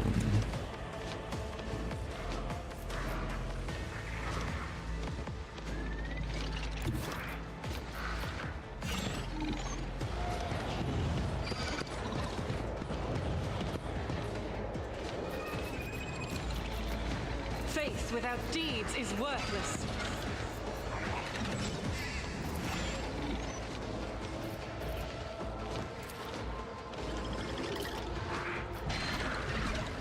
Oh, is this just the unbreakable? I think it might be. Doubt is for the weak.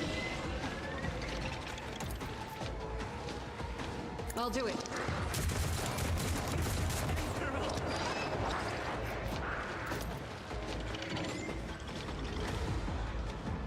The enemies of the Emperor will be undone.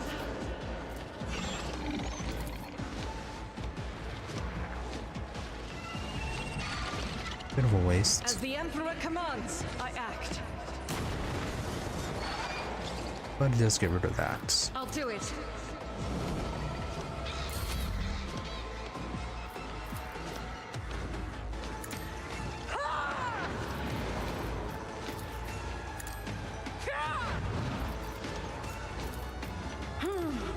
Let's see.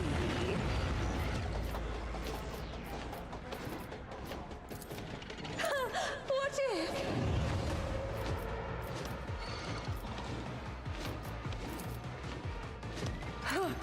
Let's see.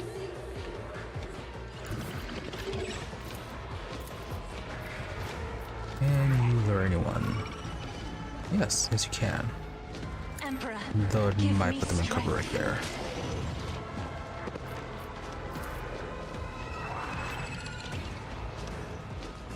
there. Isn't this a job for the...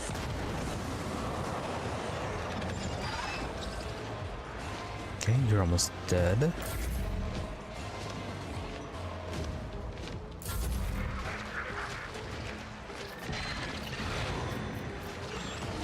Okay, the screamers will go after Kimbella. She can at least kill this one.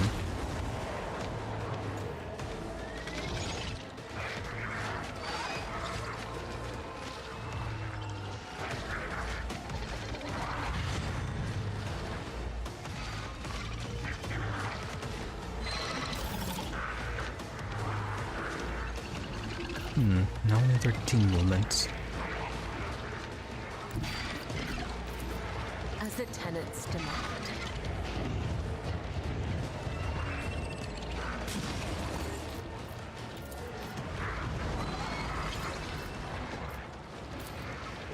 I shall not. Death is a blessing.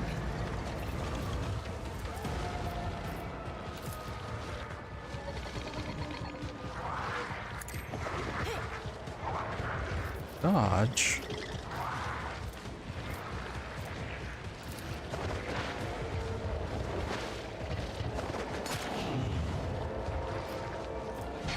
So much dodge and parry.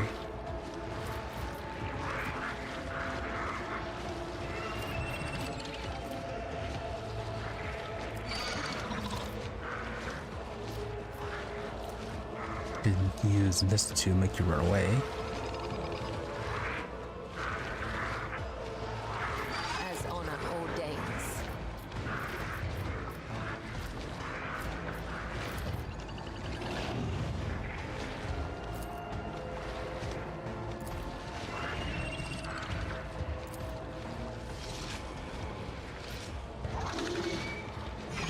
Yeah, better chance with this one. The shadows will see it done. Still parried it. as honor ordains. I shall not fail.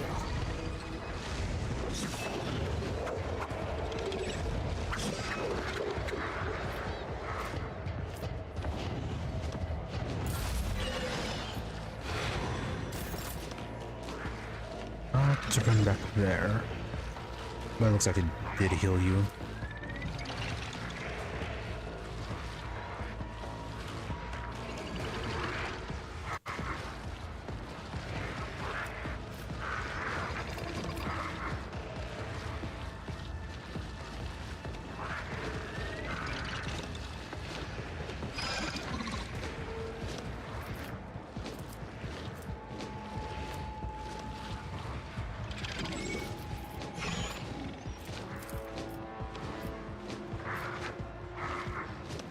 Glato, we're undertaking this task.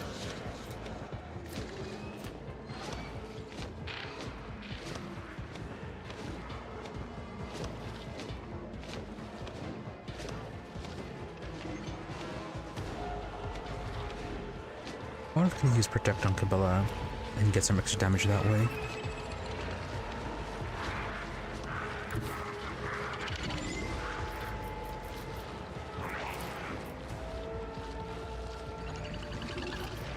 The guilty will fall.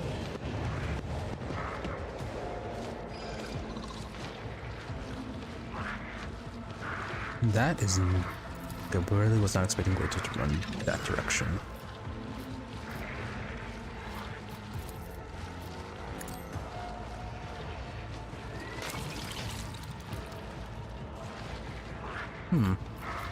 Glato's taking the worst possible route. One of us would be enough.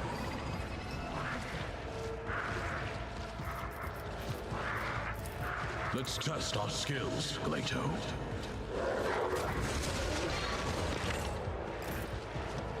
Well, at least you did that. It won't take long. Lex is inescapable.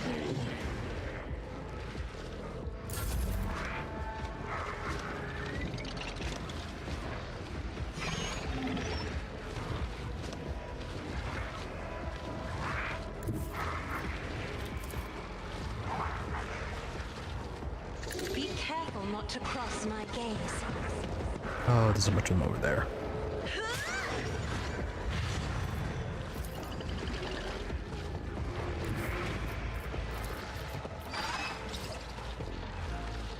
Surprisingly, this works. Battlefields are always drowned in scarlet.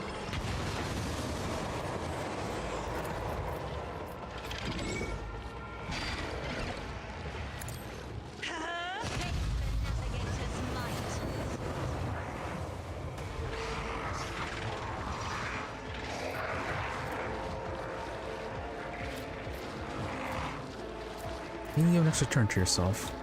No.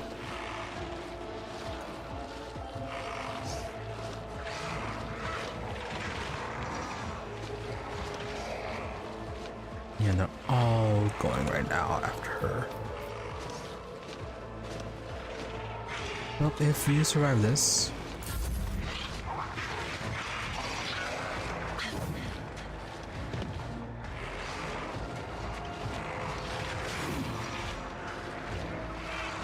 Surprising.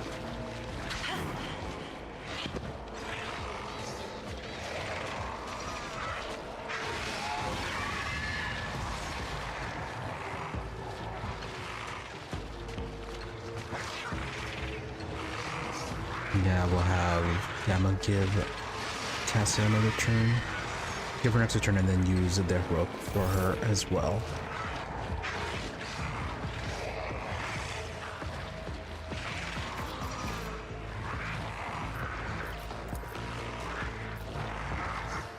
And that's just going to kill Glato.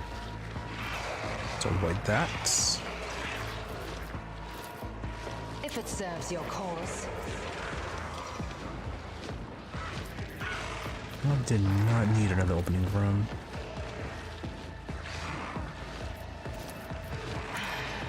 If I must.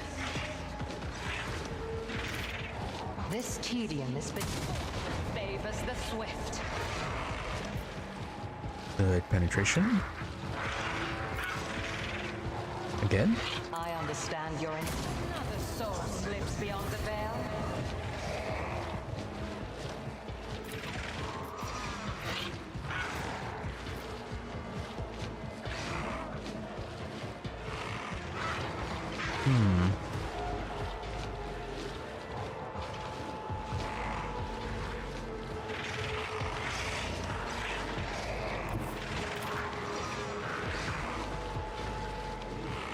Sure, why not? Your course.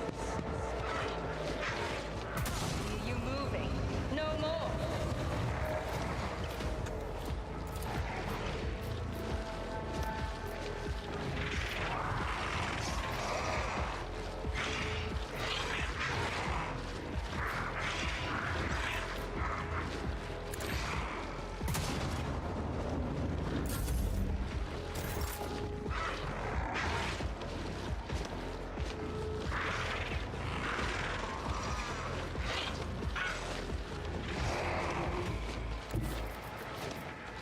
Guided by faith. Right, you're exhausted from run and gun. Won't be able to do a whole lot. The Emperor commands, I act. Doubt is for the weak.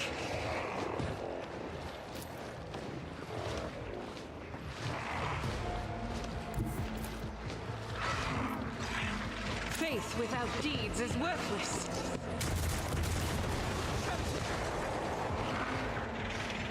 A small explosion.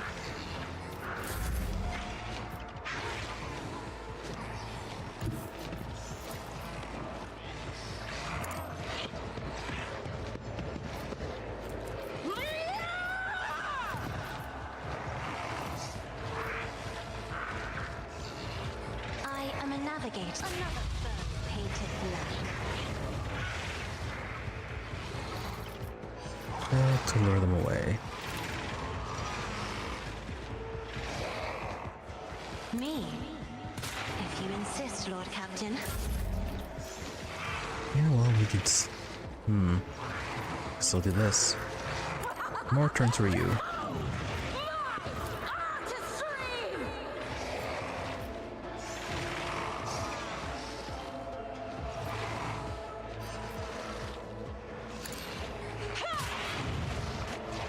Why don't you want to move? Oh, because you're knocked down, that's why. That makes sense.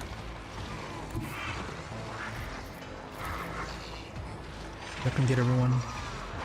I have read tomes of military tactics.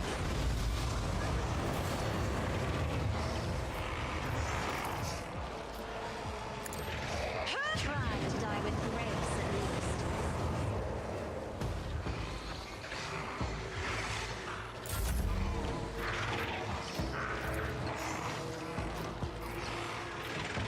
Alright, well, go ahead and... Who's the only one that's not stunned? You.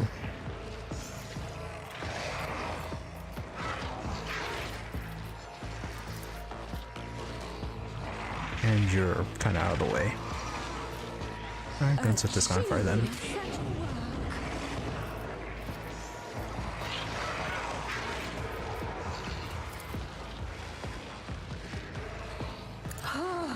A wicked thought.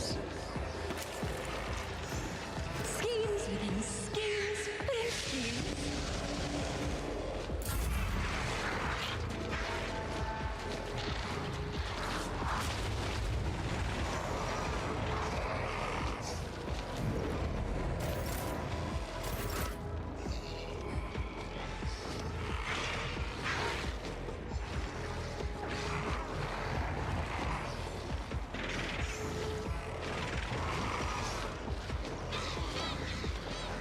Okay, we'll get rid of these two and jump over here and probably use Death Waltz on them.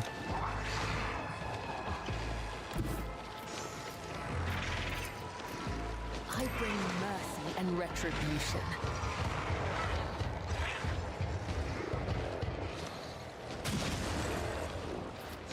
Trust me.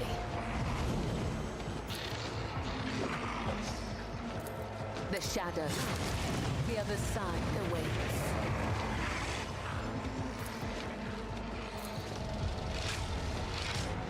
39%. As the tenets demand. I shall not fail. Killing brings me no pleasure.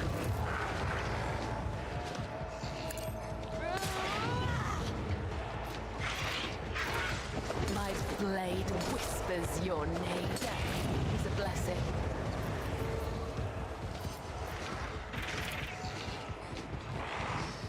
As honor ordains.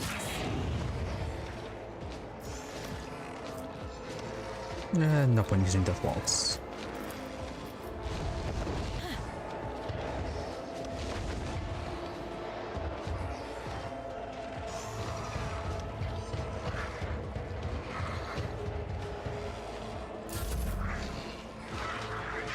Alright, Solomon.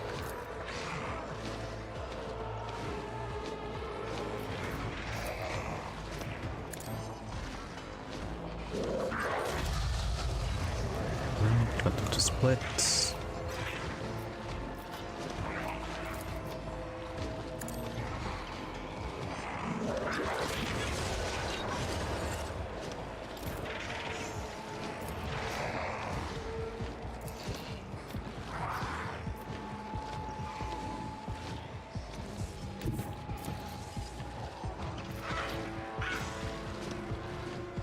We've got a job to do later. You don't have enough moon for that.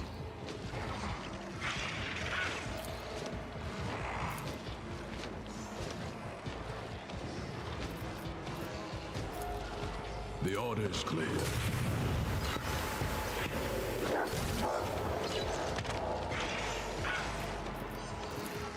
I'll take it as a priority. You're still there, but you're down on the ground.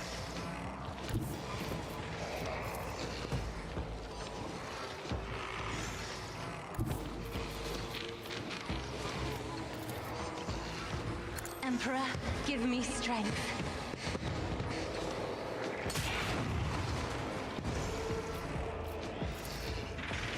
I'm not accustomed as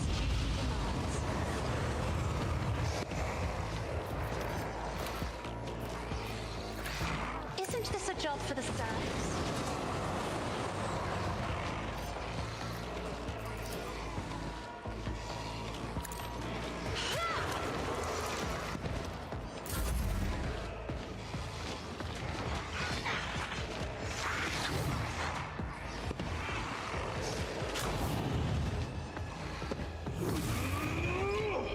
Another soul slips beyond the veil. It's not dead. Just 4 more.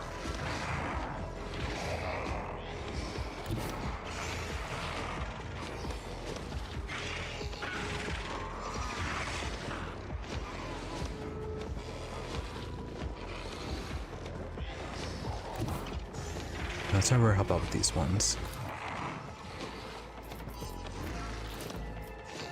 Swift and silent.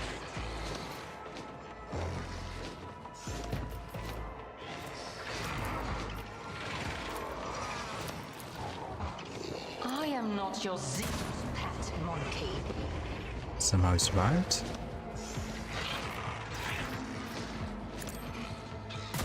Hear you moving, no more. This tedium is beneath me.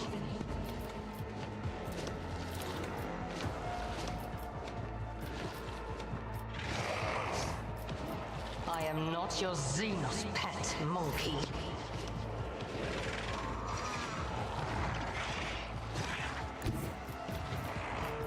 I will bathe this battlefield in righteous fury. As the Emperor commands, I act.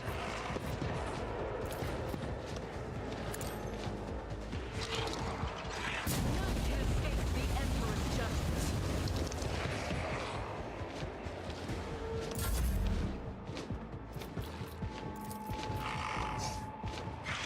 close enough. Not enough movement. War is my muse.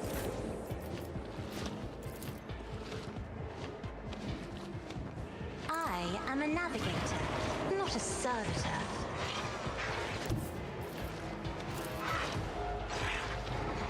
Step aside. The navigator is Oh, that was coming. Plato, not the other blue horror.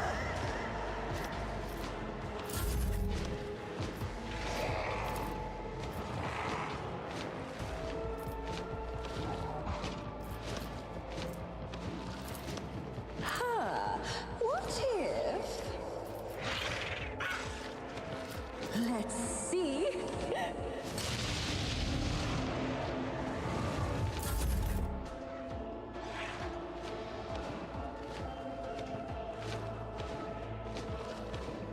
Nope, blocked off from that.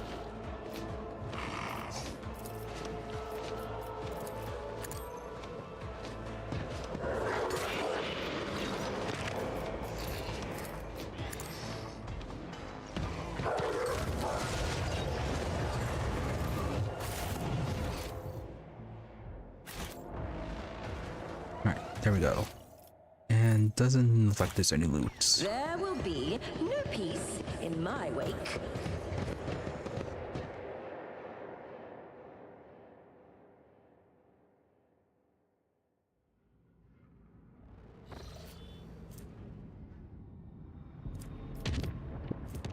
Finally at the system.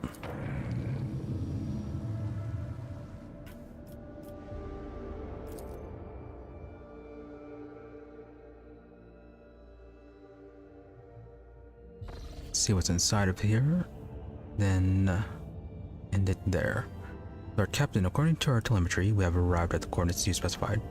The augurs do not register any activity on the surface of the local planets, biological or otherwise, but the Xenos are using arcane technology to conceal the presence. Despite this, the augur crew managed to locate a faint signal at the system's edge. According to the data, it comes from an unidentified vessel drifting in the orbit of a local gas giant. That my kin could have been faced with a new threat, scavengers like pirates or something worse. They were taken prisoner. His voice is trembling with something that could be either fear or anger. I am begging you to talk. Let us go to the shuttles. I can feel that the thread of fate has frayed and is about to snap.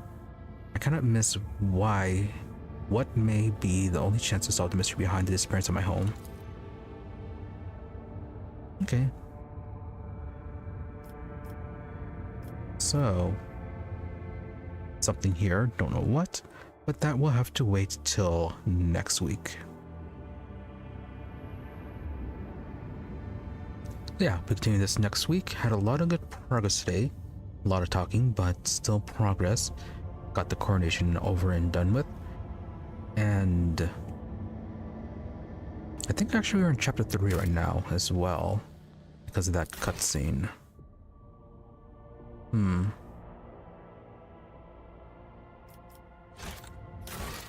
Yeah, we are actually in chapter 3.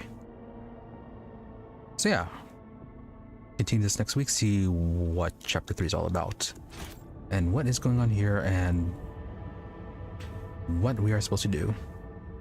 As for tomorrow, it'll be back to abiotic factor, more wandering around the gate facility. Forgot where we were at last time, what sector we were exploring, but definitely more exploring for tomorrow in abiotic factor, as well as looting up office supplies. Might revisit a few old areas and see if we can access anything new. Oh yeah, no, we were trapped in a really horrible place. That's what it was. Being chased by something